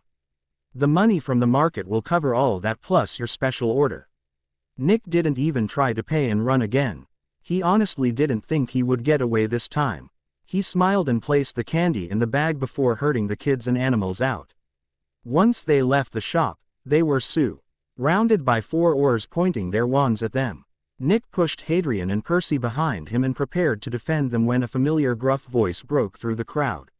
Move ya morons and put those darn wands away before I break them. He sighed when Moody pushed past the oars and scooped a giggling Hadrian up. If I remember right you're Nick, aren't ya? Nick nodded. Yes sir, the boys talk about you a lot. Though I believe they would be happy if you visited more often. He finished with a smile and a firm handshake. The old oar nodded and gruffly chuckled when Hadrian started telling him about their day. He blushed though when Hadrian brought up the old woman and Moody gave him an amused look. That sounds like old Helen Drake. Cross as terrified of the old woman and her walking stick. Ya do will to respect her word or suffer the consequences. She's a quick old woman and is as fierce a spell caster as Walburga was. Both children laughed with the old oar, but Nick Denley felt like he had been dunked in a tub of ice. He shook his head and tried to focus on the problem at hand. Moody, would you mind helping us leave the alley and keep them from angering Bass today?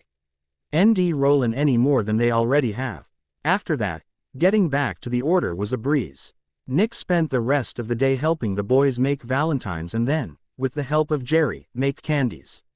Soon the boys, plus animals, passed out and were put to bed. The next day was calmer and the boys spent most of the time helping Nick plan a romantic dinner for him and Link.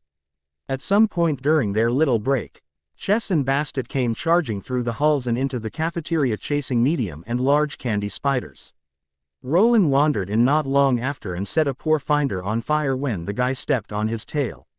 The chocolates arrived later in the evening and Nick was over the moon at how good they looked. The rest of the evening before the boys were to go to bed was spent sending out their Valentine's cards. While the kids fell asleep quickly, Nick was nervous as heck. Nick woke the next morning to two little monsters jumping on his bed and yelling in his ears. "Nicky, wake up, it's Valentine's Day," and Link, down in the cafeteria. He nodded and allowed the monsters to pull him from the bed and towards the bathroom. Apparently, they thought of everything as the shower was running and they laid out clothes for him on the counter. He didn't take long as he heard Chess yelling at him from behind the door. Once he was dressed, he looked at himself in the mirror and was impressed by the boy's choices. His shirt was a nice long-sleeved blue silk button-up with the white gold black crest cufflinks Andy had given him. The pants were fitted black dress pants and the belt was black dragonhide. He styled his hair and pulled on his dress shoes before making his way out. The boys were dressed up as well as they would be with him until later tonight. Percy was wearing a white button-up and black dress pants, while Hadrian was wearing a lovely silver lace dress with a high collar and no sleeves. Sitting on the bed beside them was the box of chocolates and a bouquet of blue roses. He didn't have much time to question it as the boys were soon shoving him out the door and towards the cafeteria. Link was slightly confused when his little brothers demanded that he wear his white silk and gold-trimmed oriental shirt and pants that he had gotten in China a few months back. Hadrian then told him to put his hair up into a ponytail and go to the cafeteria. So, now he was here and he had no clue why. Jerry had given him a secret smile when he had gone up to get some breakfast, so now he was really confused. He was finishing off his coffee when the boys came in dragging Nick. Link could feel all the blood rush to his face and he felt a little lightheaded. He smiled when he noticed the blush covering Nick's face too. The first thing that crossed his mind when he saw Link was, darn, he's lucky. And he honestly felt lucky whenever Link smiled or cuddled up to him. The boys pushed him over and he stumbled a bit before straightening up. "Link, would you care to join me and the boys on an outing?" He tried to avoid eye contact but was unsuccessful when Link's delicate fingers gently grabbed his chin. "Nick, are you asking me on a date?" He heard the amusement in Link's voice and he turned neon red. "Yes." He smiled when Link started laughing and his face lit up. Nick gave him the chocolates and flowers before offering his arm. He smiled when Link took it and kissed his cheek. Their date started at Silver Chime Gardens, where Hadrian and Percy goofed off while Nick and Link enjoyed the gardens. After 2 hours, they moved on to a theater in London that was doing a ballet performance of the Nutcracker. Nick knew Link loved the ballet and figured that the boys would either fall asleep or watch it too. In the beginning, the boys were interested, but halfway through they lost Percy to the Sandman. Hadrian and Link were focused on the performers and Nick suddenly felt bad for Kanda and Alan because Hadrian had a look in his eye that said a lot. His PR addiction was proved right when he saw Hadrian dancing around the lobby as they were leaving. Though, both Link and Nick thought that he would have the perfect build for it when he got older. They headed back to the order where Moody was waiting to watch the boys while Nick took Link out to dinner. The restaurant he chose was a quiet little hole in the wall at the far end of Silver Chime Alley. It was run by a married German couple in their late 60s. The dinner went well and Link loved the pendant. He found the story of how Nick got the pendant funny and asked to meet the old woman at some point. The date ended with them falling asleep while watching a movie in Nick's room. They were woken by the boys jumping on them and their morning was spent playing outside until Kanda and Alan arrived back later in the day. Alan scooped both children up and kissed them all over their faces. He noticed the pendant around Link's neck and smiled at his eldest, who then blushed when he met Alan, amused gaze. He softly chuckled before turning to Nick. "So, did the boys behave?" He nodded. "Yeah, I helped them make Valentine's cards and candies." A blush then covered Nick's face before continuing. "And they helped me pick out a gift for Link and plan our date." Alan couldn't help but outright laugh. The adults talked for a while and then listened to the children retell the stories from their point of view. Link, Alan, and Kanda laughed as Hadrian retold their field trip to the fairy market, and even though Link already knew, Hadrian's version was funnier. Then Percy told them of what happened when they got back from the market and how they spent some time with Grandpa Moody, though Alan and Kanda weren't thrilled with the fact that Aurors thought it was appropriate to point wands at their children. Soon, both children told them about making their cards and candies and how they sent them to everyone. Alan and Kanda laughed as the boys told them about how they got Nick and Link ready for their date. Percy excitedly told them about all the plants and animals they saw in Silverchime Gardens and even showed them the pictures he had drawn in his journal. Both Alan and Kanda saw how excited and happy Hadrian got when he told them about watching the ballet. Percy got so excited that he told Hadrian to show them what he remembered. All four men were shocked at how well Hadrian was, and both Alan and Kanda promised themselves that they would look into classes for their youngest.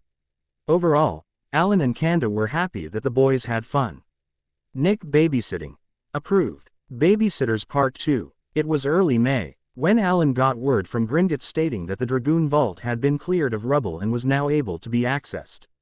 So, the next morning, Alan gathered the boys and left with Kanda and his dad to Gringotts.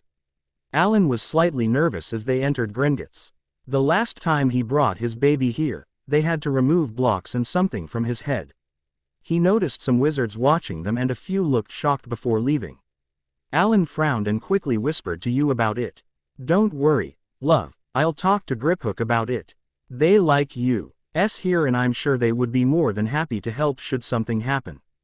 Plus, your father would do some serious damage to anyone that even dreams of harassing us." He nodded, but a bad feeling was forming in his chest. They didn't have to wait long for someone to take them down to the Dragoon Vault. They mentioned the unease they felt back in the lobby to Griphook, who promised that the guards would look out for anyone that looked like they might cause problems. It was Griphook and a goblin named Steelfoot that escorted them to the vault. Steelfoot, because he was the manager for the vault, and Griphook because Alan and Kanda asked if he would mind watching the boys while they checked the vault. Griphook babysitting. While Steelfoot was getting the vault open, Griphook watched Hadrian and Percy play a strange card game that he was sure the two had made up. That didn't stop him from asking them though. "Hadrian, what are you two playing?" Both children looked at him and then at each other before looking back at him. They stared for a few moments before looking back at the cards in pure confusion. "We don't know." He chuckled at the two children before asking if he could play too. They played for a few minutes until Steelfoot announced that Alan needed to add a drop of blood to the door, but first he was to read a note left for him by Scarlet. "Dear Alan, as I'm sure you're aware, the Dragoon Vault is now open. I left you a little present in there, so it would be a wise decision to brace yourself for impact. Love, Scarlet. P.S. It's nothing dangerous."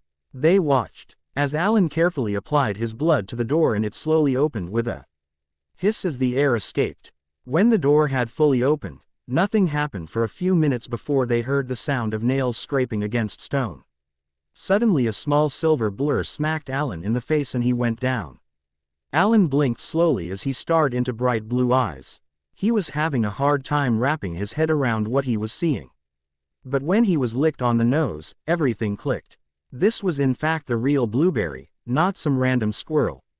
While everyone was shocked at the fact that a squirrel had been in the vault, no one noticed Hadrian slip away.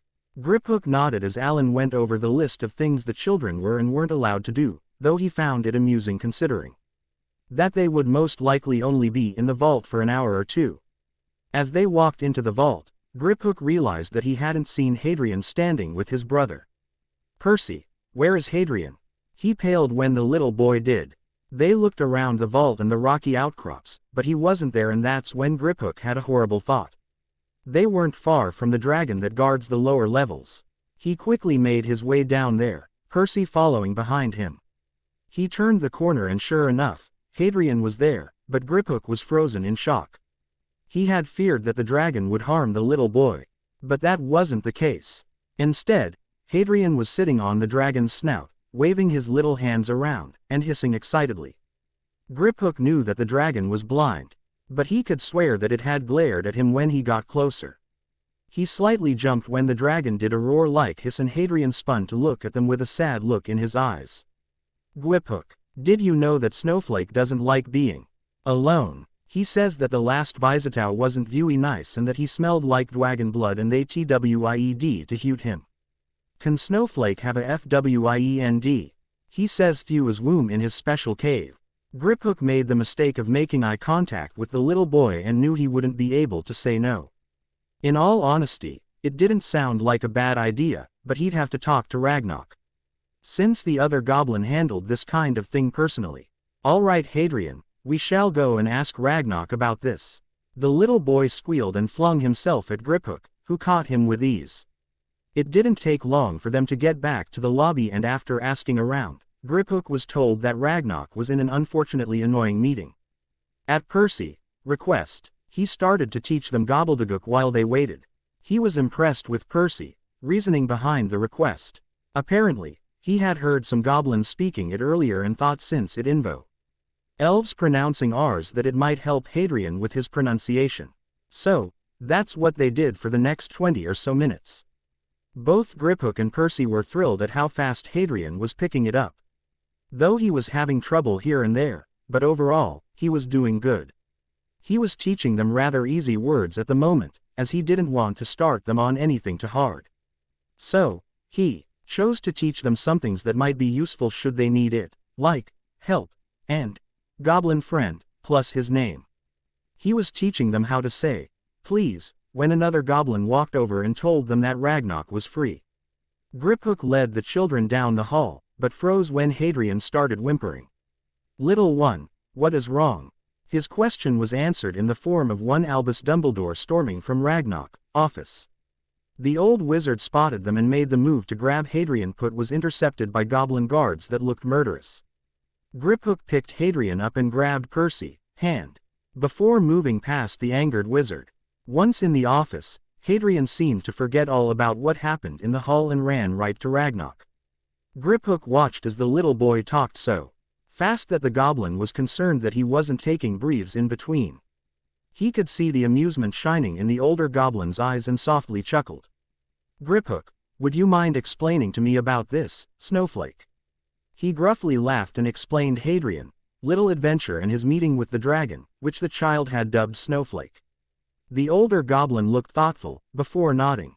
"I don't see what the harm is. The Dragon Reserve up in Switzerland has a blind Swedish short snout that needs some care.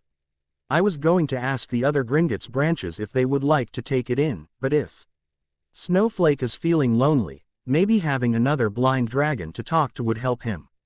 Both goblins smiled when Hadrian and Percy cheered. Griphook, out of pure curiosity, fed the boys some chocolate-covered crickets with their fruit. Percy seemed intrigued by the idea and Hadrian looked a little unsure. Percy took one of the white chocolate crickets and popped it into his mouth. "It's kind of like a chocolate-covered peanut." Griphook chuckled at the look on the older boy's face. He watched as Hadrian picked up a dark chocolate one and hesitantly popped it in his mouth. Griphook outright laughed when his little face screwed up and he spit the cricket out. "That tastes funny." Griphook shook his head and handed the little boy a glass of orange juice, which he quickly chugged.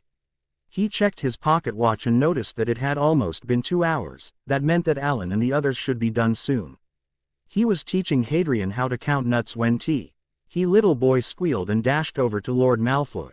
"Hadrian, Percy, what are you two doing here?" Mummy went down to the Dragoon Vault. He smiled when Lord Malfoy started to praise the little boy for pronouncing his R's right. Lord Malfoy walked over to him and respectfully nodded. "Master Griphook, I take it you were left to watch the boys." He gruffly laughed and nodded. "I don't mind, but children are far more interesting than endless paperwork." Lord Malfoy laughed at that and apparently it startled a good deal of the wizards and witches in the bank. Griphook noticed Alan and Compa NY walking their way and pointed this out to the children, who then tackled their parents. He calmly walked over and heard the two children talking about their time with him. Though, he blushed when the adults looked at him when Hadrian brought up Snowflake. Overall, he wouldn't mind watching the boys again if their parents had business in the bank. Griphook babysitting. Approved. The next few months were peaceful and not a lot happened. The Walker-Kanda family spent a lot of time goofing off and enjoying some well-deserved family time.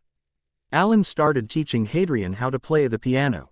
Again, and Kanda was teaching Percy karate and swordplay, and he was rather good at it. Surprisingly, it was Cross that taught both boys to dance. He taught them the waltz first and even gave Hadrian some help with his ballet. Froy taught both children art and Percy showed a real talent at it. Hadrian seemed to do well, but he mainly goofed off. Froy was sure that he would do better as he grew up. He was only 5 and they normally focus on chaos. Which was why he had purple little people handprints on his wall. It was a week before Hadrian's birthday when someone needed to watch the boys again. Many were surprised when Severus volunteered, but it did make sense. He had the time and no one wanted to leave the boys with Komui. So, that left Severus watching Hadrian, Percy, Timothy, and Draco. As Lucius had a business meeting at the ministry. Severus babysitting. Severus had a well-laid-out plan for the day. He knew that it would most likely go to waste, but he had to try. He planned to teach the boys how to brew and make sure the blue-haired menace did his work. He made his way towards Alan and Kanda room and only managed to knock once before he was tackled by a hyper-purple-haired Hadrian. "Little mouse, why have you chosen to have purple hair today?" The little boy beamed up at him. "Uncle Lucy said that it was your favorite color. Do you not like it?" He quickly scooped tea. He chilled up and kissed his cheek with a loud smack. "No, little mouse, I love it. And I see that you're doing better with your R's, that's wonderful." Severus made his way into the room with a giggling Hadrian in his arms. He kneeled and hugged Percy, before glaring at the blue-haired pest. The little monster glared back and stuck his tongue out. "Careful, I may just use that for my potions." He irked when the tongue quickly disappeared. He smiled at Alan and gave him a brief hug. "We should be back by tomorrow. If they give you any trouble, which I doubt, they are to be put in time out." Hadrian felt a little warm this morning. "So I fear he might be coming down with a cold. I've already informed Madam Blackwood just in case." Severus nodded and took the list that Alan handed him. It had the boy's usual routine on it. "Alan, they will be fine, I promise you. You left them with your cousin for far longer than a night." The younger man nodded and took Hadrian from him and gave the child a bear hug, before doing the same to Percy. Alan and Kanda left about an hour later and Severus took the three down to the lab. Draco was supposed to arrive in about an hour and Severus made sure to keep an eye on the fireplace. He started Hadrian on one of the child-friendly candy potions that made gumdrops and he started Percy on a slightly tougher candy potion that made floating jelly bubbles. He then glared the little blue-haired pest into submission and had him start on his homework, though he pouted the entire time. It was as he was assisting Hadrian with his ingredients, that he heard the flow go off. He made it over just in time to catch the little blonde boy as he fell out. Lucius following only a moment later. "Severus, thank you for watching Draco on such short notice. I'm sure this sudden meeting has something to do with Dumbledore." Severus nodded and kissed the blonde before he left. He then picked up Draco and sat him down next to Hadrian. He explained what they were doing and the two little boys started to quickly talk about the flavors they wanted. Severus smiled at the two and wandered over to see how Percy was doing. It was a half hour in when things turned sour. While Severus had been working on his lesson plans, Timothy had wandered over to see what Percy was doing. Percy was working on the finishing touches for his potion, when Timothy came over and started bothering him. "What are you doing?" To an adult that wouldn't be annoying, but to a focused 9 almost 10-year-old, it was the most annoying thing in the world. "I'm making jelly bubbles, now go away." Percy never noticed the sour look that Timothy gave him, nor did he notice him throw in another ingredient until the cauldron started hissing. "Uncle Severus paled when he heard a cow drawn hissing followed by Percy screaming for him. He rushed over and pulled the first child away and threw up a shield, but the cauldron boiled over before it took and splashed onto Percy. He rushed Over had picked up the crying and screaming child and rushed to the infirmary. He almost collided with Bastet and Roland as he rounded the corner. He swiftly dodged them and threw open the infirmary doors. Madame Blackwood. The older woman ran from her office and towards them. Severus quickly helped her heal the burns and apply the healing salve. He looked up when he heard soft whimpering and spoke. Tted Hadrian and Draco holding onto Roland. He sighed and wandered over, before kneeling. Percy will be fine, it was only a mild burn. Once he is all healed, we can go down and see Jerry about some cookies, K. Both little boys nodded before clinging to him. He picked them up and placed them on his hips. He then moved back over to the bed and placed them at the foot. He noticed a pale Timothy out of the corner of his eye and he was not happy with the boy. Severus excused himself and dragged the boy from the room. Do you understand how stupid it was to add unknown things to a cauldron? You could have easily killed Percy with that stunt. You will write 300 lines of, I shall not add ingredients to another's potion. Am I clear? The boy nodded quickly and ducked his head, but Severus could still see the tears. He sighed. Family was making him soft. I do not mean to yell, but you must understand that you could have easily killed Percy, yourself, or the others had I not placed the barrier when I did. He sighed once more before pulling the boy into a hug. He soon led the child back into the infirmary and had him apologize to Percy. Thankfully, the rest of the day passed by peacefully and Draco was picked up by his father just before the boys were to go to bed. It was around midnight when the wards on Glitter went off, alerting Severus that either Percy or Hadrian were awake. Severus quickly but silently made his way to the guest room. After dropping Timothy off in his room, Severus had made sure to check both boys before putting them to bed. Hadrian hadn't felt a NY warmer than earlier and Percy was still a bit drowsy after his visit to the infirmary. He silently opened the door and heard not one, but two whimpers. He pushed the door open fully and found the boys holding each other in the middle of the bed. As he entered, his nose was flooded by the smell of vomit. Judging by the fact that it was on the left, Hadrian had unfortunately fallen sick. He made his way to Percy's side of the bed and gently touched him. The poor boy jumped and held Hadrian tighter. Percy, will you let me check on Hadrian please? He saw the hesitation in the little boy's eyes, before he slowly let go. Severus picked up the child and felt his forehead and gasped at how warm the little one felt. He rushed to the bathroom and quickly turned on the cold water. He heard Percy following him with the animals not far behind. Severus really didn't want to do this, but Hadrian was just way too hot. So, he placed the little boy into the water. Hadrian shrieked and tried to get out. But Severus gently placed a hand on the little boy's stomach and kept him in the tub. It broke his heart to do this, but he had no other choice at the moment. Hadrian, you need to calm down or you'll make your fever worse. I know you do not like it but I need to bring your temperature down or you could get worse. While the little boy was no longer shrieking and trying to get out of the tub, he still had tears running down his face. Uncle Sev, I don't feel good. He turned just in time to see Bastet catch a now unconscious Percy. Severus picked Hadrian up out of the tub and then picked up Percy. The older boy felt warm, especially on his stomach where the paste had been applied. He placed both children on the bed and placed an ice pack on Hadrian, head and gently pulled Percy, shirt up. Severus groaned. The boy was having a delayed allergic reaction to the paste. He ran a quick check and found that Percy was allergic to the aloe in the paste. The poor boy's stomach was covered in hives and was all but glowing red. He didn't want to, but he needed help and he knew that Madame Blackwood had left to see her sister. Severus made his way to his fireplace and called Lucius. It took the blonde a few minutes, but he did eventually answer. Severus, it's almost 1 in the morning. The blonde said, a hint of annoyance in his voice. I know Lucius, but Hadrian has a high fever and P-2 had a delayed allergic reaction to the aloe in the burn healing paste. Madame Blackwood is not here and you know just as many healing spells as she does, you've healed me up enough times. He finished with a sigh. The blonde sighed in defeat and promised to be over with Draco in a moment. Severus rushed back to the guest room when he heard Hadrian getting sick again. Thankfully, Roland had give the child a bucket and the poor boy was crying as he threw up. He moved over to the child and rubbed his back. Hattie Wan wants mu mummy and dee da daddy. The little boy managed to choke out before throwing up again. I know little one, but they won't be back until tomorrow. But I can try calling them so you can talk to them. Severus sighed in relief when Hadrian slowly calmed down, though he was still slightly hiccuping. He turned when he heard the flow go off, and not a moment later Lucius and a sleepy Draco were in the doorway.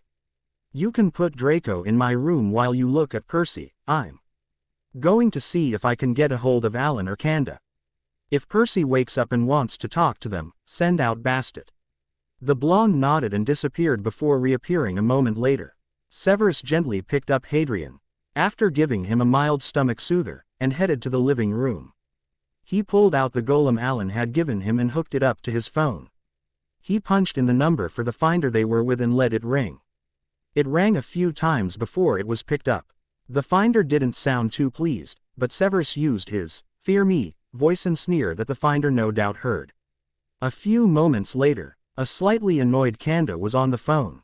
You better have a darn good reason for calling. Severus smirked. The finder obviously hadn't told Kanda it was him on the phone. I do believe that the fact that your children are sick and wishing that their parents were here is a good enough reason. The other end was quiet for a minute, before he heard Kanda, colorful language soon followed by Alan on the other end. Are my babies okay? What do you mean both boys are sick? I knew we shouldn't have left, you. Severus corked an eyebrow when he heard a muffled fight on the other end. He could only assume that Kanda and Alan were fighting over the phone. He looked up when Lucius cleared his throat and smiled when he saw the sleepy Percy in his mate's arms. They are currently fighting over the phone. Lucius laughed. Soon, the boys were talking to their parents, but fell asleep a few minutes later. Severus decided that they could sleep with him and Lucius, since it didn't make sense to put them back in the guest room when it would most likely just upset them. So, with the bed enlarged, the boys were placed in the middle with Severus on the left and Lucius on the right. When Severus woke up the next morning, at some point in the night, Hadrian had burrowed into the blankets and was curled at their feet.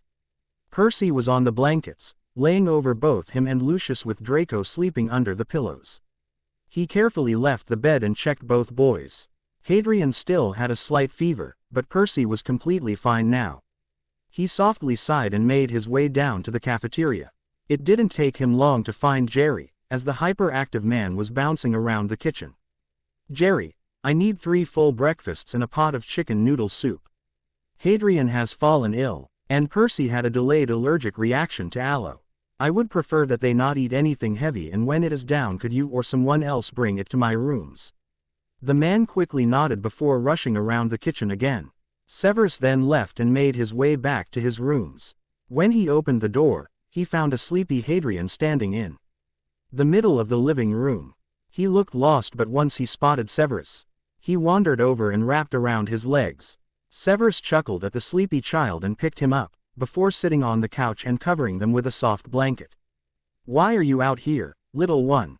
Couldn't find you. Severus smiled and cuddled the little boy close. He honestly thought that this morning couldn't get better. That was until he smelt coffee. Severus babysitting. Approved. Death and homicidal animals. Chapter notes. Sorry for the long wait, but I haven't had the time for a little while. But, Happy New Year's. XD. See the end of the chapter for more. It was a week before Percy's birthday, and somehow Hadrian had talked Cross into give him his first lesson in necromancy. Cross really wasn't sure how the 6-year-old had done it, but here they were. Your first lesson is on necromancer sight. This ability allows us to see beyond the veil of death so that we can see those that are connected to death. He then proceeded to instruct his grandson on how to push the magic into his sight. When the kid opened his eyes again, Cross wasn't surprised that his pupils were slit. It was proof that he was a born necromancer. His eye did the same thing. Hadrian's eyes felt weird, but when he opened them it got better. He looked around and spotted a lot of little glowing lights, and then a tall cloaked figure passed by the library door. He followed it, his grandpa not far behind him. Down the halls before it stopped in an empty hallway. 2 black mist-like things appeared in front of the cloaked figure and dropped 2 things into its hand. Hadrian heard it mumble under its breath, and a gray light shined over the objects in its hand. He caught a brief glimpse of the objects and realized that they were the necklaces that Percy had given to Tyche and Nikki for Yule. The being handed the necklaces back to the mist things, and then the two vanished. Hadrian slowly moved towards the being and gently tugged on its cloak. "What did you do to Tyche and Nikki, necklaces?" Cross could only shake his head at the 6-year-old's sense of curiosity and lack of fear while asking Death an innocent question. Hadrian stared into deep yellow eyes and squeaked when he as picked up and pulled into a bone-crushing hug. "Little master, you're so cute. Those big green eyes, and you've already started learning necromancy. Don't worry, I'll always protect you from those nasty little mates of yours." The little boy was rather confused, but his grandpa didn't look worried, just amused. Which led to an impromptu meeting in the library. Hadrian was curled up on his Ummy's lap while the adults and Dean talked. It was kind of funny that Death had such a normal name, though Dean said that some of his siblings had weirder names. He played with his mummy's fingers as he was getting bored, and Mummy refused to let him go, though he really didn't mind cuddling with his mummy. Alan smiled softly at his baby, before glaring at Death or Dean as he said his name was. "Why are you calling my son your master?" Dean didn't look too fazed by the glare nor the slight bite to the question. "Hadrian will one day gain 3 objects that I gave to 3 brothers long ago. My little master will always be him, no matter the world." It also helps that little Hadrian is related to the 3 Peveril brothers, the man said while sipping his tea. This new information slightly confused Cross. He knew that they were related to the first brother and the third, but where did the second brother come in? He looked at his grandson and then at Dean, before following the man's gaze to the idiot his son had married. Crud. Kanda didn't like the looks he was receiving, and it annoyed him. "What?" he bit out. The look Dean was giving him made his skin crawl, and he had the urge to flee the room. But Alan Hand was stopping him. The man smirked at him before speaking. "Your son is related to Antioch and Ignotus Peveril through your husband, but he is related to Cadmus Peveril through you." Kanda got pissed and wanted to shout that the man was a liar, but refrained from yelling as Hadrian had fallen asleep at some point. "That's not possible," he bit out through clenched teeth, Alan Hand keeping him grounded. Once again, the man just smirked at him. "I'm not lying. You are the descendant of Cadmus' only son," though the man didn't know the child existed. Dean trailed off. Alan looked from his pissed and confused husband to a thoughtful Dean. "How is that even possible? It's no secret that you was in the former Second Exorcist program." Gray eyes widened when the other man snorted in disgust. "That program was a freaking joke and pissed Scarlet and my sister, Grace, off to no end. When young Alma snapped, Scarlet made her move and completely destroyed everything they ever had, along with killing all those that had any knowledge on how to restart it. Did you never wonder why you were the only one that was able to use your innocence again? Scarlet made you're that your body didn't reject it and that you were basically the same, which includes your ancestry, you just look slightly different." After that, everyone stayed silent as they were all deep in thought. "Does that mean that Daddy has other family?" All eyes turned to Percy. Percy had just finished putting away an old history book he had borrowed when he heard voices. Walking up to the front, he found his daddy, mummy, grandpa, little Hadrian, and some dark-haired man. He heard his mummy ask why the man called Hadrian his master and was shocked by what he heard. Fudge, this might make protecting Hadrian harder. He was brought from his creative, cursing by the sound of his daddy's annoyed voice. The next few minutes were shocking and it got him thinking, though he didn't mean to say it aloud. Does that mean that Daddy is other family? He blushed when they all looked at him and nervously shuffled forward when his daddy waved him over. Percy squeaked when he was picked up and he felt his daddy sigh. "Don't know squirt, and even if I did, you, your mother, your brother, and all the nut jobs here are my family. Even the old fart." The tight feeling in his chest eased and he snuggled deeper into his daddy's chest. Kanda smiled as he felt Percy relax into him. He had felt how tense the kid had been as soon as he had picked him up. With a brief look at Alan and Hadrian, he looked back at Dean. "So, I was a wizard or something?" The other man looked thoughtful before tilting his head. "I'm not sure about that one, you'd need to ask Evelyn about that." I do know that you have family that is still alive, I think. They're from your mother's side of the family. Though I don't think the heritage test will work, so you'll have to talk to Evelyn about that as well. Kanda nodded and looked over at Alan, who smiled softly at him. We can contact her whenever you like. We can wait until after Percy's birthday or even until next year, it's up to you, Bakunda. Alan added with a cheeky grin. He chuckled and pulled his husband into a quick kiss. I've lived many years without knowing, I think I can manage until next year. I really don't think it's all that important right now, Bean Sprout. Alan lightly punched him and gave him a mock glare. Kanda shook his head, before looking back at Dean. But the man was gone. The next few days before Percy's birthday were rather peaceful, though the little redhead would giggle every time he saw Taiki and Nick. When asked why, Percy would just shake his head and told them to wait until his birthday. No one was disappointed. Taiki read at the innocent little object sitting on his desk. He felt like the stupid little penguin was mocking him. He knew it was childish, but it was true. The only reason the darn thing was seeing the light of day was because Percy had used his darn puppy eyes in the Noah cave. The only bright side was that Nick had to wear his too. Carefully pulling it over his head, he felt a little weird, but shrugged it off. Taiki didn't even notice the little penguin sitting on his bed. Wank. On the other side of the order, Nick was having the same feeling. Only, he noticed his new guest. Nick stared at the monkey that had appeared after putting on his pendant. It didn't seem to be doing anything, was it even alive? His silent question was answered when the monkey suddenly started sneering and pointing its finger at him. Nick, not knowing what to do, fled the room while trying to pull off the pendant. Somewhere in the order, Dean was laughing his ass off. Nick's reaction was lovely, but he didn't wait for Taiki to notice his black and white stalker. Taiki was walking towards the cafeteria but stopped when he thought he heard something. He paused briefly and listened for anything, before shrugging and continuing. Wank. He jumped and turned around, ready to glare at whoever was following him. But once again, nothing. Taiki huffed and stormed off, but not 5 minutes later. Wank. TYK. I took off running and didn't stop until he reached the cafeteria. As he was running in, however, someone ran straight into him. Nick didn't even think to look back as he ran through the halls.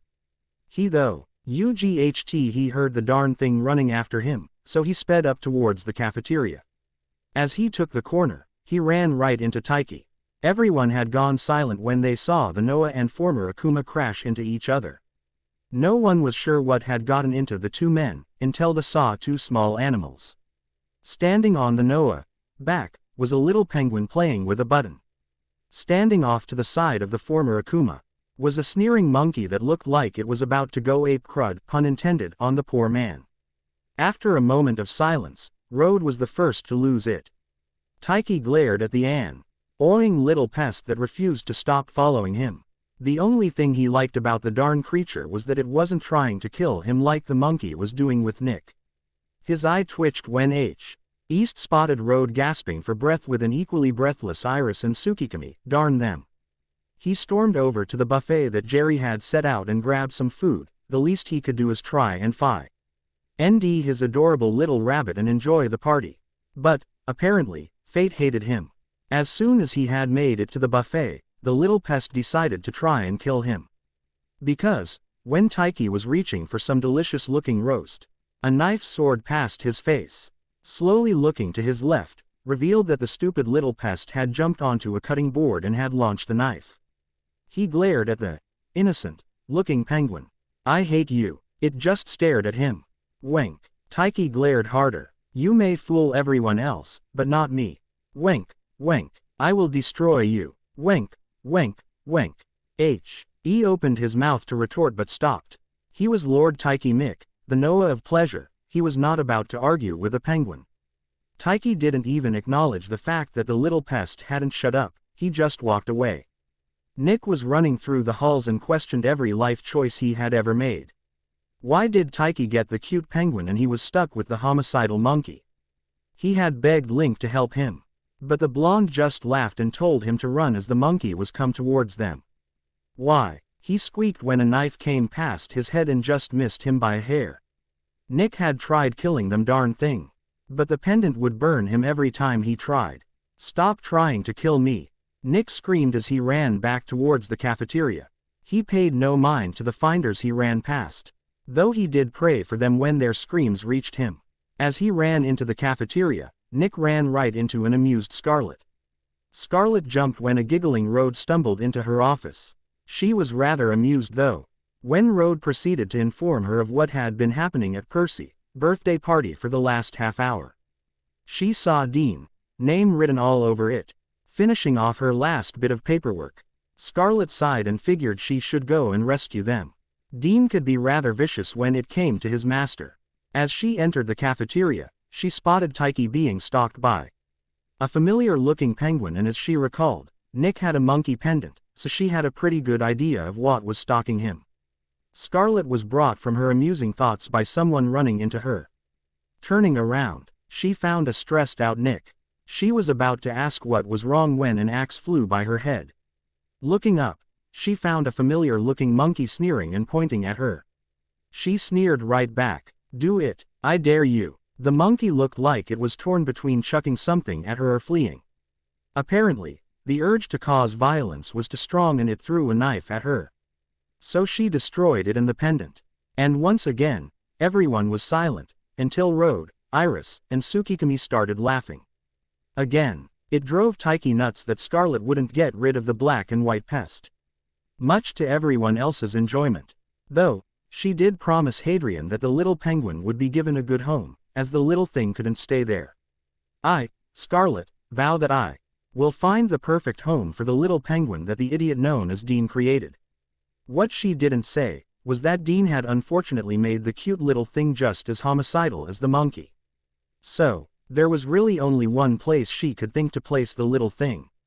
After all, that Hadrian had asked if she knew of any animals that would make the perfect pet for his eldest, but also be a good companion for his youngest. Chapter end notes. I'm not sure who I want Kanda, other family members to be, and if you have a suggestion let me know in the comments.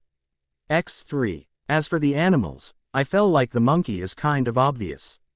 But if anyone can name the penguin, then you get a special cookie. Misadventures. Chapter notes. I'm so sorry, I hadn't meant to take so long to update, but March has been the month from heck. First, my sister lies about taking her bipolar medication, which led to her being banned from sharp objects for a good while. Thankfully it was easily solved and nothing else had or has occurred. Then my dad schedules every doctor's appointment within a small-ass time period. And last but not least, as my dad owns a pizza place, we received the most nitpicky health inspe. Ector to walk the earth, and he sent my dad into the worst case of spring cleaning the world has ever seen. Thankfully things have calmed down now and it should stay that way for a good while. Now that I'm done rambling, on with the chapter. See the end of the chapter for more. Have you ever heard the saying, "Curiosity killed the cat"? Well, Wonderland has something similar that says, "Never let a Cheshire become bored." The Black Order has, unfortunately, never heard this saying. So, while everyone was off doing things, the resident Cheshire was bored out of her mind. Chess stared at the ceiling in pure boredom. Her human was off studying and her favorite toy was off on a mission, which left her with no entertainment. She sighed and hopped off the bed, before moving into the living room. For some reason, all the other animals had been put in her human's living room as well. Chess weaved her way through the others and stopped in front of a dozing Roland. The wolf peeked at her, before yawning and going back to sleep. Chess huffed and popped him on the nose, which earned her a glare. "I'm bored." This earned her a bored look from the wolf, as if to say, "What do you want me to do about it?" "Entertain me." Roland rolled his eyes and turned around, before burying his head under a pillow. Chess stomped her front paw and glared around the room. She eventually landed on the little ball of fur named Leona. A Cheshire grin formed on her face as she calmly walked over to the kitten. She stopped in front of her and watched the fur ball bat a crinkle ball between her paws. Eventually, the kitten realized that she was being watched and looked wide-eyed at Chess, tilting her head in a silent question. "How would you like to go on an adventure?" Chess all but purred. Leona looked at the older kitten in confusion. Her Draco said that she was to stay with the adults, but she really liked playing with the older kitten. Maybe if one of the adults came with them. She looked over towards her sissy, who was grooming her paw. And mewed. The golden adult looked over at her in question. Leona mewed again before looking at the older kitten and back at her sissy. Sissy must have understood, as she walked over to them. Bastet looked up when her little sister, she still found it adorable and smiled every time she saw the little puffball that saw her as sissy, and gave her a questioning look. Her little sister mewed before looking at Chess and then back to her. Bastet realized what was being asked as she took in the mischievous grin the other kitten was wearing. Sighing, she stood up and walked over to them. Chess, may I inquire what you are planning? You know that we are to stay here until the children return. She chuckled at the glare she received. Chess glared at the older cat. It was better when she couldn't talk. Though it was kind of her own fault that the older cat was now able to speak. How was she supposed to know that the potion she had accidentally knocked over and onto the napping feline would give the older cat the ability to speak instead of use telepathy like the mutt? A bop to the head broke her from her thoughts and she scowled at the other cat. Quote, I'm bored and I asked Leona if she wanted to go on an adventure because Roland won't entertain me. Bastet looked down at the little Cheshire and after a moment nodded. All right, I'll come and keep you two out of trouble. Does anyone else want to come? Jin and Midnight, who had wrapped around each other in their sleep, looked at her for a moment before nodding. I've been feeling a bit cooped up lately, and with the floor being made of cold stone, it's not a very ideal place to be. Jin nodded in agreement. I wouldn't mind looking around either. I've only seen a little bit of this place. Nodding, Bastet looked over at Roland. Are you coming with us or are you going to stay here? The wolf glared at her and she just raised a brow at him, but said nothing. This went on for a few minutes, before Roland growled at her. Have you lost your mind? Do you not know the chaos that little monster will cause if she leaves? Bastet rolled her eyes at him, before picking up the reptiles and opening the door. When you feel like acting like a big boy, come find us. And with that she left, the kittens following her in excitement. They wandered around the order for a bit and even ended up in Komui's office at one point. The kittens played in the papers that littered the floor, while Bastet and the reptiles sat at the man's desk. At one point, the kittens ran right into the desk, making Jin jump in surprise. And some files fell off. Bastet carefully picked them up and placed them back on the desk. 2 were about missions, 2 were about incidences that were possibly caused by innocence. And the last one was an old report from almost 2 years ago about the idiot from the ministry party. Bastet had honestly forgotten about that. Apparently, the target had been the little Italian boy Blaze. A former husband wanted to kidnap the kid and use him as leverage or something against the mother. Eventually, Bastet herded the kittens out and they wandered towards the smell of food. When Jerry saw them, he was more than happy to shower them with affection and delicious food. As they were finishing up, a grumpy Roland finally joined them. Chess was humming to herself as she ate her fish. They had explored quite a bit of the order, but now she kind of wanted to visit her brother and there was only one way to do that. Slyly looking around, she noticed that the others were finishing up. And she only had a small chance of success if she didn't make a run for it now. With one last look to make sure she wasn't being watched, she made a break for it. She ran like the hounds of heck were. Hot on her heels and they kind of were if Roland yelling was anything to go by. Chess skidded to a halt in front of the vault doors and quickly punched in the code. She didn't even wait for the doors to open fully, before squeezing through and dashing up the stairs to the arc door. Unfortunately, she was caught before she could get in. Bastet held the squirming kitten in her mouth and carefully made her way back down.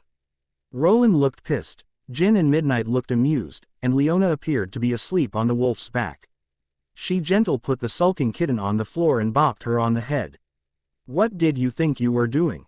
Bastet asked calmly. The Cheshire stared at the floor with her ears pinned back. Bastet, ears twitched when the kitten mumbled something.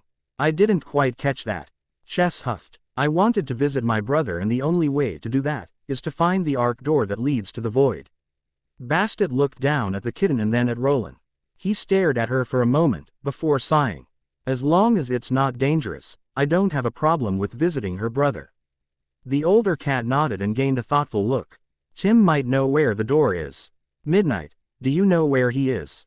The snake lazily looked at her and mumbled something that sounded along the lines of, "Not the thing's keeper," and, "Darn cats," before he unwrapped himself from Jin body and slithered over to the door. Everyone was confused as they watched the snake simply stick its head out the door, before shouting, "Tim, get your golden butt down here." They stared in shock. How was it possible for such a normal-ish snake to have the ability to scream like that? After a few minutes of wonder, Tim arrived with a rather chatty Blueberry. Tim Campy had been snoozing on Alan, head with Blueberry, when he heard Midnight yelling for him. Knowing that if he moved it would wake up the rather hyper squirrel, Tim decided to take it with him as Alan had a lot of paperwork to do. With stealth few knew he had. Tim wrapped his tail around Blueberry, waist and quickly took to the air. This sudden takeoff scared the squirrel awake and he chattered angrily at the golem. Tim paid him no mind and flew down the halls to Midnight. He wasn't surprised to find them all in the Ark room and figured that they needed him to lead them through the inner labyrinth. Midnight proceeded to explain what they wanted to do and he was more than happy to comply. After all, aboard Cheshire is a fun one. Tim led them all through the labyrinth with ease and Chess was more than happy to lead them through the new labyrinth that was the void. I know the door to my brother's world is somewhere near one of the main Wonderland entrances, but I don't know what it looks like as my eyes were still closed at the time. I think I'll be able to tell by the smell of it, but I'm not positive. Chess spoke aloud as they all wandered through the halls. She was positive that they were close to the Wonderland door she was thinking about. So it shouldn't be that hard to find the right door, right? The little Cheshire was so lost in thought that she didn't realize that Bastet had stopped and she ran into the older cat. Chess, do any of these doors smell right? Looking up at the older in confusion, it took the Cheshire a minute to realize what she was being asked. She took a deep breath and sorted out the scents. Before finding one that seemed familiar, she walked over to a bright blue door that had a shimmer to it and gently pushed it open. Peeking in, she saw that she was in what looked like a healing spring of sorts. Chess squeaked when something warm ran up her back and she hissed at Roland, who was peering in as well. "Do you mind, you mutt?" Roland looked down at her and huffed before walking over her and towards the spring. Chess growled in annoyance as the others followed the mutt in. "This isn't the right door, so we really shouldn't stay here longer than we already have." Though, this didn't stop her from following them. They sat by the spring and enjoyed the fresh morning air. It had been a while since they had all been outside together and it was peaceful. Leona was chasing Blueberry around, while Bastet and Roland enjoyed a brief nap. Tim was sitting in a tree with Jin and Chess was tormenting Midnight by disappearing and reappearing at random around the poor serpent. Bastet and Roland woke up a few minutes later and rounded up the children, before preparing to leave. As Roland was trying to get Blueberry and Leona out from under a rock when he felt warm breath on his neck. "Bastet, I can only get them out so fast as Blueberry keeps biting me. You breathing on my neck won't make it any easier, so back off you damned feline." Feeling the warm breath stop, he assumed that she had backed off. This theory was short-lived as something bit his tail. He screamed and turned around to swipe at the feline, only to come face to face with a large orange dragon. Hearing the scream, everyone came running over, but stopped in shock. The dragon was rather large, with orange skin and a cream belly. It had large wings that were blue on the inside and a bright flame on the end of its tail. Bastet cautiously moved forwards and cleared her throat. "My name is Bastet and the one before you is Roland. May we know who and what you are?" The dragon looked at her and gave a gravely chuckle. "You amuse me, Bastet." "Yes, to answer your question, I am a Pokemon called Charizard, but you may call me Blaze, it's the name my partner gave me. May I question why you are here? I've never seen creatures like you before." Bastet nodded, before waving Chess over. The kitten wished to see her brother and as she does not know that way there by sight, she was going off scent. This place happened to be familiar. "But, as this is the wrong world, we were getting ready to leave when you showed up." Blaze nodded and Bastet was kind of shocked that the other seemed to understand. Before grabbing something from a nearby bush that looked like a big raspberry, he poked it with a claw and then placed it in front of the rock. After a few minutes, Blueberry and Leona charged the weird berry and started munching on it. Bastet turned to Blaze and thanked him. "It was nothing. My partner and his brothers run a Pokemon Center and Sanctuary, so I know how to coax small and cute things out of hiding. Roland rolled his eyes at the two and grabbed Leona while Tim grabbed Blueberry. We need to leave, so if you two are done flirting. A Fury's Bastet cut him off before he could continue. With a well-aimed lung of her tail. Roland, if you wish to continue to live, you will not finish that sentence. The wide-eyed wolf nodded frantically. They all said their goodbyes to Blaze and passed back through the door to the void. Leona was napping on Bubby's back and briefly opened her eyes. She gave a big kitty yawn before curling back up with a smile. For a moment, she thought she saw her big person standing next to the big orange dragon, but that was silly. Her big person wasn't that big yet, and why would he need a dragon if he had her? No, it must have been a weird dream, just a silly little dream. Once the door was shut, Chess followed her nose again and soon stopped in front of a dark oak door with a weird symbol on the front. For some reason, she felt like she should KN. Ow, what a circle with an X through it meant, but for the life of her, she couldn't remember. Giving a kitty shrug, she pushed the door open slightly and squeaked when she was hit in the face with something wet. Quickly getting over the shock, she registered that people were yelling in a familiar "Wenk." "Mum, Gunter ate all the cookies again. Wenk, wenk, wenk. Don't give me that, you pest. Mum made those cookies for me. Wenk. No, Jack, stop yelling at Gunter. You two have woken up your sister and you know she's sick." "But Mum, wenk, I don't care. If you two keep it up, you'll both be grounded, and yes, Gunter. That means you're not allowed to break any bottles. Wenk, I don't care. You know the rules, so you both are going to stand in the corner for 10 minutes, and I mean stand, not slide of in. Crawl up the wall. If you two behave, you can help me make more cookies before Tender gets back." Chess shuddered and quickly closed the door. Definitely the wrong one, but at least Gunter seemed happy. She sighed and wandered over to another door that smelled familiar, and taking a deep breath, she pushed it open and came face to face with Checkers. "Checkers, I've missed you," she shouted as she tackled the other Cheshire. Her brother purred and wrapped his front paws around her but said nothing. Chess didn't take any offense to this, as her brother has never had the urge to actually speak. The slightly smaller Cheshire got off of the other and happily introduced him to her friends. "Everyone, this is my older brother Checkers.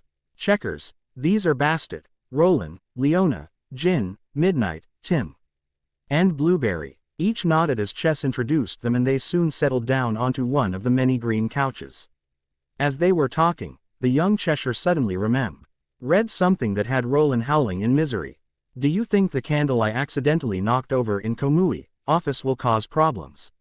There's a saying in Wonderland that goes like this: never let a Cheshire become bored, as they'll cause chaos, even if it's by accident."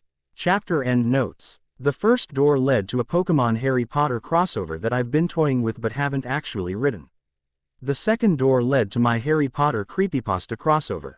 And Checkers belongs to a Harry Potter Alice in Wonderland crossover that I've worked on off and on. The door led into the Slytherin common room. Happy birthdays. Chapter notes. See the end of the chapter for Hadrian. 7th birthday. Hadrian woke up and all but jumped out of bed and ran to get dressed. He decided to wear a pair of jean shorts and a light yellow polo shirt with his orange Converse shoes. After braiding his hair and pulling on his necklace and bracelet, he raced into Percy's room and jumped on the still sleeping boy. "Percy, wake up!" Hadrian all but shouted into the poor boy's ear. Bastet, who had been sleeping at the foot of the bed, glared at him before huffing and walking into the living room. Hadrian ignored her and continued to bounce on the bed and by extension, his brother. Percy was having a lovely dream about reading ancient tomes, when something landed on him. "Percy, wake up!" "Ah!" Hadrian, groaning. Percy tried to sit up, only to be crushed by the far too hyper 7-year-old. "Hadrian, I can't get up if you keep jumping on me."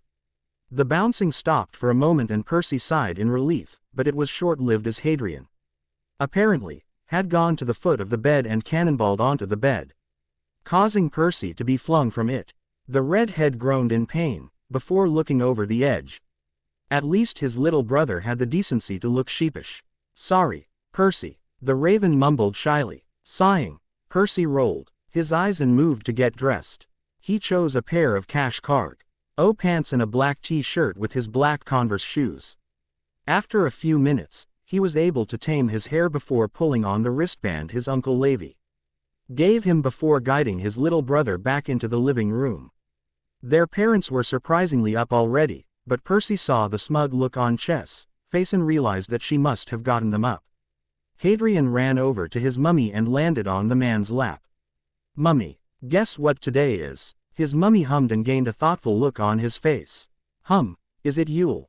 Hadrian giggled. "No, it's not a holiday." Mummy tapped his chin. "Is it laundry day?" "No." Hadrian squealed. "Is it bath day for Roland?" Roland growled while Hadrian giggled again. "No." "Oh, I know. It's prank Uncle Levi and Komui Day." Hadrian squealed. "No." Mummy sighed in defeat, before pulling him into a hug. "I don't know then." Hadrian giggled and kissed his mummy on the cheek. "It's my birthday." "Oh, how could I forget? How old are you again?" "4." Mummy asked him. "No, Daddy." Mummy's being silly. He forgot what today is. Hadrian whined as he tossed himself at the other man. Daddy chuckled at him before smiling. "I think Mummy's going senile in his old age." Hadrian didn't know what that meant, but Mummy apparently did, as he turned a funny color and punched Daddy. That's not even funny." Daddy chuckled again before setting Hadrian on the floor and standing up.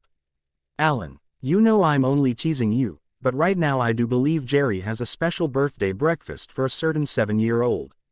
Hadrian went wide-eyed, before squealing and dashing out the door. As soon as they arrived, Jerry kidnapped the children and spoiled them with an unhealthy breakfast of chocolate chip waffles covered in chocolate syrup, whipped cream, strawberries, and powdered sugar. Alan and Kanda groaned when they saw the incoming sugar rush and were thankful that Nim, Draco, and the other children would be here shortly, before they started eating their own breakfast. Cross joined them not long after, followed by Sirius, and refused to talk to anyone until he had all but drowned himself in coffee.